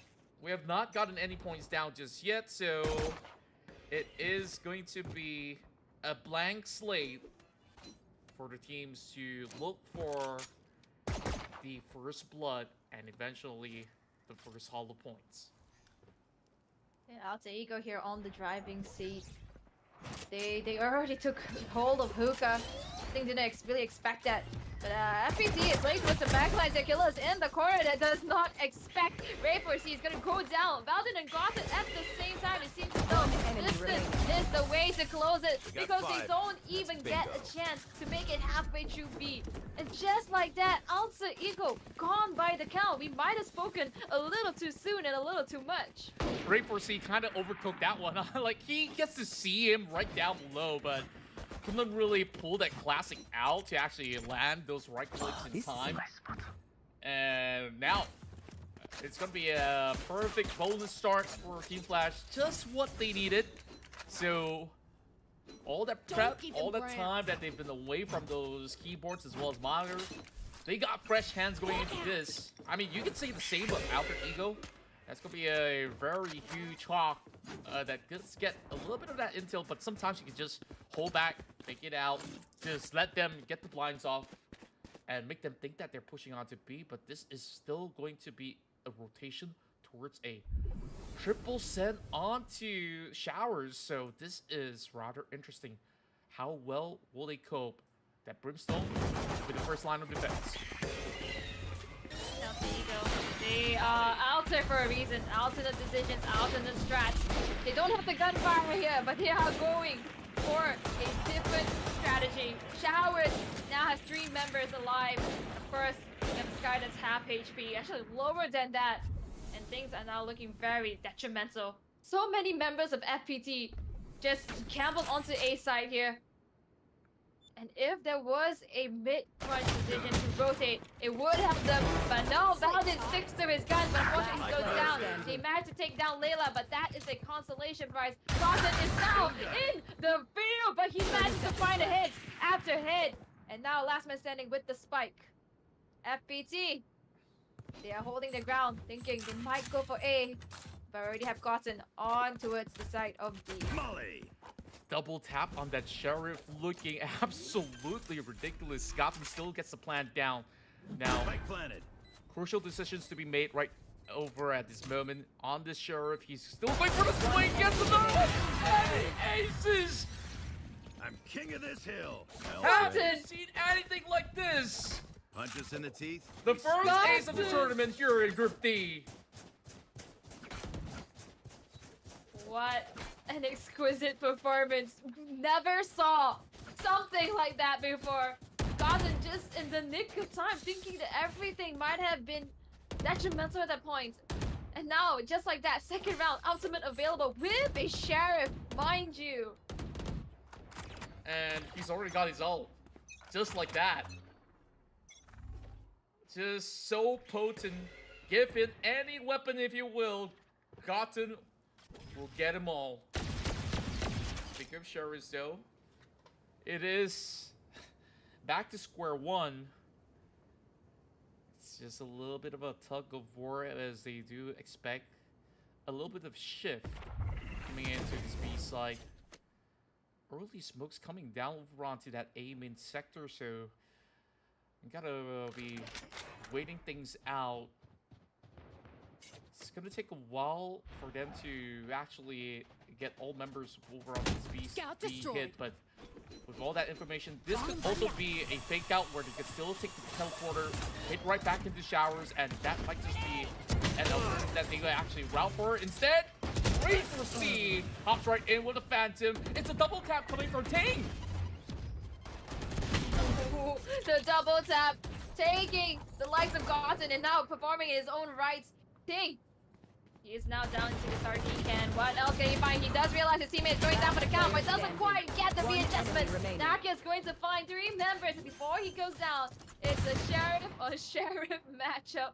This is looking pretty dicey as Buku on the sardine can, but Gotten, Sheriff Master, indeed, makes quick work of him. Gotten again on the Sheriff. Somebody's got to get rid of that weapon from his hands because it feels like he's already spent 10,000 games on the Sheriff. Like, he does not miss any mark at all. Boy, oh boy. They've turned this Brimstone into a monster. If he landed that orbital strike, he might have actually recharged another one within the span of 3 rounds. You know, that's how crazy this guy is. Only on that 6th frag. I mean, I guess that's not enough for the second orbital strike. I'm just saying that could be a possibility. But Buku, he's not gonna do anything else but to hold them down. Good trades going back and forth, and now it's only leaving 2 members of Alter Ego holding down into showers, and that is going to be a big pain shell to shove them back. Not to mention, Gotham already gotten himself 2 kills. That's a mouthful of a sentence. Might want to try to swap that out because of the name, but he is one that we're going to be mentioning time and time after again. He is single-handedly trying to push into showers right now, probably invigorated by the achievement that he got from the previous rounds. But before all that, FPT has something to say about this. Dark caught between 2 villains. That's the orbital strike, but doesn't quite hit any on site itself. Trying his luck at it. It's going to be a big swing coming from Cut. Immediately taps over the hit. hiding through the lamps. They will eventually try to get the plant down. It's going to 30 be a seconds quick left. decoy. Not falling for the trap so far, Ting. Might still actually find leeways to clutch it out on this 2 versus 2. I go but fake once again. No cigar though. Time. 10 seconds Time on the is clock. 10 ticking. seconds left. Kaz go for the Spike spike planted. for real this Last time. player And standing. Kaz does find the thing, lurking around in the lamps. Scott is still on the showers. They know that he is there, but they haven't quite found where Cut is. And playing that 2 for 2 tag, Killers just goes down to the likes of Gotham.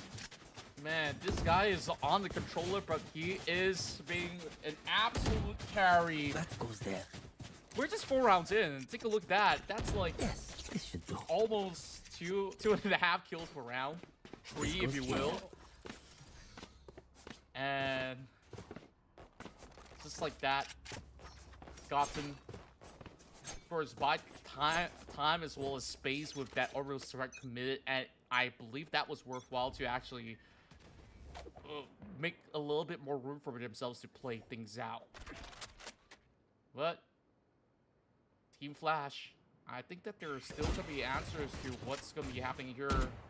2-man charges over onto the long areas of B as they decide to pull all the way back.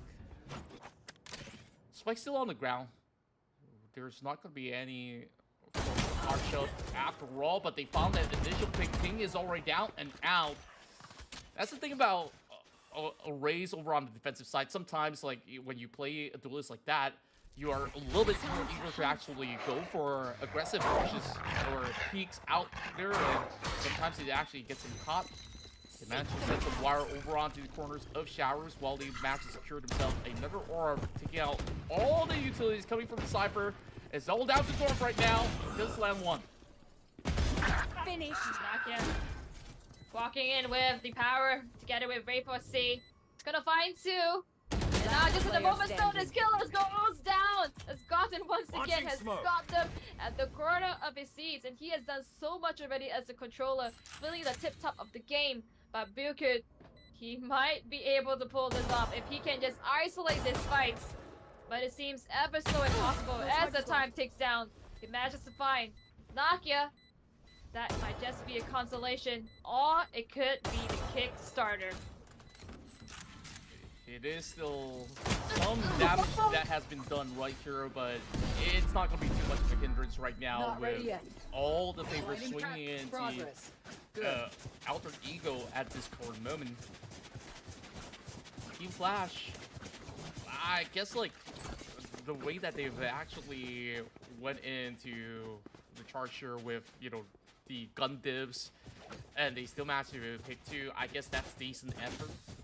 Now that they do have full My ult's weaponry, not I ready. want to see what kind of result they would actually yield this time around. It feels like they want to try B, but there is still layers that they will have to go through to match the sense that they send that 30 into the quarter, so that's not going to be too much of information gathering. Ting does actually stop Cut on that lurk, but it is going to be the full swarm right into B, so this could be right for C. We'll be looking for something instead. Layla now gets that quick scan. It's going to be a little bit of a trade going in favor of Alter Ego. The blinds are going through. Not enough bullets, not enough time to switch up as well. A bloodbath that leaves only 2 defenders standing. Launching smoke. Dorf and Ting manages to take down Valorant, and this is the opener that they need.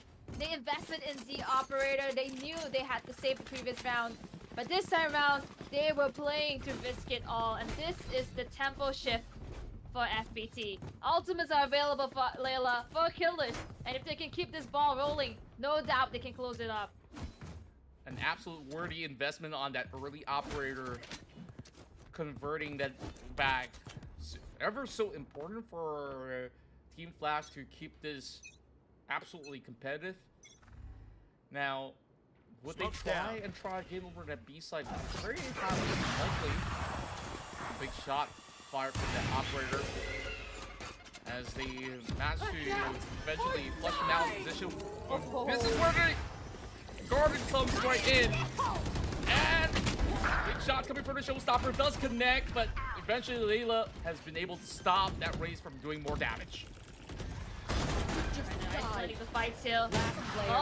Holding down the board. He goes 1 for 1. But there you go. FPT gonna keep the ball rolling. This time around, not relenting. They had the pressure off the operator. They knew that he was there. Flushed him out, but didn't quite catch him. And all that utility just invested into a no kill became detrimental for the side of AE at that point. Yeah, I love the way that Alter Ego was smart enough that the way that they committed is to really brute force up against Bucute. And you saw how far back that this Jet has to pull and to be off of that position, despite, you know, holding on to that operator. She's only good for at least one trade overall. But thankfully, the rest of Team Flash has been able to respond in kind. So this is not looking to be too daunting overall for Team Flash to eventually even out the score lines. Cut. Going in very close proximity right now, as this is going to be a little bit of a brawl through the main entry points. I wonder if they will just push through the smoke. They are sending Boombot out. Not detecting anything. Gotten. He's just going to see if there's going to be anyone that's going to be disrespecting them with that overzealous push. That's going to be Ting, who is also holding into that tight little cubby. But keep in mind, Judge in play. They clear out those corners very efficiently so. Gotta wait for all these smokes to subside, and then it's go time. Oh, Ting. He is going so aggressive. Got information that no one was in the smoke, but didn't dare cross it. That was the right call though, because everyone else is streamlining in. Not gonna wait for C. It's going to find one for one and Gotten as well. And this is on the eco round. They don't exactly have the full artillery. And Layla knows that. Take down that guy's escapes, but cut with the operator. Is going to find killers as well. Layla, last man standing. What can he do? Similar situation that we saw earlier on the Jet. The foreshadow seems ever so ominous here. Might want to take a different approach, and it's called saving. Yeah. Ironically enough, this is the first time that we're looking at a save out of all these rounds that has been played through. Usually teams will just go on to the absolute brawl, but you gotta look after your economy because things have been looking a little rather bleak as well. Or even if they do, I mean, saving a couple bucks, and this being a big thrifty round for Alter Ego, they're starting to give them a little taste of their own medicine for purchasing the operator that has now been passed down. So the timeout is being called. So, like, maybe they're figuring out, do we answer back with the another operator of our own, or should we just ditch it? Maybe just save it. Perhaps the outlaw should be enough, but the outlaw damage, I mean, after it being introduced, like, if you don't have armor, sure, you could still go in for that one tap, but you kind of need like 2 shots nowadays. But we're talking about pro players that have been playing on big stages in their respective regions. Like, these guys, they barely miss the mark most of the time. So, most often than not, all these form of weaponry that's pretty much bolt action rifles, like even the Guardian, even Outrage, even earlier in certain instances we even saw Sheriffs actually winning duels with the operator, given enough accuracy. So that was a quick timeout. Now we're back on track. Yep. With that, it is quite difficult actually to play the operator on the attacking side, but Valden just managed to take one off there. I think FPT just kind of blundered earlier, but with the timeout, perhaps it could come back with an answer. Layla as well with the Neurotep available. Gotten with a huge orbital strike. They have to keep that in mind if they want to try to make a breakthrough. Gillis, I think he realizes there's actually many of them down onto the sands.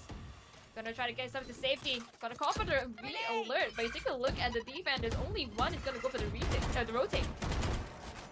It is going to be a tough decision. Do they actually go for the teleporter now? There is a brimstone light. Wait!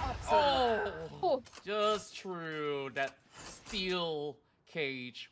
I call it steel cage. I mean, I call it whatever you want. I mean, that is perfect bang. True heavy metal. And looking for another one. Well, I guess, L, you gotta take that back. Operator on attack. Maybe not so much for Alter Ego because it's a triple so far for Valden. What on earth? History being made, Vice being played out, and actually working with the operator in hand as well. Of course, with the skills that she has, it is working hand in hand. Down. Now, Dorf is trying to make a way through elbow side. The time is ticking. He knows he has so much. He's anticipating for a swing up, but no, AE, they are staying put. They know this is their terms and they have to play on it. I guess like there's not much left said and done right now for this round. And if anything goes down to the wire, they still have those two ultimates still left intact anyways, so there is no way that they could actually get the defuse down. It was pretty much an econ in a sense, I guess. Not much of a problem for perhaps Team Flash to still go in for pretty much some sheriffs over on their hands, especially with Layla getting himself a stinger at the same time since he has a little bit of an extra for the next round. So if we take a close look on how things have been working wonders for the side of Alter Ego. The layers of support, that swarm coming in, covering the front line, makes it very difficult for a dry peak to happen even if Team Flash wants to. Phase shells chipping him down. At least just a slither of health. I mean, it's this guy. She can't heal herself, but her teammates. A little bit of a bummer, I guess. Golden once again holding the operator, hoping to try to get a similar pickoff as the previous round. But I think FPT, they are starting to learn from it. They did send 4 people onto B side. Only 1 dwarf remains into A. They're actually second guessing it. This could be it. Blinded. Hawk should be able to get one, and Ting goes down, but basically confirms it. Now, redirecting their focus onto B itself, but the smokes are already in. Rainbow Team finds 1 for 1, and AE is making the advancement, taking half of the site already. No entryway for FPT, and now Zorf, last man on A, last man alive. One sheriff, can he make a Gotten happen at this point? And this is what we talked about when we talk about this Indonesian team being so versatile. You see a Cypher absolutely dragging out of his mind. You see a Brimstone just shredding people to pieces. And now, honestly, not much space to create. Oh, no. Only with class, with a sheriff in hand, perhaps a couple of creds to be earned right now. Does get that to hack and consider it done and dusted. 7 points in for Alter Ego. I'm really eating my words at this point because the operator has been working so much wonders for Volden. Yeah, even with the priority for Naka to pick it up. But as I speak, Ryukyu, he picks an operator up for himself, hoping to try to retaliate in terms of the sniping power. Layla's been holding onto the Alpha for so long now. It seems as though it's never going to be used. Perhaps this could be a build-up towards the final round, considering it is round number 11. Smoke's down. Hoping to at least gain those points back to make it a little easier for I the know other half, but exactly it where really felt like Cage triggered. they're not ready for the quick charges as well coming out of Alter Ego. They consistently find the opening pick for that trade right back, but it's ready for C all the way up top. Man, I tell you, raises, they're just really hard to handle coming to those times, putting themselves into all these deep spaces. Deep pockets. Only through heaven, these two members. I think a save should be called right now, especially you don't want to drop the other operator. If Alter Ego wants to, they can get greedy, run the double up in the next round if they win. I mean, I'm not too sure if I'm ready for that. double Volden, the double Sentinel on the operator. Possibly. Oh, Switch oh, up. but Volden is on fire.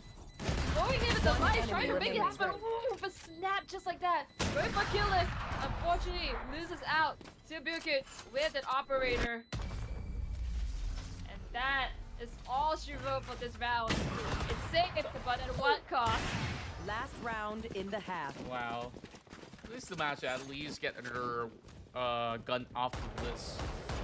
I mean, you take a look at the stacks of cash that they do have.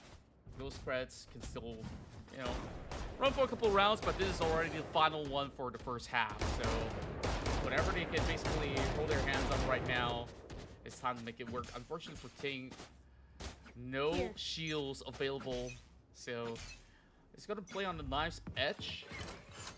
Now, quick swing outwards. It's gonna be one of the first few times that we actually see the rest of the guys go with this approach. Same can be saved by Rainforce, but he steps on Warrior! Oh, this is looking pretty bad. Here comes the Steel Guard as well, just to cover some tracks. All the smoke being deployed, leaving no room for vision. Everything is separated to have Dark managed to take down Nakia. No more Sky for you, but at least we still have the contention here. They are holding on as much as they can. Volden, a beast with the operator, and no less. Layla gets taken down. And what so? It seems as though the attackers has turned into the defense. Post planted that session. Ting finds Cut. And it's been split into half. Only the showers remain. The defuse comes in, but the orbital strike is in proceeding. And Ray 4C goes down. Dorf cannot do so much here. Except forgotten. He is forgotten at the moment. Oh, so close, but yet so far. 0.7 seconds sides. to secure the defuse, but that orbital strike just disrupts it perfectly in time. That's what Godwin has been saving that one for. Right now, is this going to be the 9-tree curse that we're looking at, or could it just be a full circuit run for Alter Ego to just really tie in the knots? It all will be dictated on this pistol round. The second half in the coming, I mean, we saw Team Flash earlier, 13-5 nonetheless in the Abyss against Chaos Alliance. But during the second half, it's when everything starts crumbling down. You know what to It was a do. valiant fight in the very beginning, but towards the end, perhaps just a little bit of a struggle to come back from the land struggles. And now, 3-9, hoping to see a fight coming from Team Flash, especially with the composition that they have. It is tried and true, and it's been proven time and time after again. They can do it. How are they going to do it, though? They got to take things slowly. It's all about getting themselves There. all those room of coverage. And will they actually suspect this very early shower push? Warrior now being tripped off. And Smoke's down. Smoke's now being primed right in. It's going to be a full charge swinging from inside of Ray 4C. How on earth did he hit that and just got away with murder? Straight away, what an opening pick. Now, one less duelist to play with. Team Flash forced to switch their directions towards the likes of B. But over there, the read is real. 30 seconds Three left. members in the very middle. They are holding their ground. They're going to be standing on business. Wall trick. 20 seconds after the clock. They have to go for it. The share has been triggered. They realize they are up in hookah. They're going to block up a wall. Naka just by Linga. As now, the attack is in succession. Onto the sardine can. They do manage to find 10 three. seconds left. And it does make a huge bit of One boost. enemy And there remaining. comes the spike Last plant. player standing. But just like that, Ray 4C, explosive as a racist, with the paint shells, taking them down. Now that's a whole lot more like it. Just like how he pilots that Neon. You see, anything with mobility, Ray 4C will just break ankles every step of the way. That was a beautiful, deep run, especially when we started off with that initial pick. The moment that smoke drops, like, you would expect those teams to pull back. And he sees that as an opportunity to quickly go in, satcheling into showers, finding that pick, and just peels out of the way. You really require super swift hands for that. I mean, there's no way on there if I'm just trying to reenact whatever Race 4C just put through the table early on. But despite all of that, you know, this bonus just gives so much more of that comfort for Alter Ego to do whatever they want, honestly, at this point in time. But maybe not to be overconfident, still keep some of all these protocols intact. Playing by the edge of the smoke. You're slowly walking directly towards the site. Even going as deep as the lamps. Might be onto something right now. It's gonna be Mountain that finds it. Oh my word, the shred! The Guardian, the triple taps, finds the rest of FPT. Now, looking to make a fourth one out of it. Understandable. Team Flash doesn't have the firepower to fight back. You might want to look for a constellation of plans here. It's that it did manage to take one down, but that is all she wrote. AE on fire. Volden doing so much. And he's been cited to be skilled at playing support and duelist roles, so he is the flex, the wildcard that you'd never expect to be topping the board with a Vice at this moment. At this current ratio, they're basically racing against their own teammates on who's really getting the highest frags overall. I mean, Zorro's been playing fantastic so far. I mean, it's just very, very difficult when you've already lost so much over on the first half, and now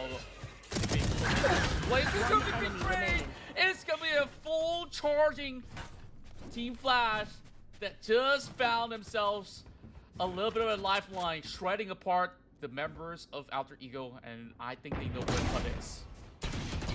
Spike down, B. I might have spoke way too soon here. Now cut. With just a shadow of a dream, could not make it. Bringing up the point for FBC. And it's all so close, but finally a point is a point indeed.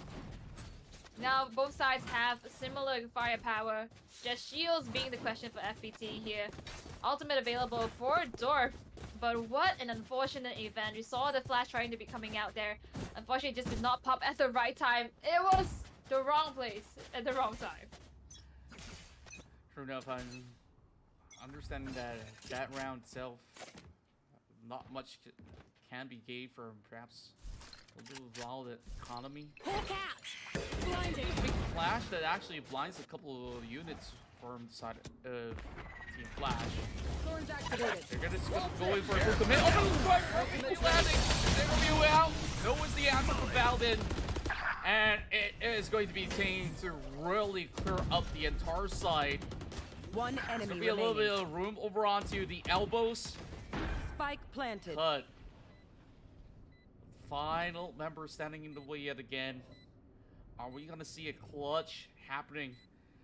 So many angles to cover, so little time, and it is one for all for Alter Ego. Well, I said too much Alter Ego. It is Team Flash, so they are getting themselves pretty much more and more of this point stacking up.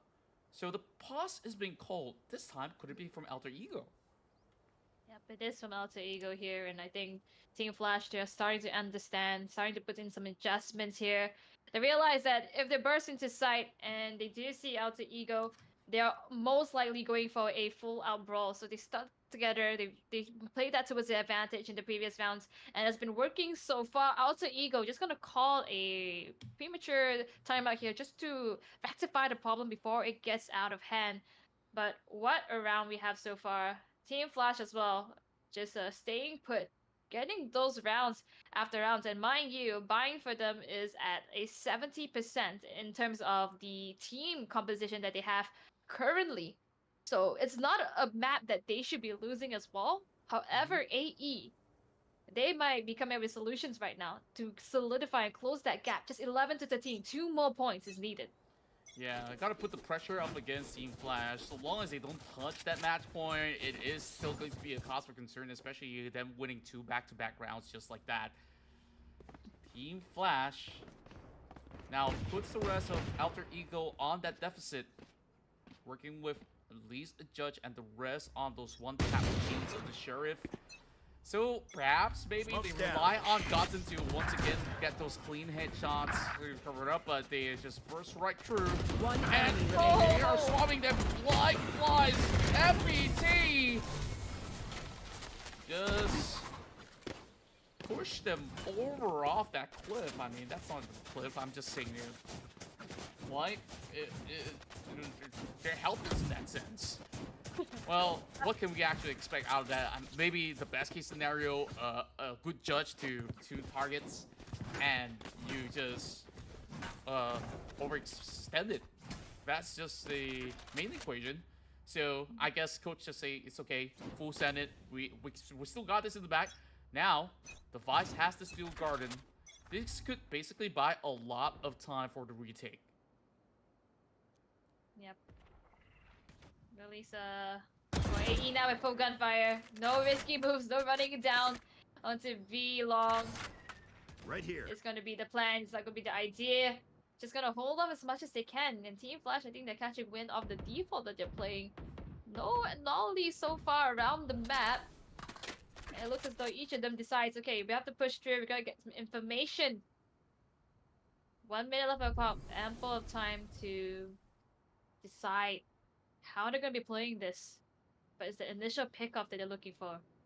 Those have been the key that allowed them to break through into sight time and time. But it looks as though AE is not giving them any of them. Seekers are now being sent out. Perfect setup for this jet to be moving all the way above, and this is where the Steel Garden comes in. How many of those weapons are being denied, but they are still holding on to the angle? But Valdez has got that one covered. Great measurement of defense. 30 Despite seconds that, left. they are still trying to get this plant down. Not really finding angles, and Valdez gets punished. Last player Goss is gonna standing. find that too. Covers up for cut as well. It is member after member down. Steel Garden there just provided so much for them. Even though we saw Valdez go taken down. Layla now, one man standing, but Ray 4C with that judge gonna make him pay for his aggression. Thanks. And this is where Alter Ego puts themselves into match point. And tell you what, L, this could very well be playoffs point. Oh, it is ever so close. AE with the early timeout just knew what they needed to do, got themselves with a game plan, and now it is Team Flash's turn. Ultimates are available though, Buku together with a Ting. Especially if Ting wants to go in for the showstopper, it is very much possible. Layla too, one off, not too far away. But the only thing that stands between them and trying to close up another whopping 7 points is AE, who is looking at the brink of victory. I'm pretty sure that Orangutan will also be rooting for Alter Ego because due to the head-to-head, which they have lost to Chaos Alliance, if they do actually win this out, I believe, is there a chance here, perhaps, that the head-to-head would still favor Orangutan? I guess we get back into that conversation later on because we have not ended this round just yet. Layla, overwhelmed with a bunch of flashes. Can you get out of that alive? Still have DKs, but the bombshells, the paint shells connect. Bomb buddy out. Oh, it's ever so close. We get one cipher down. And now they're just gonna pull back for a little bit. Are they going to continue with that B push? They might be faking it out, but the Seekers, they reveal the positions that they're in. No fakes this time round. And 40 seconds is left on the clock. They have to make a move on. Showstopper's going to take the attack, yeah. And now all lines are on the defensive side. Ting making his advancements, but unfortunately does not 30 check all seconds of the left. corners. And smokes are everywhere. Everything is blocked off. And Gotten, he did a clutch earlier. We have the Sheriff, we remember that. One And now enemy it's him remaining. and Killers. Gonna Spike find someone. planted. And Killers goes down as well. 1 for 1 each. A 13 point. It is Alter Ego taking a second point for this up in Group D. Ladies and gentlemen, we have a Defenders confirmed win. entry for this very squad that has been able to triumph up against the rest. Alter Ego so far on a hot win streak. That also means that Wow. Team Flash, unfortunately, they have suffered 2 losses in a row. It has been a tough fallout. They put up the best fight possible. It just wasn't enough. Absolutely. Now Alter Ego here, pretty much. I think pretty much confirmed, I believe, but we can confirm that information in just a bit. Played that so very well. We saw a lot of heroics, right? We saw Vaulted, we saw Gotten, Wave4C, Nakia, and even Cut. I think the very last shot was from Cut himself. So it goes to show that just not the team, but even the individuals that we have here on AE shine for themselves. But valiant effort coming from FPT. I think they did very well in terms of trying to fend them off. A few mistakes here and there, but it is the way that the tournament goes. We need a winner, we need a loser, and this is where we're at. Yeah, unfortunately, we will have to say goodbye to some of all these top guns out there. It's quite unfortunate. And what's interesting to note for the fact that both Brimstones on each, both of the Brimstones have been putting tremendous effort throughout the span of the game, where you can see big frags coming in from both Gotten as well as Dorf. 17 eliminations as well as 18 in comparison. So that's it. I mean, there's just so the engines are running to perfection for the side of Alter Ego to the point where it has been pretty tough to really dissect like who is going to be that priority target. Like surely you want to get your hands on that race, but all the other layers, you see the Steel Garden, you see all these orbital strikes sometimes really forces some of all the members off for the side of Team Flash. It was just very well coordinated. Their comms were pretty much immaculate throughout the form of the series that they played out. I say series, but it's actually those best of ones that, you know, so far has been cooked to perfection. Yeah, and I believe, at least for Alter Ego, like I said, the name is true to the style, you know, bringing in the alternate type of strategies, the alternate compositions, and the gameplays. Who would have thought to see a Vice together with a Cypher on the attacking side triumph with Alter Ego, and of course with that operator as well, which you would say it would be on the back foot on the attacking point, but he was doing it really well and getting picks after picks that you would not expect. And with that, I think Alter Ego comes in as a very strong contender if they were to make it into the top 2, which I think they will. But for Team Flash, unfortunately, just stuck a little bit too much to their guns, didn't want to change too much, and I think paid ultimate price for it. So that is how the cookie crumbles. Alter Ego is at the 2-win now, 2-point win. Hopefully we get to see the full standings very soon, because I'm very interested to see how the rest of the groups are going as well. All right, let's quickly take a look at the standings real quick. Alter Ego, they managed to secure their 2-0 victory, and that will definitely guarantee themselves that spot heading into the playoffs. And joining alongside Alter Ego, we also do have Boom Esports, another fellow Indonesian squad, to also rise up to the ranks. I mean, they have been in formidable form for the longest of time, very well regarded. They played Ascension. They've definitely had a lot of all these appearances into those major stages. So they've definitely brought all that they've learned to really show off what they've got, and they can start 2025 on a real good note. Whereas we also do have XIP as well as CGZ that also joins the rank to be on top of these groups that we've just mentioned. Yep, and all of that is within Group A, Group B, and Group C, which is simultaneously running, so you guys can interchange between streams if you're interested to see how those are being played out. But at least for Group D, we have our answer. We have Alter Ego now on the top of our leaderboard, our 4 front runners for the top 2, which is most likely going to be confirmed as we make it past the 4-game mark at this point. But there's still a lot more to be asked for, as they are going to be playing the next round against Chaos Alliance, and after that, Team Flash against Orangutan. These are the last two games for the group itself, and this is where it's going to unfold.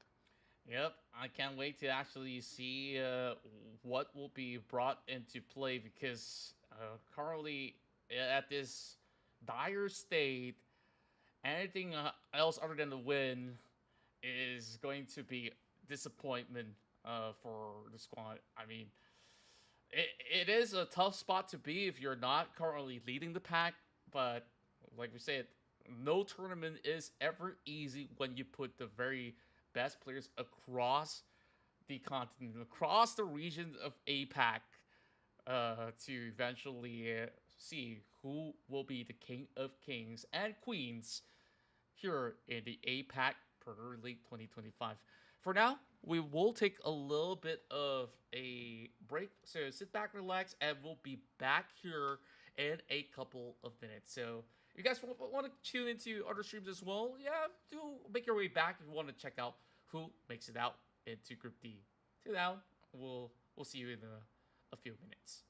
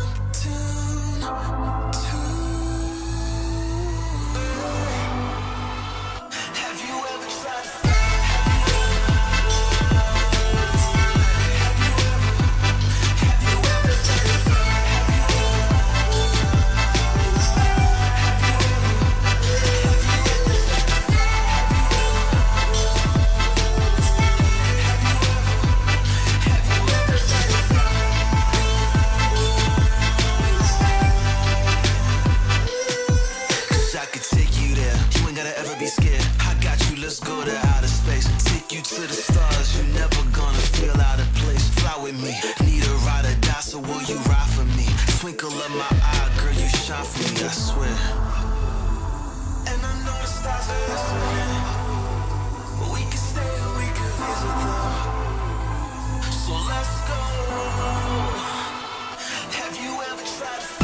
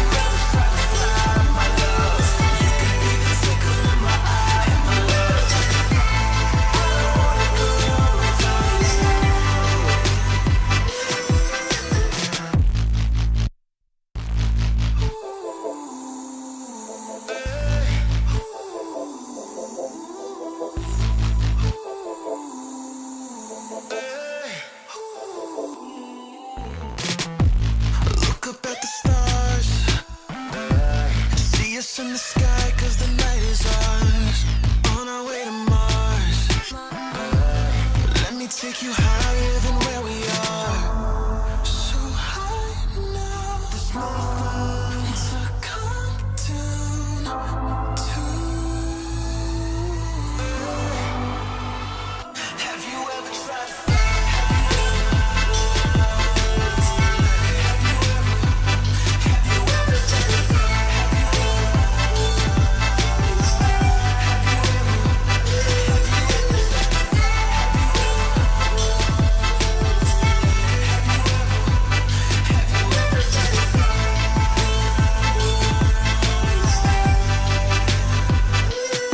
Cause I could take you there. You ain't gotta ever be scared. I got you, let's go to outer space. Take you to the stars, you're never gonna feel out of place. Fly with me, need a ride or die, so will you ride for me? Twinkle of my eye, girl, you shine for me, I swear. And I know the stars are listening, but we can stay or we can visit them. So let's go. Have you ever tried to fly?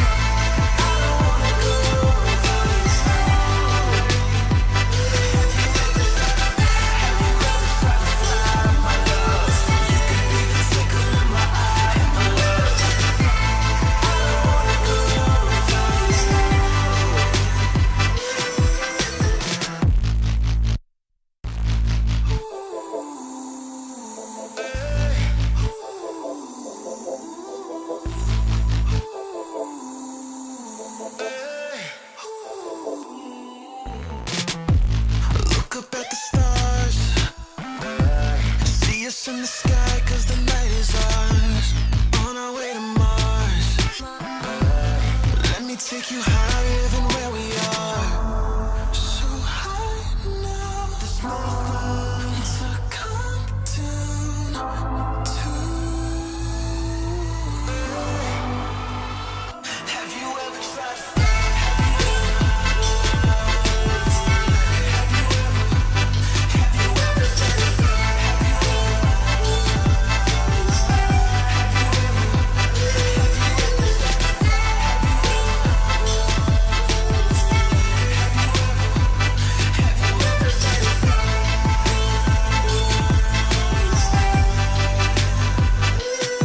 Cause I could take you there. You ain't gotta ever be scared. I got you, let's go to outer space. Take you to the stars, you're never gonna feel out of place. Fly with me, need a ride or die, so will you ride for me?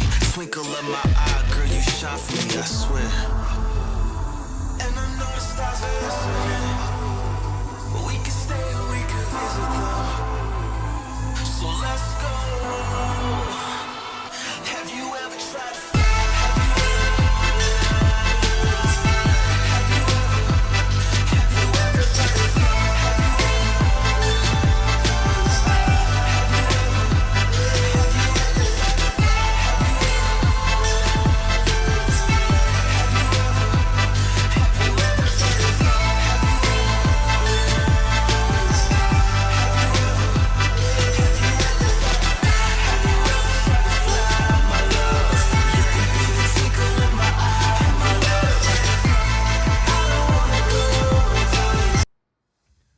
Welcome back, ladies and gentlemen, to the Acer Predator APAC League, where we do have the finest of Valorant teams here competing in the circuit, and only the top cut will be able to make it to the playoffs happening in MeTech Kuala Lumpur over the course of Saturday. And I believe there's also the grand finals happening for the Dota 2 circuit that's also happening currently. Speaking of which, we are already moving into our next game, as we will be diving straight into split between the contenders that we do have on the table. Tell us who we have right now contending. Eliminate. We have Chaos Alliance as well as Alter Ego here. Alter Ego taking the front seat right now, driving us in terms of Group D, taking 10 up seconds 2 left. points. But as for Chaos Alliance, they went 1-1, starting off with an explosive 13-5 against Team Flash. But that could be a fluke because they lost out in this very same map, 6-13 against Orangutan. Now it seems as though we are having the front runners, and we're having the names of Chaos Alliance being solidified here as we make it to the third game for Alter Ego, already towards the finish line, and they could very well be our first qualifiers to the top 2. They very well could be. I mean, taking a look at their form, it really seems like nothing could basically stop them on their tracks right now, unless Chaos Alliance have plans up their sleeves. Because if you take a look at the DNA of Abyss, like, you do have very similar DNAs in the form of all these vents, as well as all these opportunities that you could play through mid. And perhaps that is the very reason why this map has been picked out. But whatever wrench you try to throw towards the side of Alter Ego, I mean, you know, they could just put on their different masks. I mean, we've only seen maybe 2 sides of masks. The fact that the logo has 3, is this going to be another different from that we're looking at, or is it just going to be a very similar style of play coming from the side of Alter Ego? Because it really feels like almost any one of the members could just really turn from gear 1 to 6. I'm not even talking 5. These guys have 6 gears pretty much installed in their arsenal. So that being said, Alter Ego, I think like it's all for them to play for a win here. I mean, you say 3, you say 6 gears, but I mean, if you think about it, there's 3 masks on the logo, and there's 5 of them. So 3 times 5, that means there's 15 possible Alter Egos that you might meet coming into split. But yes, these are our front runners, but they do have a track record of 57% win rate on split. It's still with the positives, but it is not as big as terms of buying a sunset for them. It is 75%. But of course, these are just all data that was been spread out in the terms of 2024 and even 2023 to some extent. And for Chaos Alliance here, I think they were pretty smart to pick out the split this time round. I think they realized that the idea was not to play something that they were good at, but something that was probably much more of a difficult ride for the enemy team, like they did with Team Flash, but not with Orangutan. So they're learning as they go, and I'm very excited to see how split is going to be played out, because this is our first split that we are seeing today. Amazing, right? Yeah, absolutely. And I feel like some form of play coming to Abyss for Chaos Alliance kind of reminds me of how some of all these members of Alter Ego play out as well. So it is still going to be a tough call, because you saw how well they excelled throughout that. I'm pretty sure that Alter Ego, just like Orangutan, have also taken note of what Chaos Alliance can actually put over on the this course of the menu. in a sense where if you underestimate them, they will absolutely crush you. You saw Blue, Utah, when they got the engines running, they look absolutely unstoppable. And I guess like perhaps we've seen Blue being very comfortable on the Sova, but Sovas generally inside of Split is not as often used as compared to all the other agents like Breach or even other forms of intel gathering devices like ciphers that will be deployed into sites like A as well as B from time to time. So we'll see. But the matter of fact is that over on the side of Alter Ego, we've seen them play on that raise, and it has been looking great so far in the hands of Ray 4C. Yep. I believe the raise could be utilized here, at least in Split.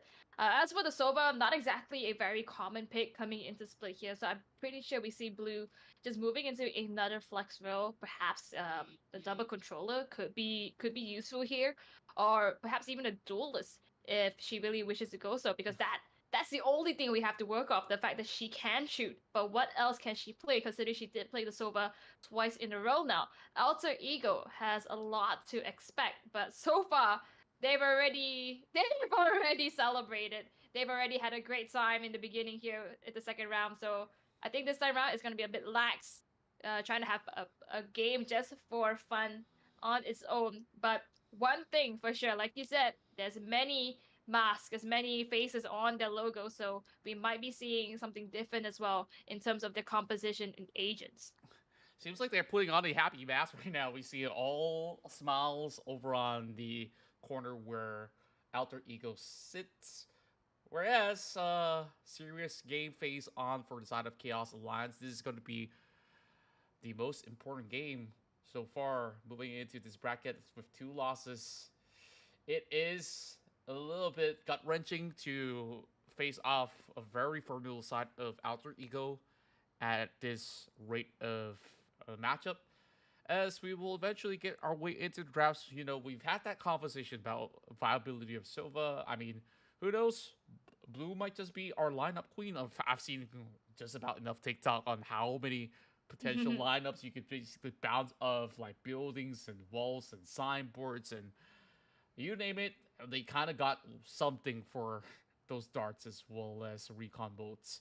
So we'll quickly gather up all the things that they desire, and it looks like Chaos Alliance are also getting their hands on that Vice. So everyone's been really putting a lot of practice. Meanwhile, Alter Ego is gonna go for an alternative in the form of Deadlock, and Deadlock is absolutely powerful when it comes down to certain areas of play, whether you blockade the main entry points or if you blockade the mid sector, it's still gonna hinder all these enemies for quite some time. Or if she's on the flank watch, you could just deny some of all these passage just to funnel the opposition into a very tough angle to work with. So very interesting stuff from Alter Ego. I'm also pairing it with Sky as well. Pretty perfect, if you ask me. This is getting very interesting here. Ooh, I Clove. love the unorthodox plays. Okay, Clove gets hopped in instead of the usual Brimstone or Omen here, and I actually like that for them. It seems as though Chaos Alliance, they really are bringing in the chaos this time around, playing what they know best, and I see some aggressive moves here from them. But Alter Ego, they are playing what they know best with the addition of the Deadlock. So we see a Cypher on both ends, pretty much bread and butter. Only a Jet for Kirito and Ray 4C rocking that raise. So the single controller double Sentinel is going to be rocked by Chaos Alliance, and Alter Ego, very similar, the double Sentinel here. And I think with that great ideation from both sides, we see that Split has all these tight corners. Deadlock could be very detrimental. It can block up entirely, especially in terms of post plan. Vice as well, with the retake, the potential is endless. And it all comes down to how they execute this. But which team comp are you favoring at this current moment, Contra? I'm still looking at Alter Ego to have a very efficient, stable phase on both the attack as well as defense, because you have an Omen that could easily move from one side to the other if anything goes well or it goes wrong. Like, you could always go for all these massive setups. Whereas, from Chaos Alliance, you saw that their playstyle is to overwhelm their opponents, and therefore Clove makes a whole lot of sense. You can play it exactly like how you would with a duelist. So, a little bit of engagement there. Flash goes through Uta. Still on phase, getting himself a little bit covered, but some damage has been chipped over onto Nakia. It's just going to be a little bit of push and pull, but it's not going to be any form of a surefire measure just yet. Big shells now drop right in. Here comes the shackles. Closes it through and quickly clears out these angles. And just like that, the B side has been left wide open. CA now left with your own resources. There's two members at the back lines and one trying to contest for mid site. But there's already 5 members on the B site itself. It's not more of a sense of whether they're ready. They are. Cut does find blue. 2 members left. Check with the Clove. Able to provide some cover, but unable to make the entry to the super perfect because we do have the deadlock wall blocking it out. And they know where Check is. They are just shooting towards the blind spots. He is actually walking through like a champ. But what can he do? It is a flawless victory to start it off for Alter Ego. And that's how annoying a deadlock can actually be, especially a post plan. Like, if you try to brute force your way with those pistols, you're gonna run out of bullets. They were forced to send those members to try to destroy the wall with those knives. I mean, you saw what went down. I don't think I need to explain more on how devastating it could have actually gotten in that point of time. So, Chaos Alliance gotta also be very wary when it comes down to all these B hits, and it looks like they only have 1 member manning it. My camera is destroyed. That camera's quickly taken down. Such a risk here. Uta just gonna call for the read that it might be an A. I think at this point, how quiet it is and how much sounds is being presented in front of Uta, he might want to call for the reinforcements and back off. Naka getting that intel as well, but I love the idea of the B hit earlier. Super fluid and efficient. Uta might go for the pick again, and it's just a cats and mouse race here. No one exactly finding one out of it. Uta goes and bites the dust here. Naka just knew it was coming, and the over-aggressor gets addressed. Naka doesn't really know that there's one in the corner though, and he is going to pay with his life. Kirito alive, but for how much longer, as the rest of Alter Ego has stormed their way into B sides. Got a judge also holding him to this very tight angle, so I guess the only realistic way is to flood over onto the heaven side once again. This wall looking impenetrable.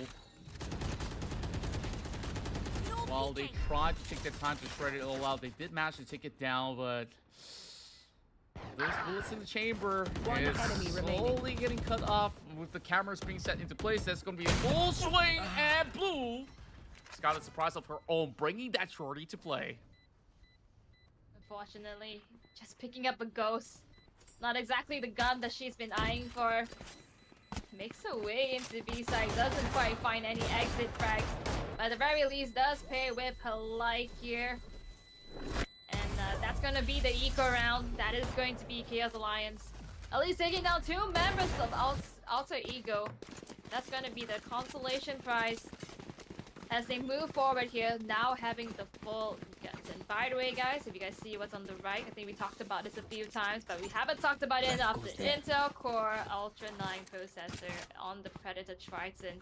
So we have this is one of our main sponsors here, and all of this is powered by them. So we have the Intel cores running all of the games that you see here, and of course bringing us the best of plays between our teams. Yeah, and first, this is going to be a full launch of attack over on the A, bursting into the side right now. Absolutely blinded, nothing to see for Blue, forced to corner into elbow by Uta. Oh, it's a double headshot, giving them a little bit more of that lifeline now that they do have those vandals in play. So this is going to be an absolute One rock enemy remaining. solid defense that we're seeing coming from the side of Chaos Alliance to at least secure their very first point into this matchup on the side of the split. And Balden has been cornered. A flawless run, much needed to regain a little bit more of the confidence. And now, I guess, the real battle begins. Absolutely. We finally see guns on both ends of the team here. Also, Ego actually opting for an A push, which is perhaps something to counter the reads that Chaos Alliance have been doing so far. But fortunately, it didn't play out quite the way that they wanted. They did have a few rifles, I believe, and lost that out. So now we might see the comeback. And what I'm looking for is actually a contention through mid. I think Chaos Alliance has the idea. And if they do push out, they might be able to catch 1 or 2. But so far, also Ego not gonna take that bait. He's got the tripwires lined up as well. This is gonna be a very dangerous approach if they were to just step and walk right through this smoke.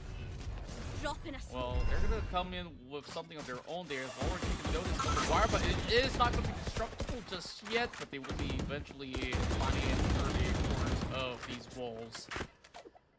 Lots of sounds being made over onto the mid sector, but keep an eye onto both entry points of A as well as B, because it seems like they're still keeping watch.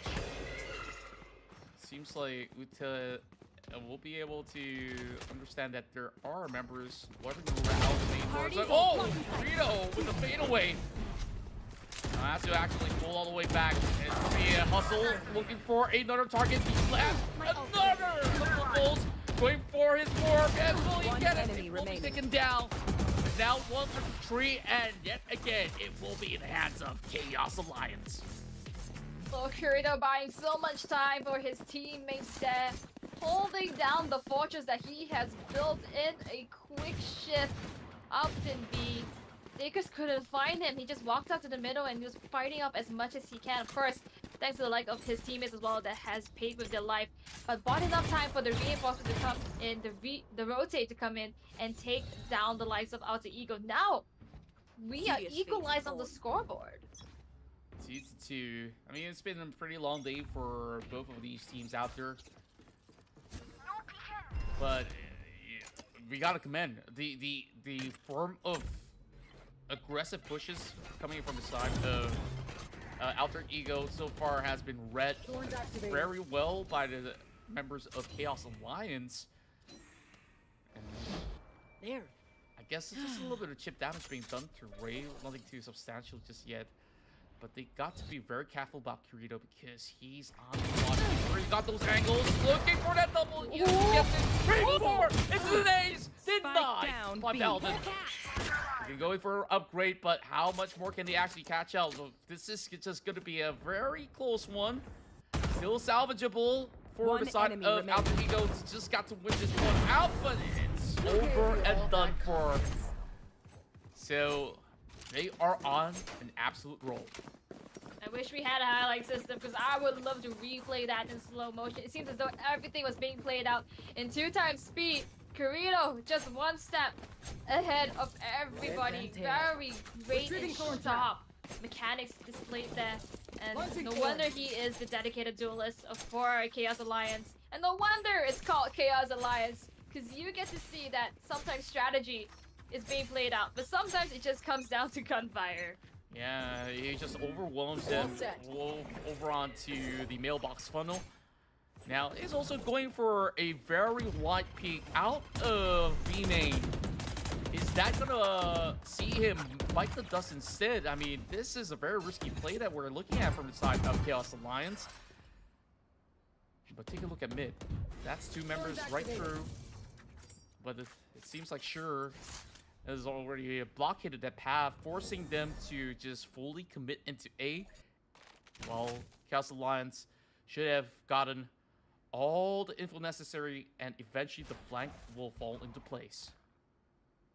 Yep, just holding a diagonal. I've got your trail. Kind of defense line right now. But with so much utility being utilized, Seekers as well going to reveal the information. They have to make a move on Uto. No choice but to swing out. And that is going to be his demise. All the defense lines that we have from Chaos Alliance now taken down. And site is open for business. Spike planted. So you got the operator in hand. I mean, they're positioned very deeply into the elbow side over onto this A plant. So I guess the wisest move is just to go for a safe. And I would doubt that they would actually walk all the way into spawn though. So Chaos Alliance, they will call off this approach and give this point over onto the side of Alter Ego. I love that Alter Ego, they have definitely shifted very well and they waste no time. I thought that at a certain POV, Chaos Alliance should have actually known that this surge was coming into that A side, but they weren't exactly well equipped enough to actually fully pick them off. No, I definitely agree with you. They had an inkling it's going to be an A push there. They held it in the horizontal line, looking towards the right direction, just did not expect to be overrun with the Seekers together with the smokes. And of course, all of those utilities just made them so displaced. It was difficult to come back from it, and I think just a few adrenaline moments that we saw from the likes of CA, and we saw them win certain adrenaline moments, but it's not every single round that you're going to get it time and time after again. Flash is going true. And over mid side is gonna be Chak, just wading deep into the vents. What a play. I mean, more often than not, you know, casual players, they just wait by the entryway where you are just being absolutely exposed, but they would expect that raise to just fall right through with those satchels.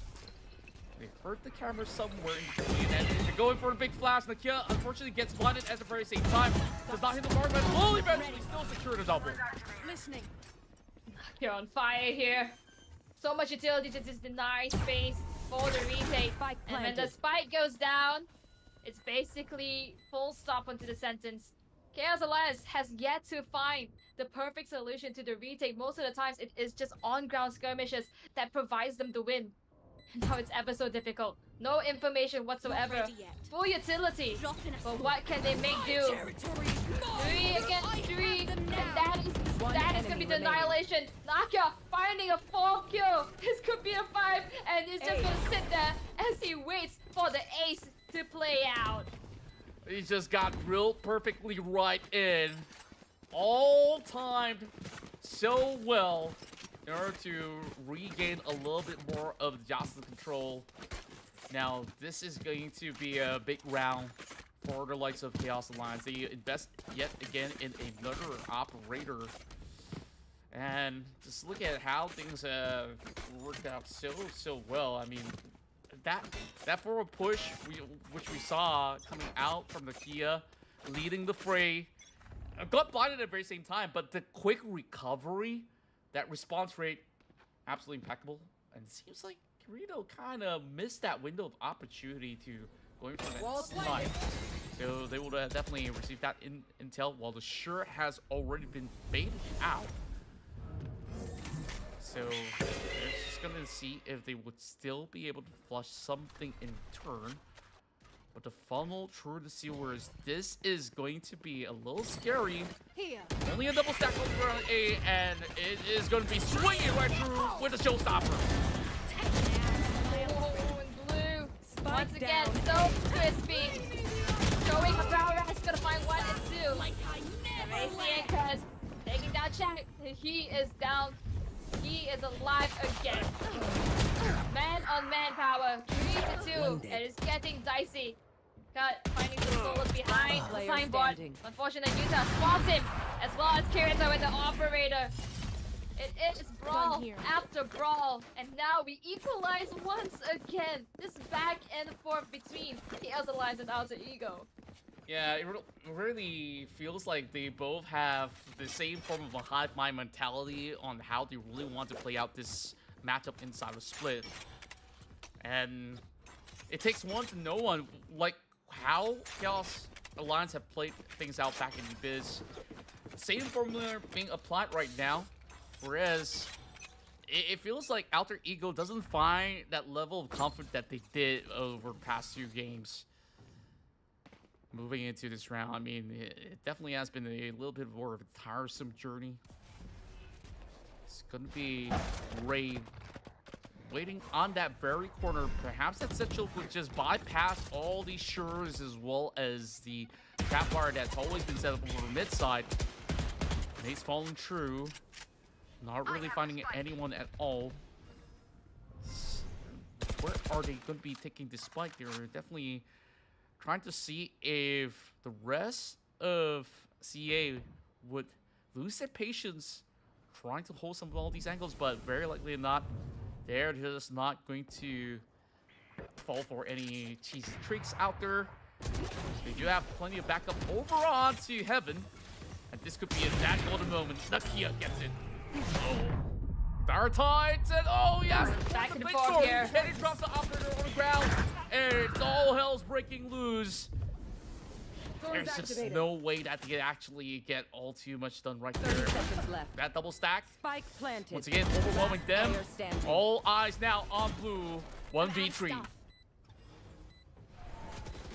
want to try to reposition here. Wrap around to Heaven could be the answer. Mavalda is there to greet her if she does. But it's either that or the smoke. Now she's just stuck between a rock and a hard place. 6 bullets left. Ultimate available. But it seems as though almost impossible. They're just waiting for her to come out. And AE might be getting another point here. Does take down cut. That is just all she wrote though. It's a 1-for-1. 4-5 now. AE finally creating itself another point, but it's such a push and pull. Economy is not stable for either side. And now CA might be facing onto that. But at least for AE, they are wary of their economies and creds too. And a little bit of a broken buy going through, heading into this round. Only some light shields coming through. Regenerative shield as well being implemented by Kirito. For the fact that he has kind of wasted not only some of all these shots coming from the operator, but also expended the Bladestone trying to get out of that situation alive and still fell through. That round was absurdly painful, to say the very least, for the side of Chaos Alliance. Now, Alter Ego regains back that lead. What do they do? Can they still keep up with that form of streak this time? Looking very likely to be a commitment over on to B, because it has been quite a while since they actually go in for that attempt. Here it comes. Ray's flying right through. Kirito actually hits him through mid-air. Landing over on the hit as well. Utah trying to provide a little bit of cover fire. Action trick right back, but the key is way too sharp for double. Spike down B. Walden gonna find Jack here. And now his site is split into 2. Blue once again alive. But time and time after again, holding the site is becoming ever so difficult for her. AE, also Ego, finally finding the stride. What a push there earlier, convincing as well. Taking down B side when you thought they were holding out and wasting for time, they had the answers. They absolutely did, and overall, they also found a way to effectively push over onto B Heaven, so that has been slightly problematic for members of the side of Chaos Alliance to actually hold them right through.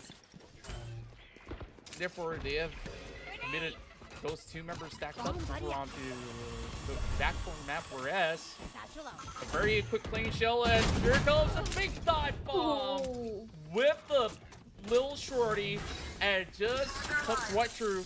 But the thorns are already set right in. Kirito holds them back. Kirito working hand in hand here with the Vice. Taking down the war using this benefit. Fortunately, Valden's going to make quick work of him. Seeker's utilized as well. It's looking as though a repeat, but CA, they know they can't exactly go for the retake here. They have to fight. They have to make sure that they don't exactly get the plants. But the smoke, it makes it ever so difficult. And Blue once again at the back of side. This time actually managing to reposition against Valden. Huta as well against Cut. And this is the adrenaline we talk about by Chaos Alliance. If there was a power that Chaos Alliance had, it was the power to have gunfire. It was the power to have adrenaline run through their veins and come back at a moment's notice. They just go blow for blow, Last back round and before the forth. switch. One more point for CA to secure, to tie the knots all together. Interesting enough, this has been one of the closest games that we have so far in the group stage. Absolutely, and I think it's definitely as expected considering that Chaos Alliance is riding on this game here. If they want to have a chance to make it into the playoffs, especially since they already had 1-1, a win and a loss. Head-to-head really counts. And if they beat Alter Ego, they have a really good chance to fend against the rest. And Blue, down she A. knows this as she gets gotten. No more smokes for the side of AE. Rather difficult right now. The barracks now put right out there just to block screens. So the only way is to play from heaven, and you can see it's just a very difficult angle for them to even get much done. But actually, No charges. that barricade is now being popped over on the top side, so they can't exactly look for that perfect jump. Here comes a swing coming from the side of Utah, and well, guarded at that timing. I guess it was kind of a waste of charge Switching in that sides. sense. If he had a little bit more space, that could have been a really interesting move that could see him win out that 1 versus 2. This goes here. It's been unfortunate how it pans out, but that is the name of the game, especially when you are riding on all of these contact plays that we are seeing from both of these teams here. This is a nice spot. That's why we have the back and forth. That's why we have the economic struggle. But now with the second half being in succession, a swap of the rounds, we see double sentinels on both ends, but the Vi's on the attackers together with the Clove. Now that is what I'm looking forward to. I'm wondering if Chaos Alliance I here will could be find you. taking it towards their Here. stride in terms of the attack, which was arguably the round that they did better in, especially in this.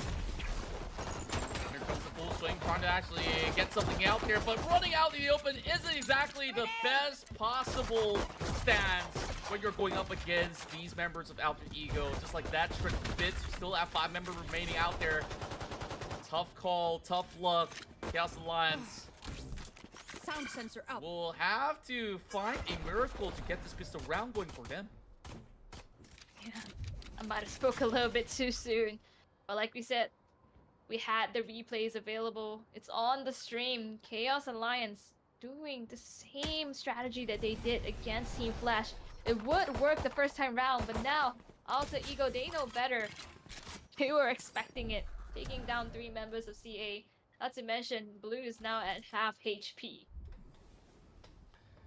If they can get this plan, get a little bit going, that's more than good enough. But we know the traditional Cypher setups heading into the B side, it's not going to be an easy case to crack at the very least.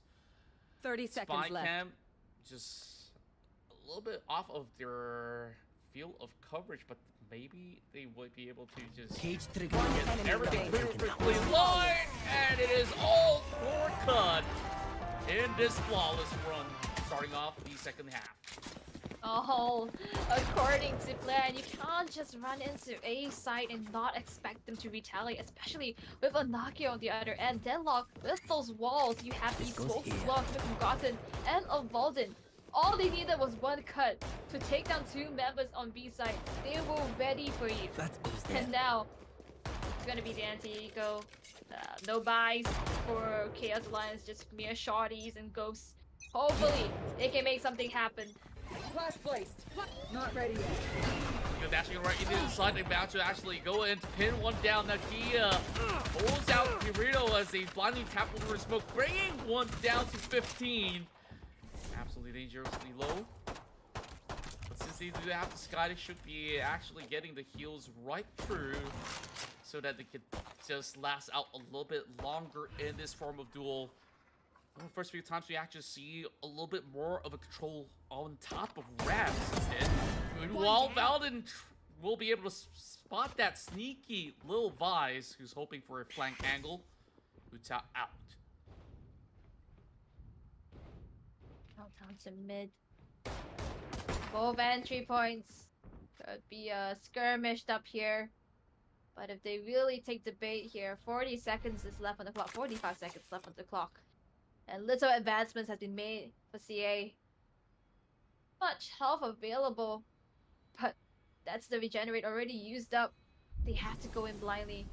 The only thing they can do right now is to make the first advancements 30 and seconds play left. off of refrags. Can they Angle hear being the held sound by as Valorant. well?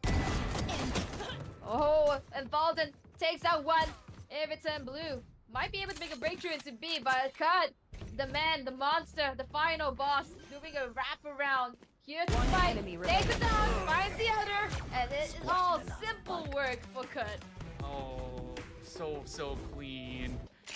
Clut. This guy, when he's activated, he just lands everything on point. Yes, Only this bringing should the go. points This is a nice spot. all the way up till 9. That goes there. The second half here, we definitely do see This goes CA here. somehow having some Yes, form of this should go. struggles. That goes there. And now Cut decides to move over onto this A site, This goes here. investing a little bit more members over on B. Could this actually see the Cypher to be overwhelmed? Very high camp to be able to at least spot what they're absolutely up to. But it seems like they won't be able to identify one of the trap wires out there. Uta! That's 3. Oh my word. Retreating How? From flash. that angle? What an alert. Looks as though he has every single sight around his vision, peripheral visions included, covered here. It's gonna give actually so much space for them into B, but you take a look at Uta, the discipline, he realizes his teams is all the way up in A, and if they decide to pivot right now, it may be the wrong call because A has banked the chips onto B side. They've been spread out, trying to get individual fights. Last player Cut, standing. he does get awarded Spike for down it, mid. but only one. Placing Now they bomb know trap. B is in Punching session. thorns. They have no Doors clue are live. where the last member of AE is.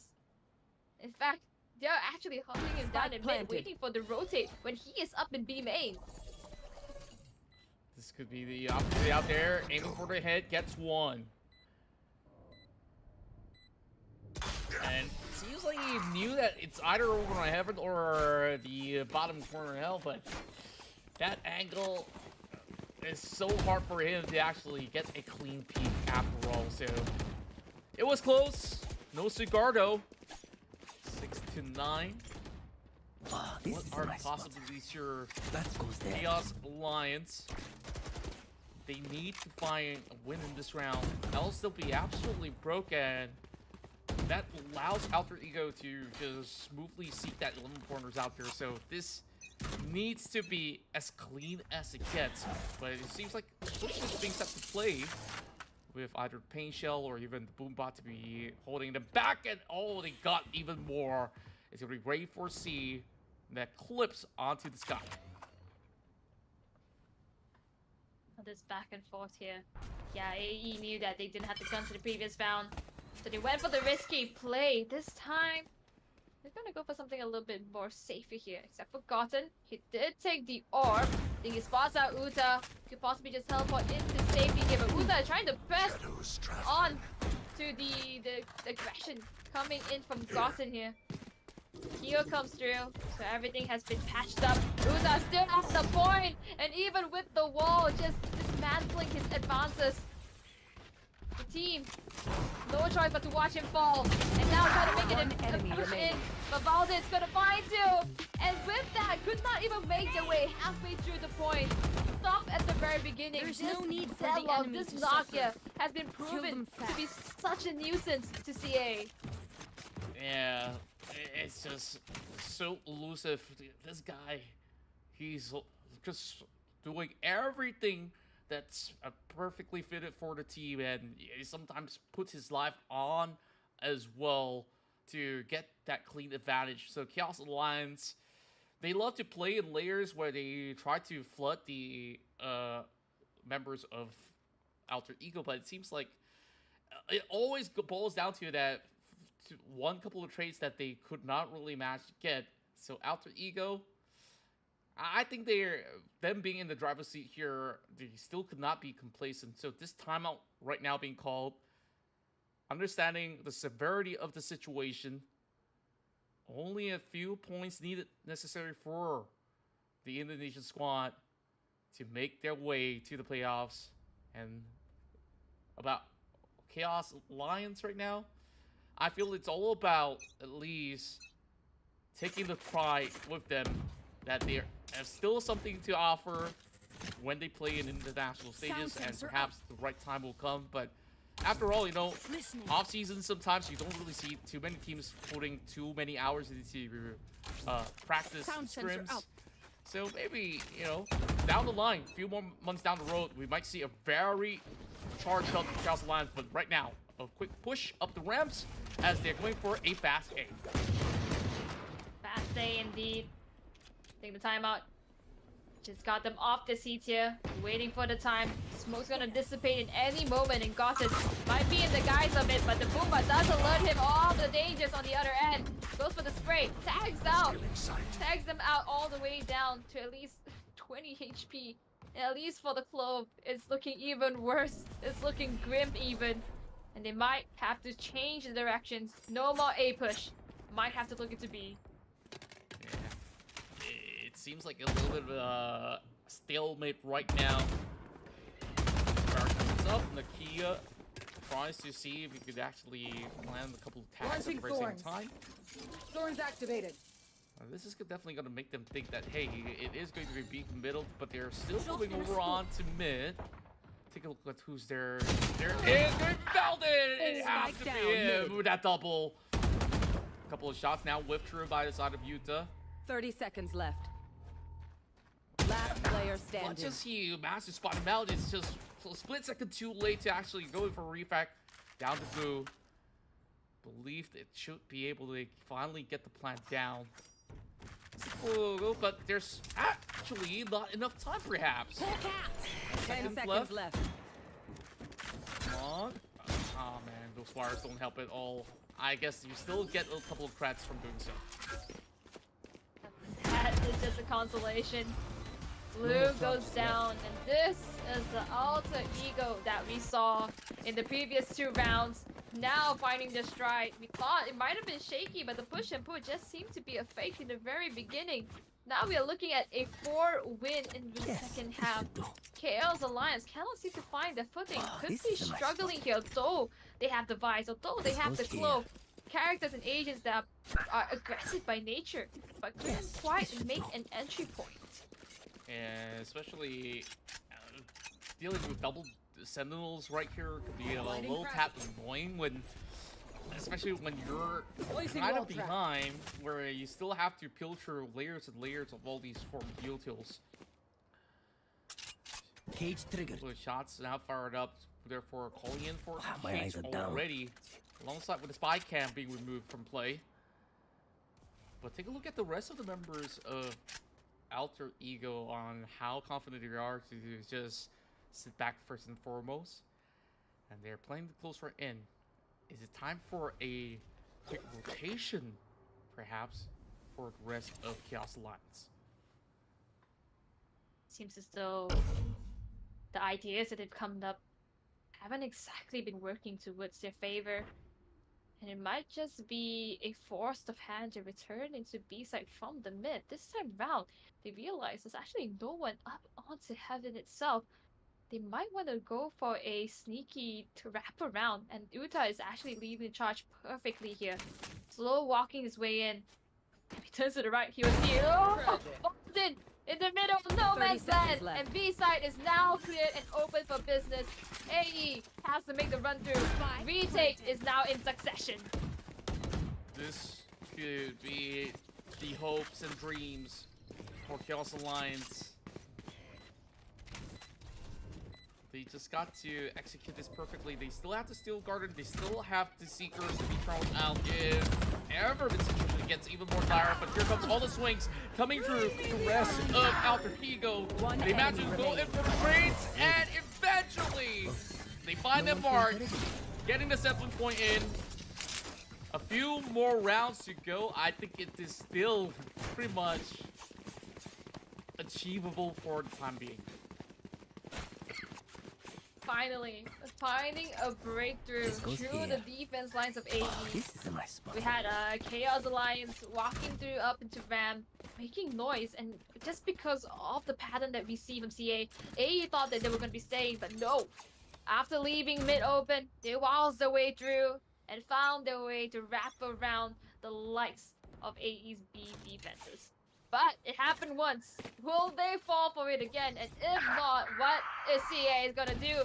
Uza has an answer because he is taken down. Gotten and Nokia by barely standing still in front of a smoke. They never thought to push. Oh, but all in. That's 3. There's something to say about it. Unfortunately, Uza is just a better fighter. The rush coming in. They all got baited to try to fight off against Utah. He's going for the big 180 swing. Not enough to take Race 4C off of the air. Man, this guy rocking the Jordans perhaps.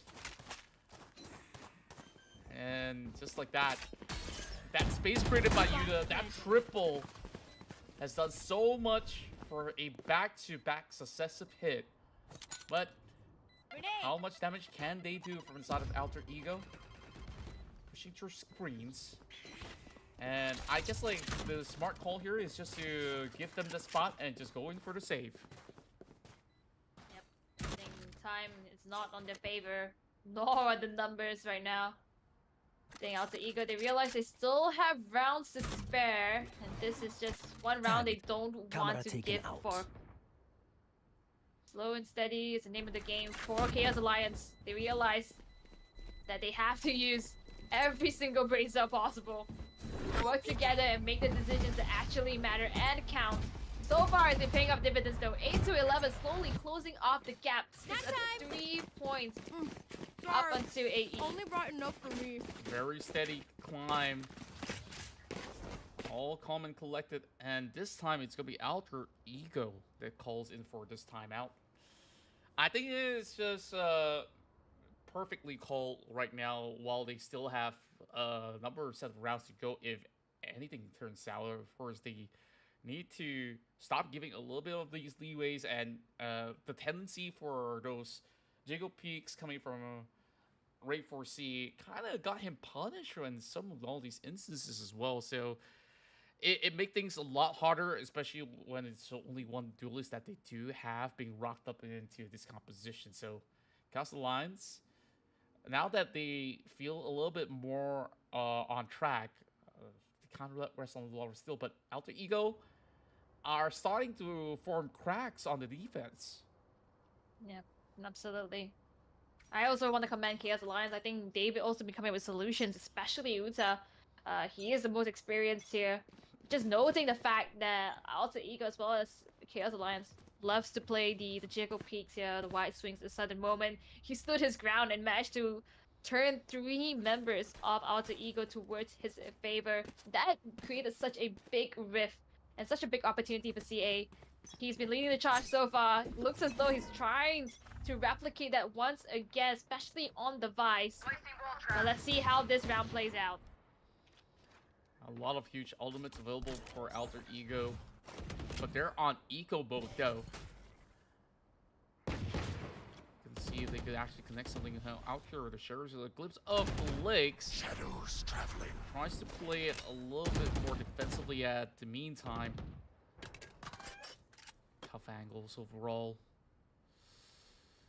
As we would see them slowly crawl their way over on to mid. This is going to be a very crucial part to play for Villain to be able to just get maybe a couple of all these members from the mid sector. Just trying to send the dogs out just to clear up some of all these wires, and he goes in for the concussion, and able to concussion out to finds I one. know exactly. While they actually burst them right back. Chop for the double, while the Rotem drops right in. Now, suddenly, it's down to a 2v3. 30 seconds left. 2v3 indeed.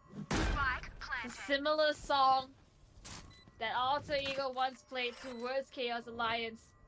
Now they're stuck in terms of the entry points. But a different solution is being presented here. They're gonna play a cross, an up and down vertical, as well as a left and right, waiting for alter ego. They're gonna play with the time. This might be the right call here. Ability being utilized. Nakia gonna be playing back to back with his teammate. Last The player peak has to be standing. coming through. One enemy He's remaining. got the two. Can he get the third? One enemy Especially with the revive.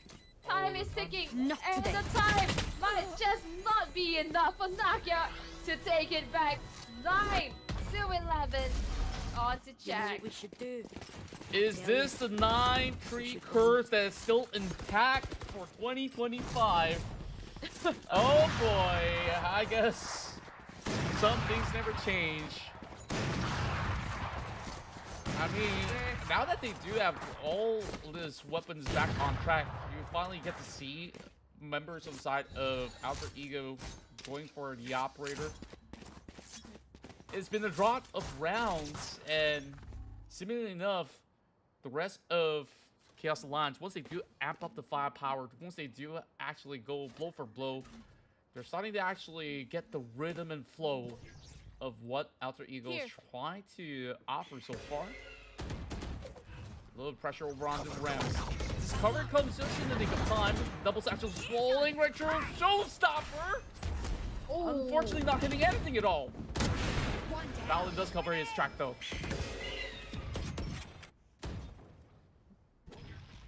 One down. Get out of my way! Not everything. Clove even dead. Can't continue to smoke. Not too much benefit yet. And the aggression is being molded over into Alter Ego's line. Full ultimate being utilized. Annihilation cancel. And now it's back to the drawing board. They know they're up on B heaven, but can they contest? Nakia gets looked left and right and bested at the very moment. Attackers now having B-side wide open. AE having the entry points just to walk in. Gotham does manage to find Kirito Spike though. down, B. Spike does not go 30 down. seconds left. And it's getting dicey. They are getting cornered. Last player Every standing. angle. What seemed to be hope now turned into a small little light at the end of the tunnel. 25 HP, and Rainbow Sea closes off with a mere judge.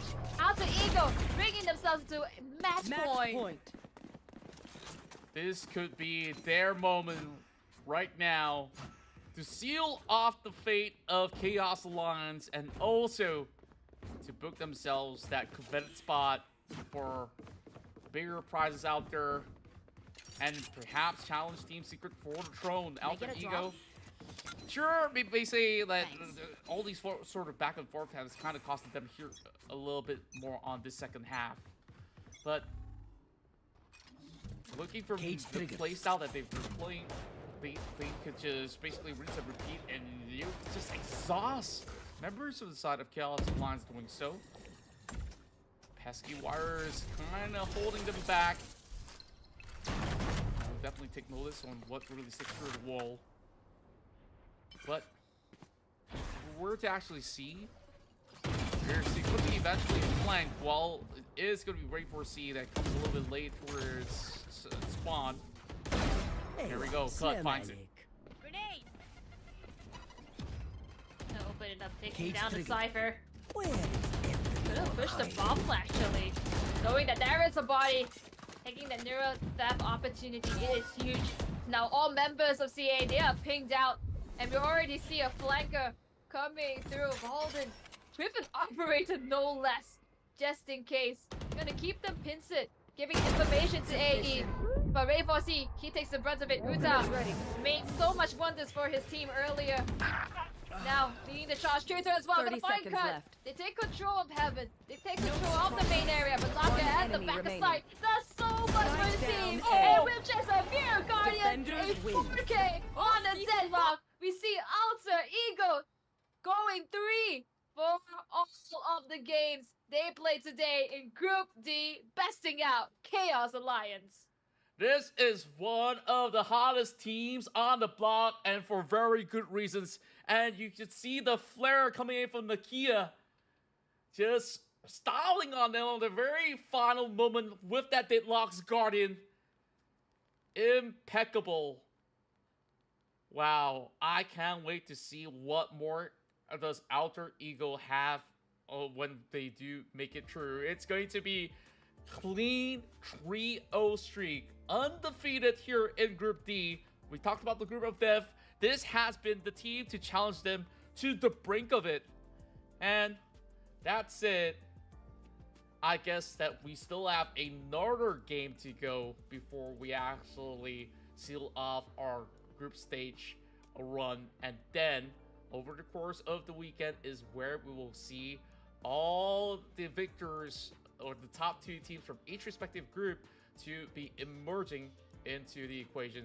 So it is definitely going to be pretty interesting on how things will play out later on. I think like there's just so much that we need to cover because Chaos Alliance, understandably, we're fighting for their lives, their lifeline here in this tournament. And tell you what, I've been impressed. They put one heck of a fight. Of course, we give them huge thanks for it, but the likelihood being 2 record of losses right now, I guess it's just slim to none. Absolutely. I think them coming in as the underdog, the for fun amateur team here, and still putting on such a performance goes to show a lot of their willpower and spirits coming into this tournament here. They come in as for fun, but they are nonetheless the #1 of their region and making it all the way to Malaysia, and also such a valiant effort against Alter Ego. Unfortunately, just lost out a little bit too much of Orangutan and could not close off the last game, but such a fight, and especially want to commend and highlight Uta, who's been the experienced one, the pillar for the team here. He's been getting rounds after rounds picks here and there that were able to provide opportunities and a second life for Chaos Alliance. Unfortunately, Alter Ego just had the better composition, had the better idea as they make it through towards the match point and then closing it out. So we already see, yep, we have the confirmation that Alter Ego is going forth as the top 2. It's basically set in stone here. They are moving forward. Now it is about who is the second incoming. Would it be Team Flash or would it be Orangutan or Chaos Alliance? But of course, it is all down to our very last game. Well, it all boils down to this situation right now. If Team Flash somehow secures a win, then that's where we will go into the tiebreakers, shouldn't we? Where, of course, it has been a little dry spell for them, but if we take a look at other groups, Group B, Disguise, right now at 1-2, and it seems like we've already confirmed the results as we have pretty much XIP taking the leaderboard through Storm with that perfect record of win. Wow. I love how we're seeing the performance of each other group being updated simultaneously as we go through the day. Nice to see. Oh no, wait, do you see what I see? Because I see a team secret at 0-2 in Group A. Wow. Man, it seems like they really had a really rough run in Group A. When I'm done with this cast, I want to head over onto Stream A and really check out what really went down in these Team Secret games, because it's either it's a very close call or perhaps, some of all these changes might have actually affected them overall. So it has been a tough title defense, and that also means that perhaps we're only going to be eyeing out for a new king to be crowned here in this tournament. Absolutely, and I think by having XIP as well as Alter Ego, they are strong contenders in their own rights, but now being risen up in the APAC region, we might be seeing them later on in the finals. Who knows as we continue to proceed forward, but what a crazy 5 rounds that we had so far, Contra. It is almost towards the end of our group stages, and we are close to crowning our top 2.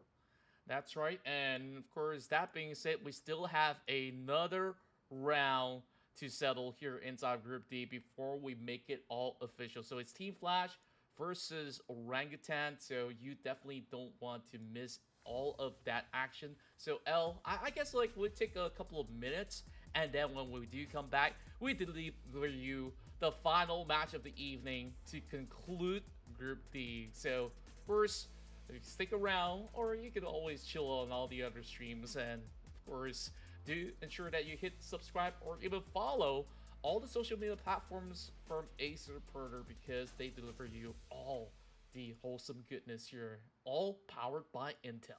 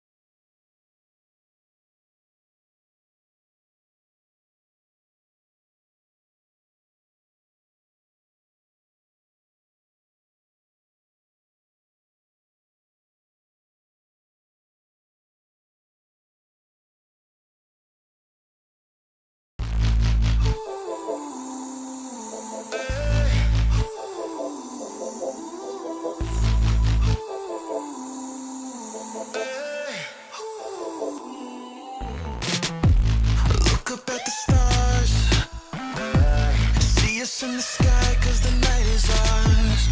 On our way to Mars, let me take you higher than where we are. So high now, there's nothing to come down to.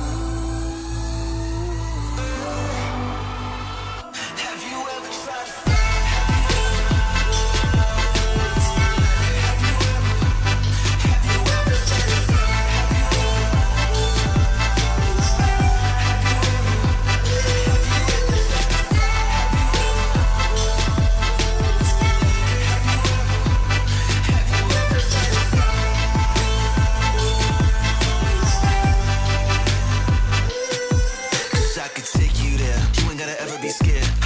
Let's go to outer space, take you to the stars. You're never gonna feel out of place. Fly with me, need a ride or die, so will you ride for me? Twinkle of my eye, girl, you shine for me, I swear. And I know the stars are listening, but we can stay or we can visit them. So let's go. Have you ever tried to fly?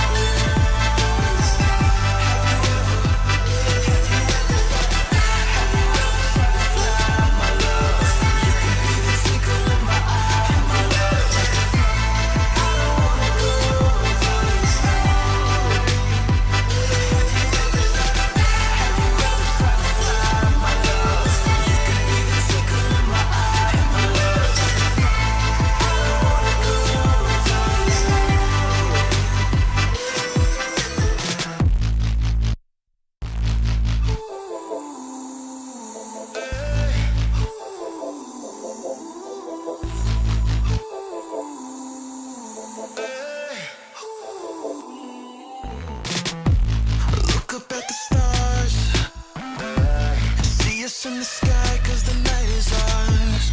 On our way to Mars, let me take you higher than where we are. So high now, there's nothing to come down to. Have you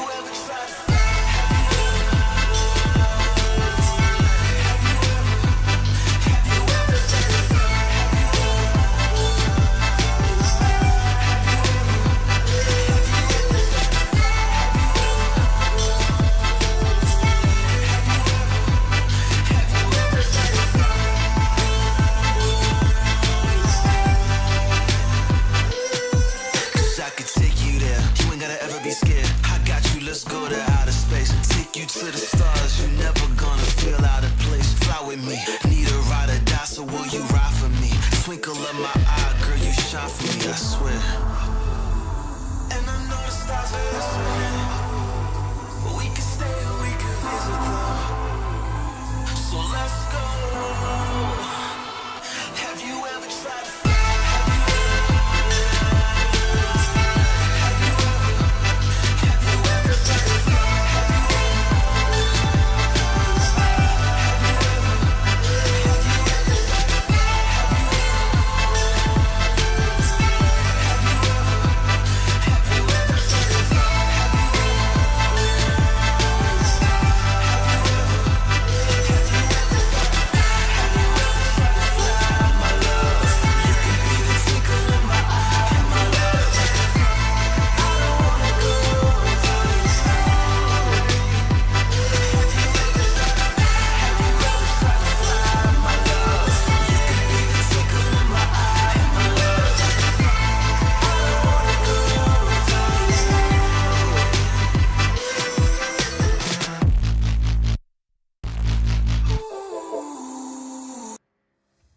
And we are back, ladies and gentlemen, as we are now approaching our final game of Group D itself, and that's going to be between Orangutan versus Team Flash. So a lot is to be asked for. It is our final series. It's going to go all the way, I bet you, especially in a map such as Ascent. This is going to be the end of it all. Where it started is where it falls. And of course, with me is Contra. What are you feeling as we make our way to the final game?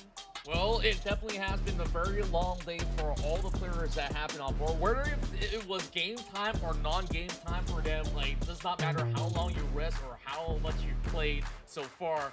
This is where only results matter at this point onwards.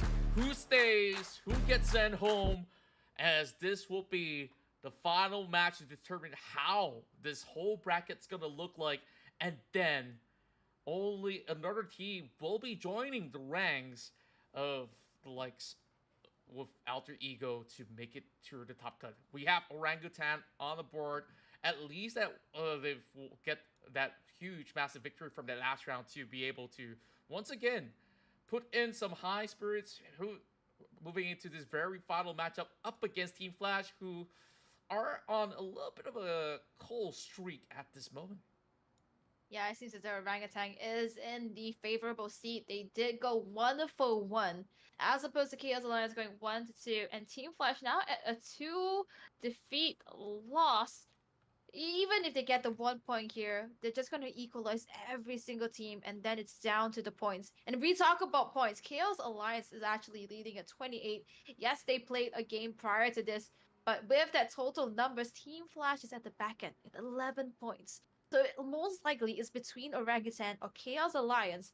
But Team Flash here goes to show they might be able to just completely take this over. But I think Orangutan, they can't win over the situation right now. They are smiling coming into this last game. They started it out hot in the second game, fourth, and then now waiting to just move forward as fast as they can. Euro is going to be locked in from Venka. And we saw Venka rocking the Euro earlier. This time round, going to be taking it to Ascent, which is really interesting considering that we have compositions that are tried and true. But this time round, Orangutan bringing their own spin. Yeah, I really do love Venka on Yoru. The last time we actually get to see a glimpse of it was back in Sunset. Despite the results, maybe having a little bit more of a tough situation between them as well as the team that they battled with.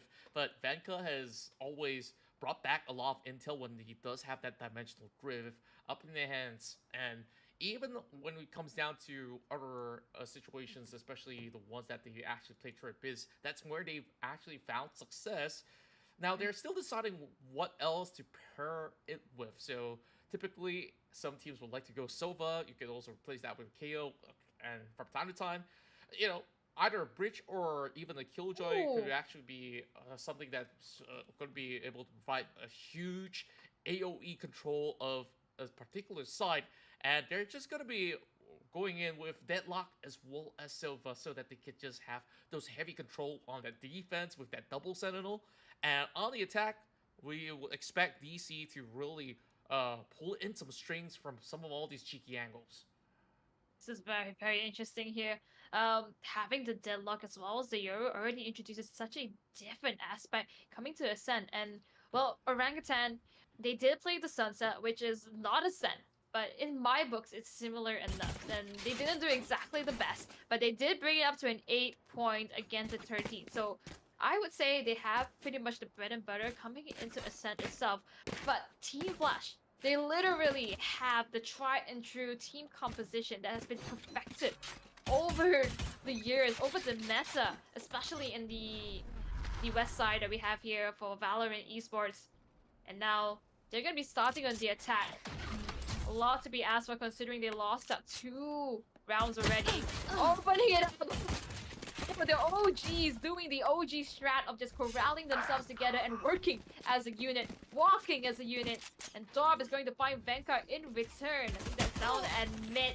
And B is now turned around. It is the area that they are heading onto. Dorb already down onto the boathouse. I think what's back, but it's been cut into pieces. The teammates of OGs, they are holding down the side. FPT cannot get a hold of it. Killers going down. Dorf, last man standing, realizes he has to push the problem. And it's now Health and Dorf. 1-for-1. Who is going to pick first? AV Health on the side of Health. While he does get the clues, he does not connect the dots. It is going to be Dorf that pulls the strings and clutch in that moment. Started off a little rough there on that push over mid, and then you just saw that rally true. And for a very split second, I thought that OG might have actually gotten everything pretty much intact until they kind of split up. You saw those 1v1 duels taking place, and then that's where things are starting to form more into shape towards the likes of Team Flash. And right now, this bonus, they're definitely gonna convert it into something huge. Like you said, Ascend, this is a neutral ground for all. The OG map where everyone's absolutely comfortable. Absolutely. It looks as though mid is the area contention once again. They did manage to take down Venkar earlier. Trying to find a benefit once again, but OG is not going to do the same rally strategy that they did before. Now mid is just an open slot for them to look at each other and decide, do we go to B or do we go to A? This time round, might be a different strategy altogether. Making the slow advancements onto 3. Oh, but Health, he is aware of their antics. He is ready for it. They does take down Techno though, even the paranoia that hits, he still goes down. And A is now relented, passed over to Team Flash. Close the door and make a quick plant. Very sharp shots coming through. Thing now brought down to 20%, but it's going to be Health and DC. They managed to just slowly pick them up, even shredding them through the walls. And this is just looking tough as we speak of it. Still going to be a 3 versus 3. If they could just wait for that perfect timing, they did not to pop the flash that hit blind at 1, but that's not going to be enough. They do find them cornered through the generators, but eventually it will still bring a hefty amount back to Team Flash. One step closer. Such a strong performance from Team Flash now, considering that we saw them struggle in the first 2 rounds. And this is such a wraparound. We saw Chaos Alliance beating out Team Flash. We saw Team Flash now fighting back against Orangutan, and Orangutan beating Chaos Alliance. It's a triangle. A love triangle of Valorant, I would guess. But, of course, it is just the eco round. But they did the best that they could. And Dorf, 5-0 so far. From what was a strong start in the beginning and finding his footing. A scan almost detecting them throughout the cubby. Whereas still trying to go ahead to check. Perhaps there is going to be a lurker right through B main. But look at that deep position that Team Flash is actually taking over onto Pizza already. There they are. They should be actually seeking that deep position and starting to actually wiggle through some of all the rooms. But no full commitment just yet, as they are slowly rallying over onto that A side. hold default as much as they can. The rally here might be the right call, considering we have many teammates from FPC pushing out on the tree itself. It happened before. It's gonna happen again. And Health, he's been in the spot. He's gonna retreat. He knows it's better to not lose his life over such a trivial fight. Sound is coming out. 30 The seconds plants. Techno advantage Spike finds down off. Just A. a peek out. Goes for 1-for-1. And once again, Spike planted. Spike is planted. One All enemy along, but remaining. Ting! He got sniffed out so swiftly by DC. It would have felt like he's been able to detect him from all along. But still, a 2 versus 1. Absolutely daunting of task. Building as he peeks out. Buku secures it. A triple streak going in favor of the side of Team Flash. With a very revamped side of playstyle. A little swifter, a little bit more aggressive, as they cannot hold anything back for this final fight here in Group D. Absolutely. Now creds are looking ever so daunting for the likes of Orangutan. Only shares all around, but as we saw earlier from Gotham himself, the demon on the sheriff, it is possible. It is possible to come back. It's kind of impossible to get an ace on it, but he did it. But of course, this is a totally different round. Oh, geez. Now on the defense line, gonna play a little bit closer to each other just because they are on the eagle buy. But mid already relents it to the likes of Team Flash. And Ting with the Marshall. Be going for, but Layla draws first blood here. An entry Sentinel that we've never expected from. Layla does quite miss the mark, draws a circle around Vanka.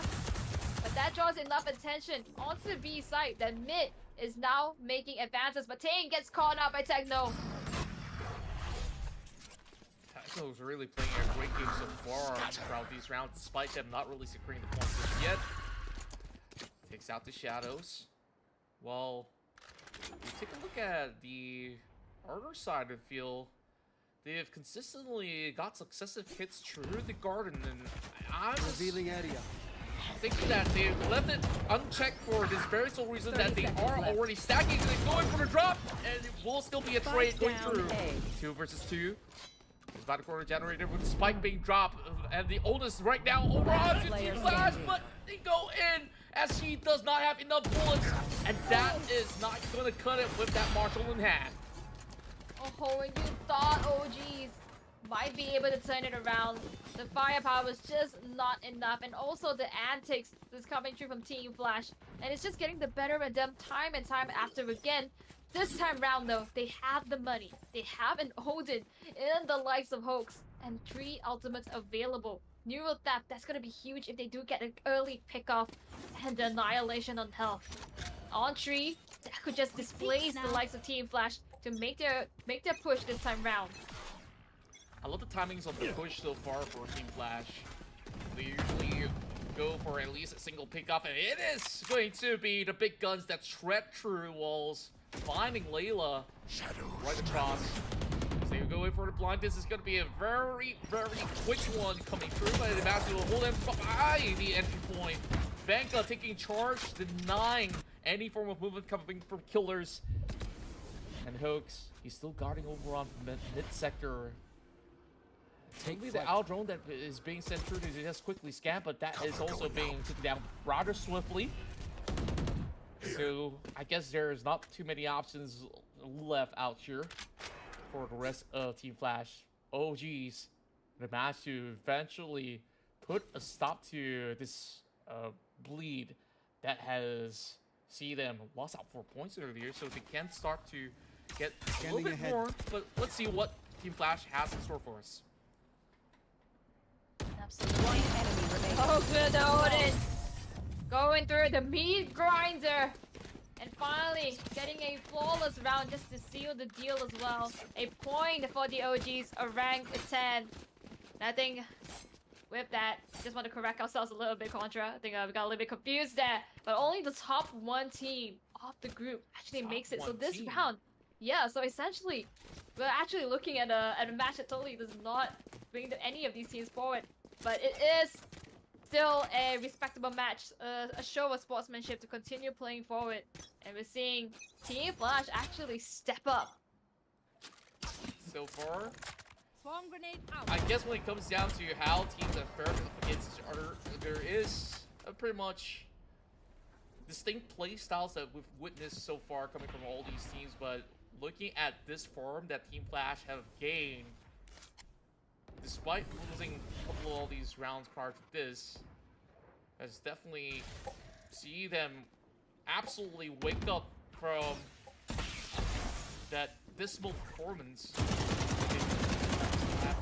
that were absolutely satisfactory. And oh boy, that Odin so far has been absolutely lethal, holding the rest of these members of Team Flash back.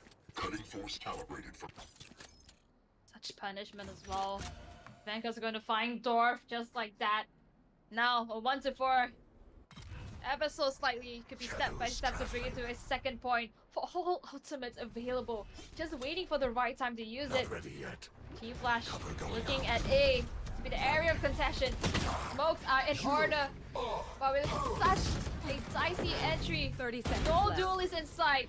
Thing goes down. It's now up to Ryukut. As well as Killers, but he gets taken down.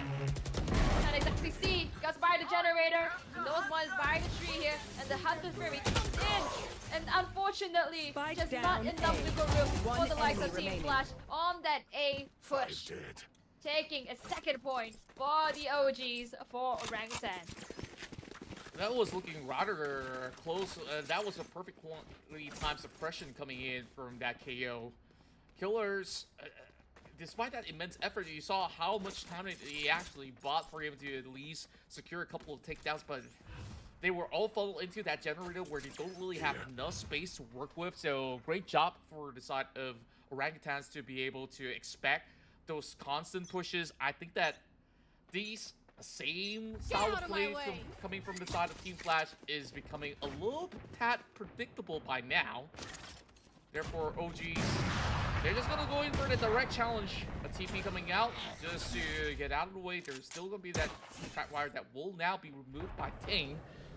He's got that Blade Storm. This could still put a big dent despite them going on eco over on the first round. OGs, full weaponry, they should still have certain advantages as Techno takes out the other Omen. Enemy mark. Seems as though all the entryways, that's where they're gonna lead their focus to. A lot of control has been passed over to Team Flash at the current moment. The only one is up into A. But with the default setting, they don't exactly get as much information. But Pix seems to be the name of the game. Fight everything. Wanka with that operator is gonna find Dorf. Actually up in the tree. Pushed all the way back. He doesn't quite get his abilities, but he still has his bullets. Fortunately, Team Flash not gonna be biting the bait. Actually making their way over to the market. And 20 seconds left on the clock. They have to get something going. It feels like they were having no choice but to really push through the doors to actually almost their way all through B. But there is a giant Odin waiting on the wings, but will eventually be brought down. Big swing coming in from DC, which, you know, the time was against them. The numbers were slowly wearing down as well. They just don't have the tools necessary to just convert anything on that round. So, Absolutely. OGs, they're making that bounce back into this match. Yes, this should do. Bounce back indeed. Yes, a few ultimates were utilized in the previous rounds. But it doesn't matter because the economy is going towards their favor. Team Let's Flash, blind what their was scouts. leading the first 4 rounds. Time to jump. Now down with half shields, with regen shields. But no economy is stable just yet. And now this time round, they might be getting the right read. It is a full cycle to be. One You cyber should trip run. could totally change that. But the ultimate, the lockdown from Killjoy is gonna bring the matter towards their hands.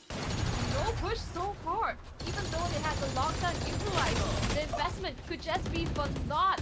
Hopes though gets taken down, and it is a battlefield full of retaliation after retaliation. B-side, is in the possession of Team Flash.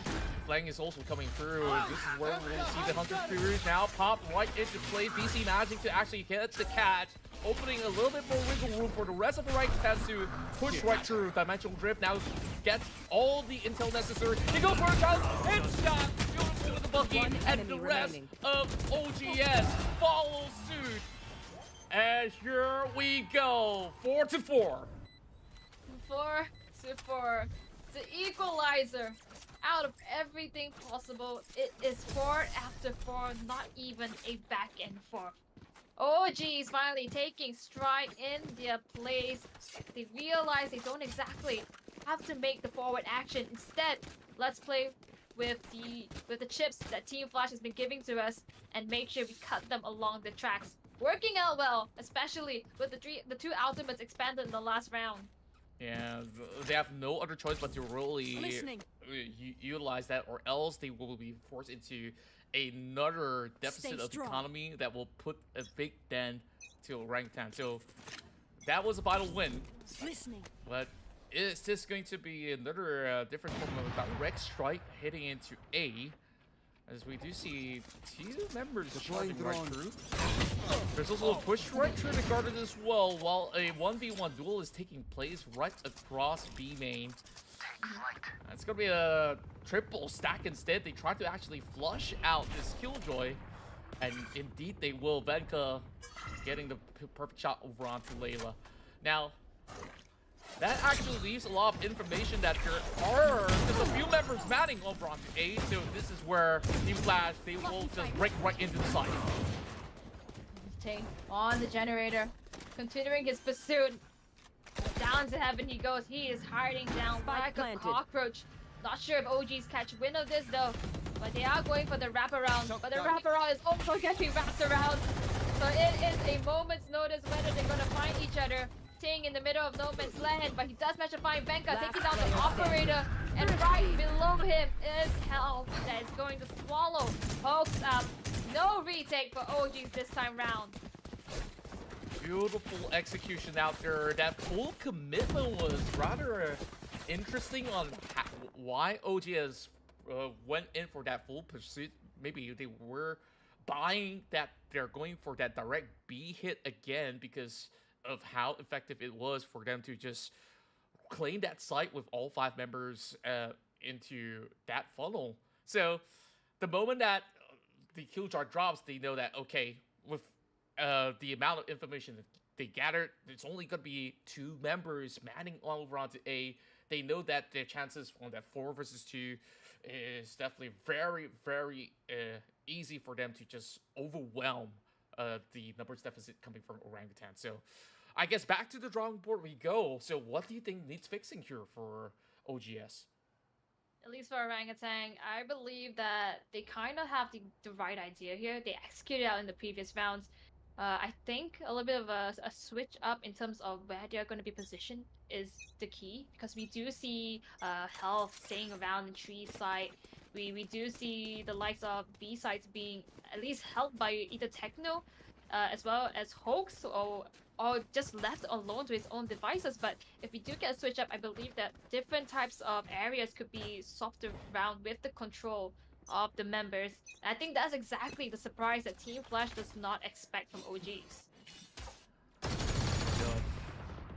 Another big shot coming in from Venka. Very swift one on that challenge.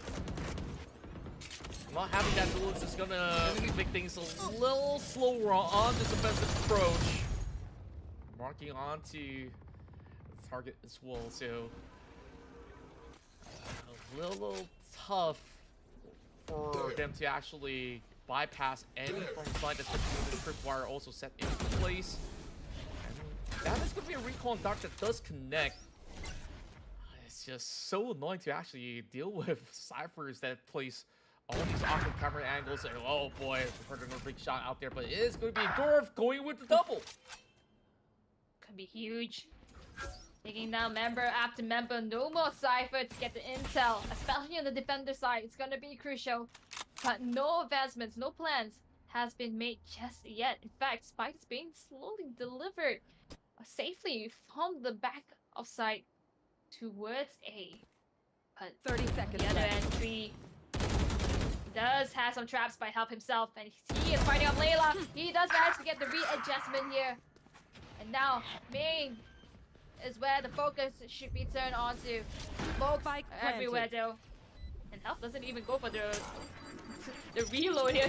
Three bullets, 30 HP as he waits for his teammate for the retake. Revealing area. Scanning along to one, but managed to actually go in for leapfrog over on the corners of the generator. Guess it's best that they actually look for alternatives just to get themselves pretty much in a better spot in the upcoming round. So it's still gonna be a chase for the side of the orangutans.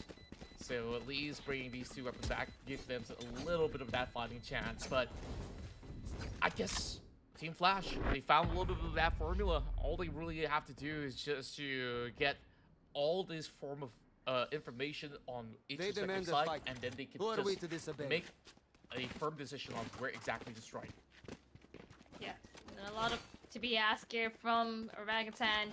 They did the switch up. They got themselves an early pickup, but just did not capitalize over the control that they started making from themselves. They seem to be moving in a unit, trying to go on with a buddy system, but that loses so much map control by not being able to hold up the mid site, by not able to push out. And you see a lot of these Valve actions in terms of the teams that do make it out of here.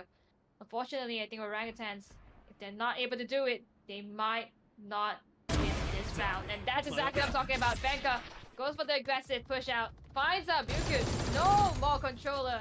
This could be humongous for OGs. Absolutely clean on that taking as well. And he's relentless looking for another one. Ready. Nothing seems to be stopping Venka for this moment, but they definitely take note of his position over on to spawn. King's gonna slowly track him, but he's already turned it right into the rift. Spots out Ting. Pressure's not going to actually do too much. Now he's got all that info gathered, so he could just go in for the big wraparound. But even so, it is held. Spike planted. Comes up huge. 2 versus 2.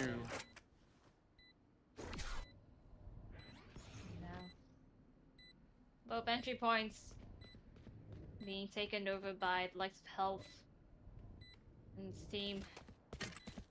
They want to go for a save. Probably not. This is time to attack the point and kill us. Player It's standing. going into the back and forth. Unfortunately, Venka all the way at the back. Seems as though there is some kind of discord in between the two mid teammates here. And enemy Layla, remaining. he gets his head taken off of him. Venka with just a few bullets manages to take him down. 4K. But with that, no cigar, Spike pops off. He is only able to order a pizza in his sadness here. 4-7. Team Flash walking away with another Last point round once again. in the half.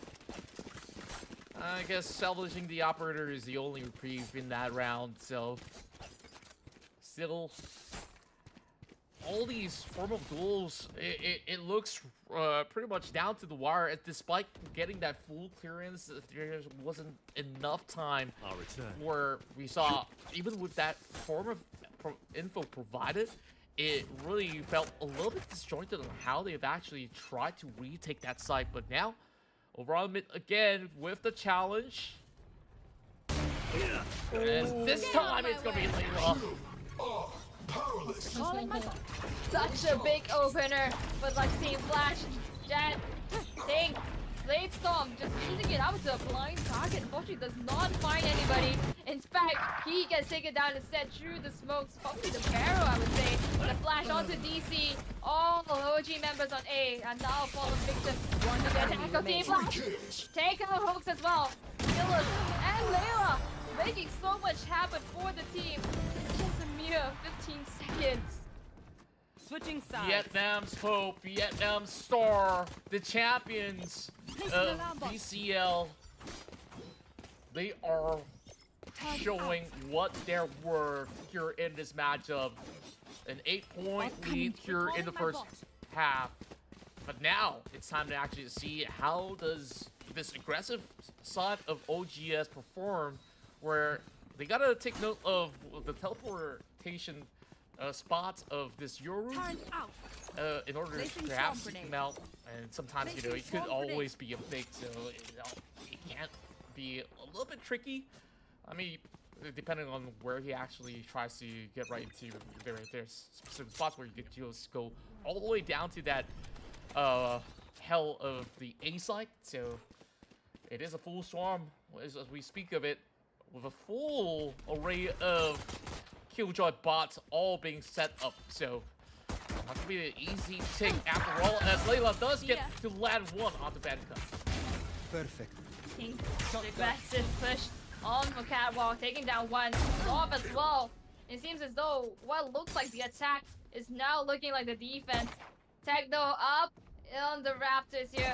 Fabuki hot on his trail. He knows there's one. Paranoia does connect, but the shot does enemy not. remaining. Oh, I might have spoke too soon. Techno is taken down. And only one health. One health with no utils. 100 HP. No shields. And a dream.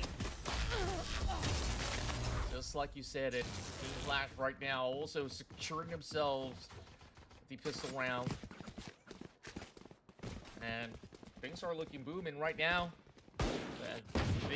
All they have to do is not flop this bonus, and then they'll have a smooth ride at least to deal with the situation that OGS will put them through later on. So we're seeing even certain situations where orangutans, when they were on some of these tricky rounds, they can still get something huge in return. So don't count them out just yet. This is going to be a very swift push out. Venka, as I said, he's going to be able to actually land shots. But vision being denied. They're sending in the Owl drone. Gets a little bit of clip, and quick with the flash. He does cut through the alleyways, but it is a Marshall that does connect. It's so dicey now. Half of B-side is claimed by like the OG, but Team Flash is still hot on the trail. Killers with just a pure ghost taking down health. And Venka finds one with his Sheriff as well. Such insane shots coming in for Venka. Described as hard-headed, described as cocky, and that really shows. He goes in, he explodes out, but fortunately unable to find the point for his team this time round. Steering their way to the finish line here. 3 more points is all it takes for Team Flash to secure their win here in Group D. Orangutans, they start off pretty darn well, I would say, throughout the course of the day. I mean, surely there was certain rounds which they could have actually have to work on certain mishaps that they've committed, but Cover going out. this is Team Flash that just goes on the highest gear so far. Speaking of which, Techno answers back, got himself that Phantom to just check him right through.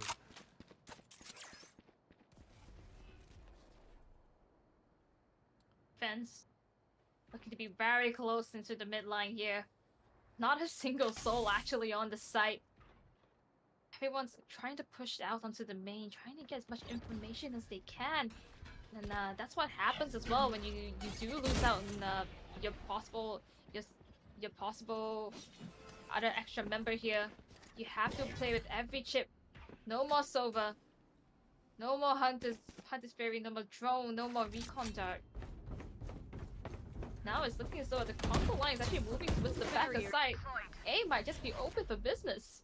Yeah, they managed to actually draw all the members of Team Flash to hit over onto B. So they can actually get the plant down, but defending it after the plant is going to be a little bit of a hefty 30 task. seconds left. At least they managed to Spike blockade planted. some of the entry points via God, so they will have to only go through the drop, which is going to be pretty much open for the taking. DC does land one onto Layla, make it a lot more doable. Oh, Techno finds one. Hal finds one for himself as well, and it's a back and forth. And though Killers did manage to find 2 members in the middle of nowhere, he gets taken down at the very end. And that is the orangutan that we like to see. Taking it back, of course, with the better gunfire this time round. They are able to play towards their advantage. Now we're on to round number 4 of the second half. Both sides basically equalized. We have to take a look at how it's going to turn down. B main now. Collected is Orangutan. Perhaps they're going to go for a B push or a mid one.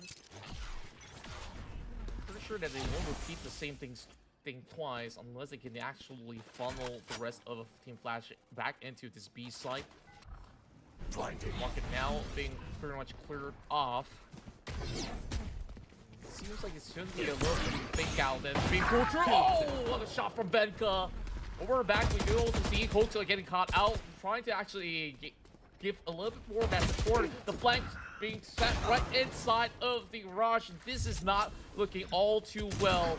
Still a 50-50, and now One you can enemy find the remaining. drop. And once again, you got security. There you are, you little shit. Might have spoke a bit too soon there. Some explosive shots early out, made their way all the way to market.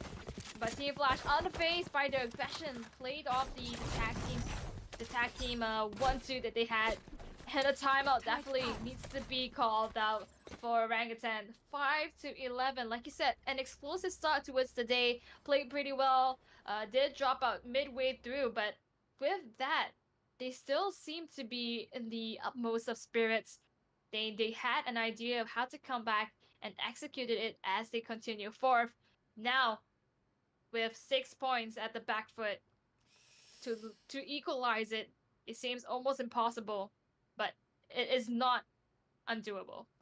Yeah, and a lot of all these trades were very well calculated from Team Flash. You saw how they positioned themselves to only allow them to get that access through its mid, and I believe that Team Flash have expected that to be pulling true for the rest of how OGs want to move directly through towards Pizza. And then you see the rival where they have just got both of the doorways as well as spawn to be perfectly covered. So straight to the meat grinder. Orangutan gotta be really mindful of how they actually approach some of all these situations, despite, you know, getting that initial pick. They were a little bit sloppy, where the moment that we saw Venta getting that catch, over the back, that Sova lost out. Absolutely. Doors is gonna be close. Provide a false under security at this time. The attackers are hard on the trail, but Burker is gonna take down DC. That guy's something to say about it. There's so much to say about it. Taking down 3 members down in 3, and that's what happens when you stack up. This guy is on fire, and so is Techno. Invigorated, takes on the judge. Dolph managed to make quick work of him, but he gets to 26 HP. Regenerated, his shield is coming through. But hell, the IGL, the captain, now bringing his own team into the 6 point. They are not out of it just yet. Yeah, and for all that pent-up frustration, all of those rounds lost so far has now startled them just about enough to see that ferocious ambush for Vedka just mill and pummel them through. And if this is gonna be the same case, this mid control has to be very pivotal. And take a look at this push coming from Ting to get that perfect scan, but he might actually be caught out. Oh, the Annihilation misses out as well. Like I said, the perfect scan, bringing so much information, but at the same time, OGs, they realized they weren't being hunted. They play the defense alt, doesn't quite find anybody. But now resources are being expanded by Team Flash. Resources as well by Orangutan. And they haven't quite yet make any progress through the attack. They took these angles. Got absolutely punished for it. Orangutans solely outsmarting the members of Team Flash. And they are playing a little bit more in an erratic fashion at this very moment. That clears out so much more room for OGS to really clear a lot of all these angles so swiftly. I guess like Team Flash to fight the bait right now. It's only down to the Killjoy. I don't think there's much to offer here. Yep. They see ahead. Venka doesn't even need to be the one to take him down. Just bounces over to health. But what a play by Orangutan. We saw such an aggressive push out in mid, jumping all the way out of catwalk, trying to find someone, but I think he just overextended themselves there. Using the Blade Storm as well, couldn't quite find anyone. They did see the spike though, but to no avail as they retreated so quickly that it didn't even matter that they walked all the way out. I think that the moment where Ting actually exhausted the Blade Storm as well as pushed it all out, expending every single ability that the Jet has given them that confidence that, hey, we can actually just go in for that bum rush, W gaming all the way. So this will be it. Ting finally gets to exact his vengeance. Tried to get one through the cage, but it will do so. Instead, punished by Techno. Just like that, you do not expect Techno to just be all the way at the back there, going behind enemy lines and doing so much for the team. Spike is also planted down the B side, but it's now cut into half. Feel good. Gonna find health. Hoax retaliates with the Hunter's Fury, but now suppress only gunfire. And two members, they know he's not on site. He's at Roadhouse. He's at to go for the swing. Unfortunately, Killer's just taking him down. And now we're gonna get another point. Finally, Team Flash online once again, taking it to match point. No charges. No Immense charges. effort Match point. shown by Fight orangutans. forever, but we should wrap The this up. desperation to regain control, and right now it goes back to this really tough task to get 5 points in a row. Do they still have it left in the tank? Plenty of ultimates expendable by Team Flash. Only a neural tap I must wait a or moment. the side of orangutans. I think this could be a big play, especially with the Hunter Fury as well as the lockdown to be set into play. So they could basically take it slow if they really want to, but be cute. Taking that cheeky angle, here comes that swing. He takes out Banka, and there goes that duelist. Timing. The blind side unfortunately did not flash at the right time of the swing there. Got punished for it. No more duelists for OGs. The only one that could safely push out as well, and Health pays with his life. His team goes down. Seems as though the ship is slowly sinking.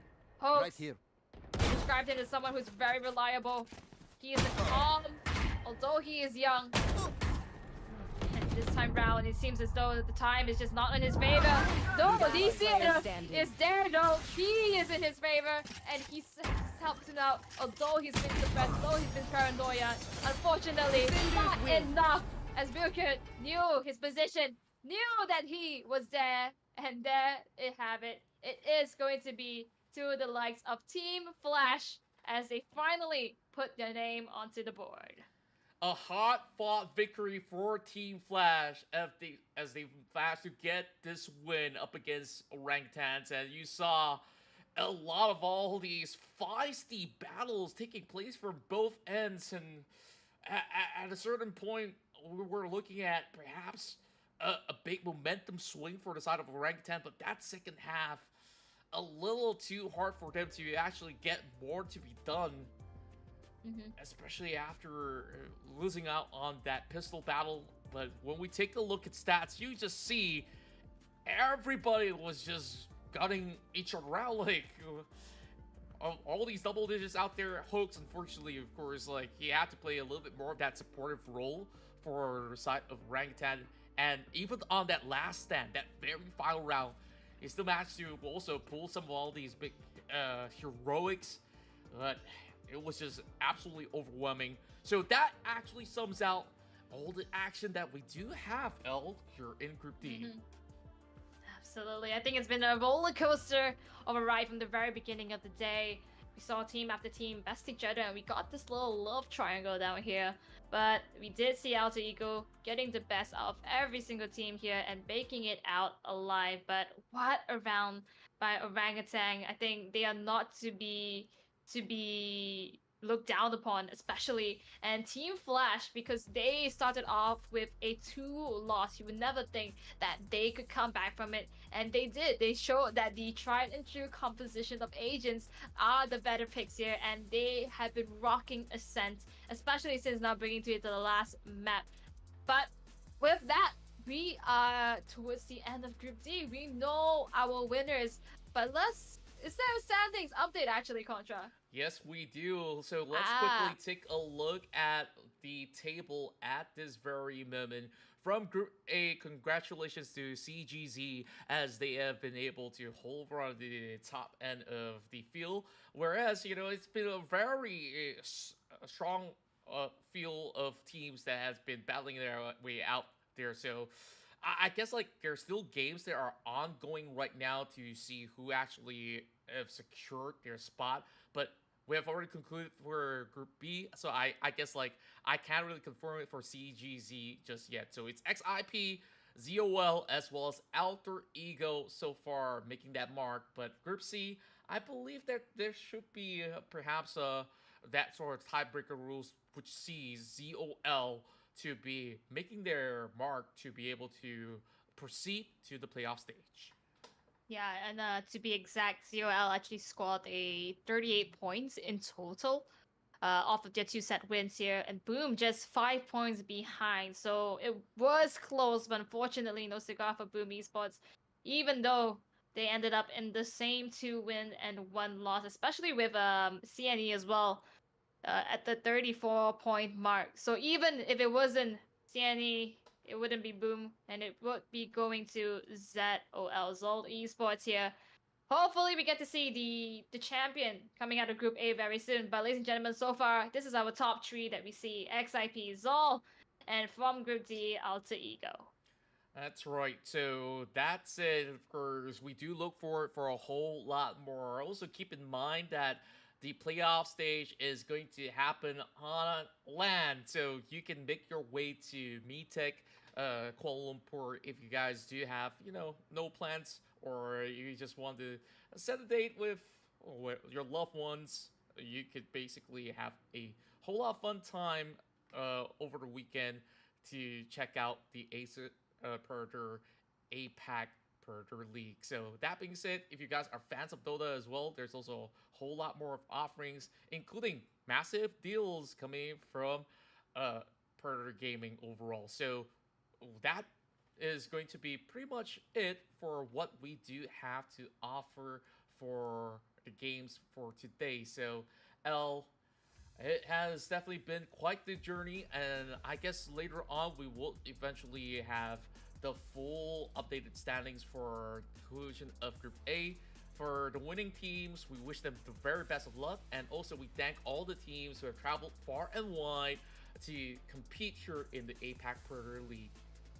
Absolutely, and I am so excited to see who's going to be making it out alive into the semifinals and then the finals itself. And I'm going to be at the live event down at MeTech this weekend, so hopefully I can see the teams for themselves. Just talk to them a little bit. Hopefully, I'm a fangirl myself, but yes. But I'd like to thank the Predator especially for bringing us this tournament and Intel for the power-ups that we have today. And I'm super excited to see who's going to end up at the very final. And had a great time today, at least for me as a caster.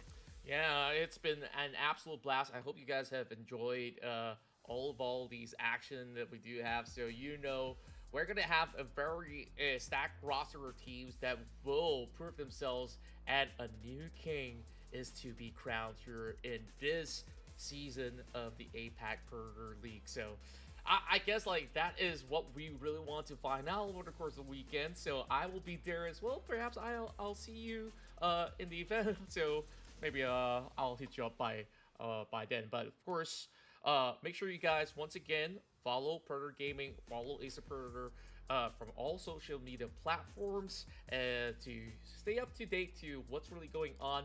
And I believe there's also contests where there's prizes to be given away for all of you guys out there, whether if you're going there or you're not making a cut, because I just saw, some of all these stuff that I scroll through from Instagram where you can scan the QR code and you can win keychains as well as some awesome stuff from Ace of Predator and perhaps Intel at the very same time. So my name is Contra, this is Lemonade. I believe it's about time we sign off. So we hope you have a pleasant weekend up ahead and have a great day, folks. So, till then, take care.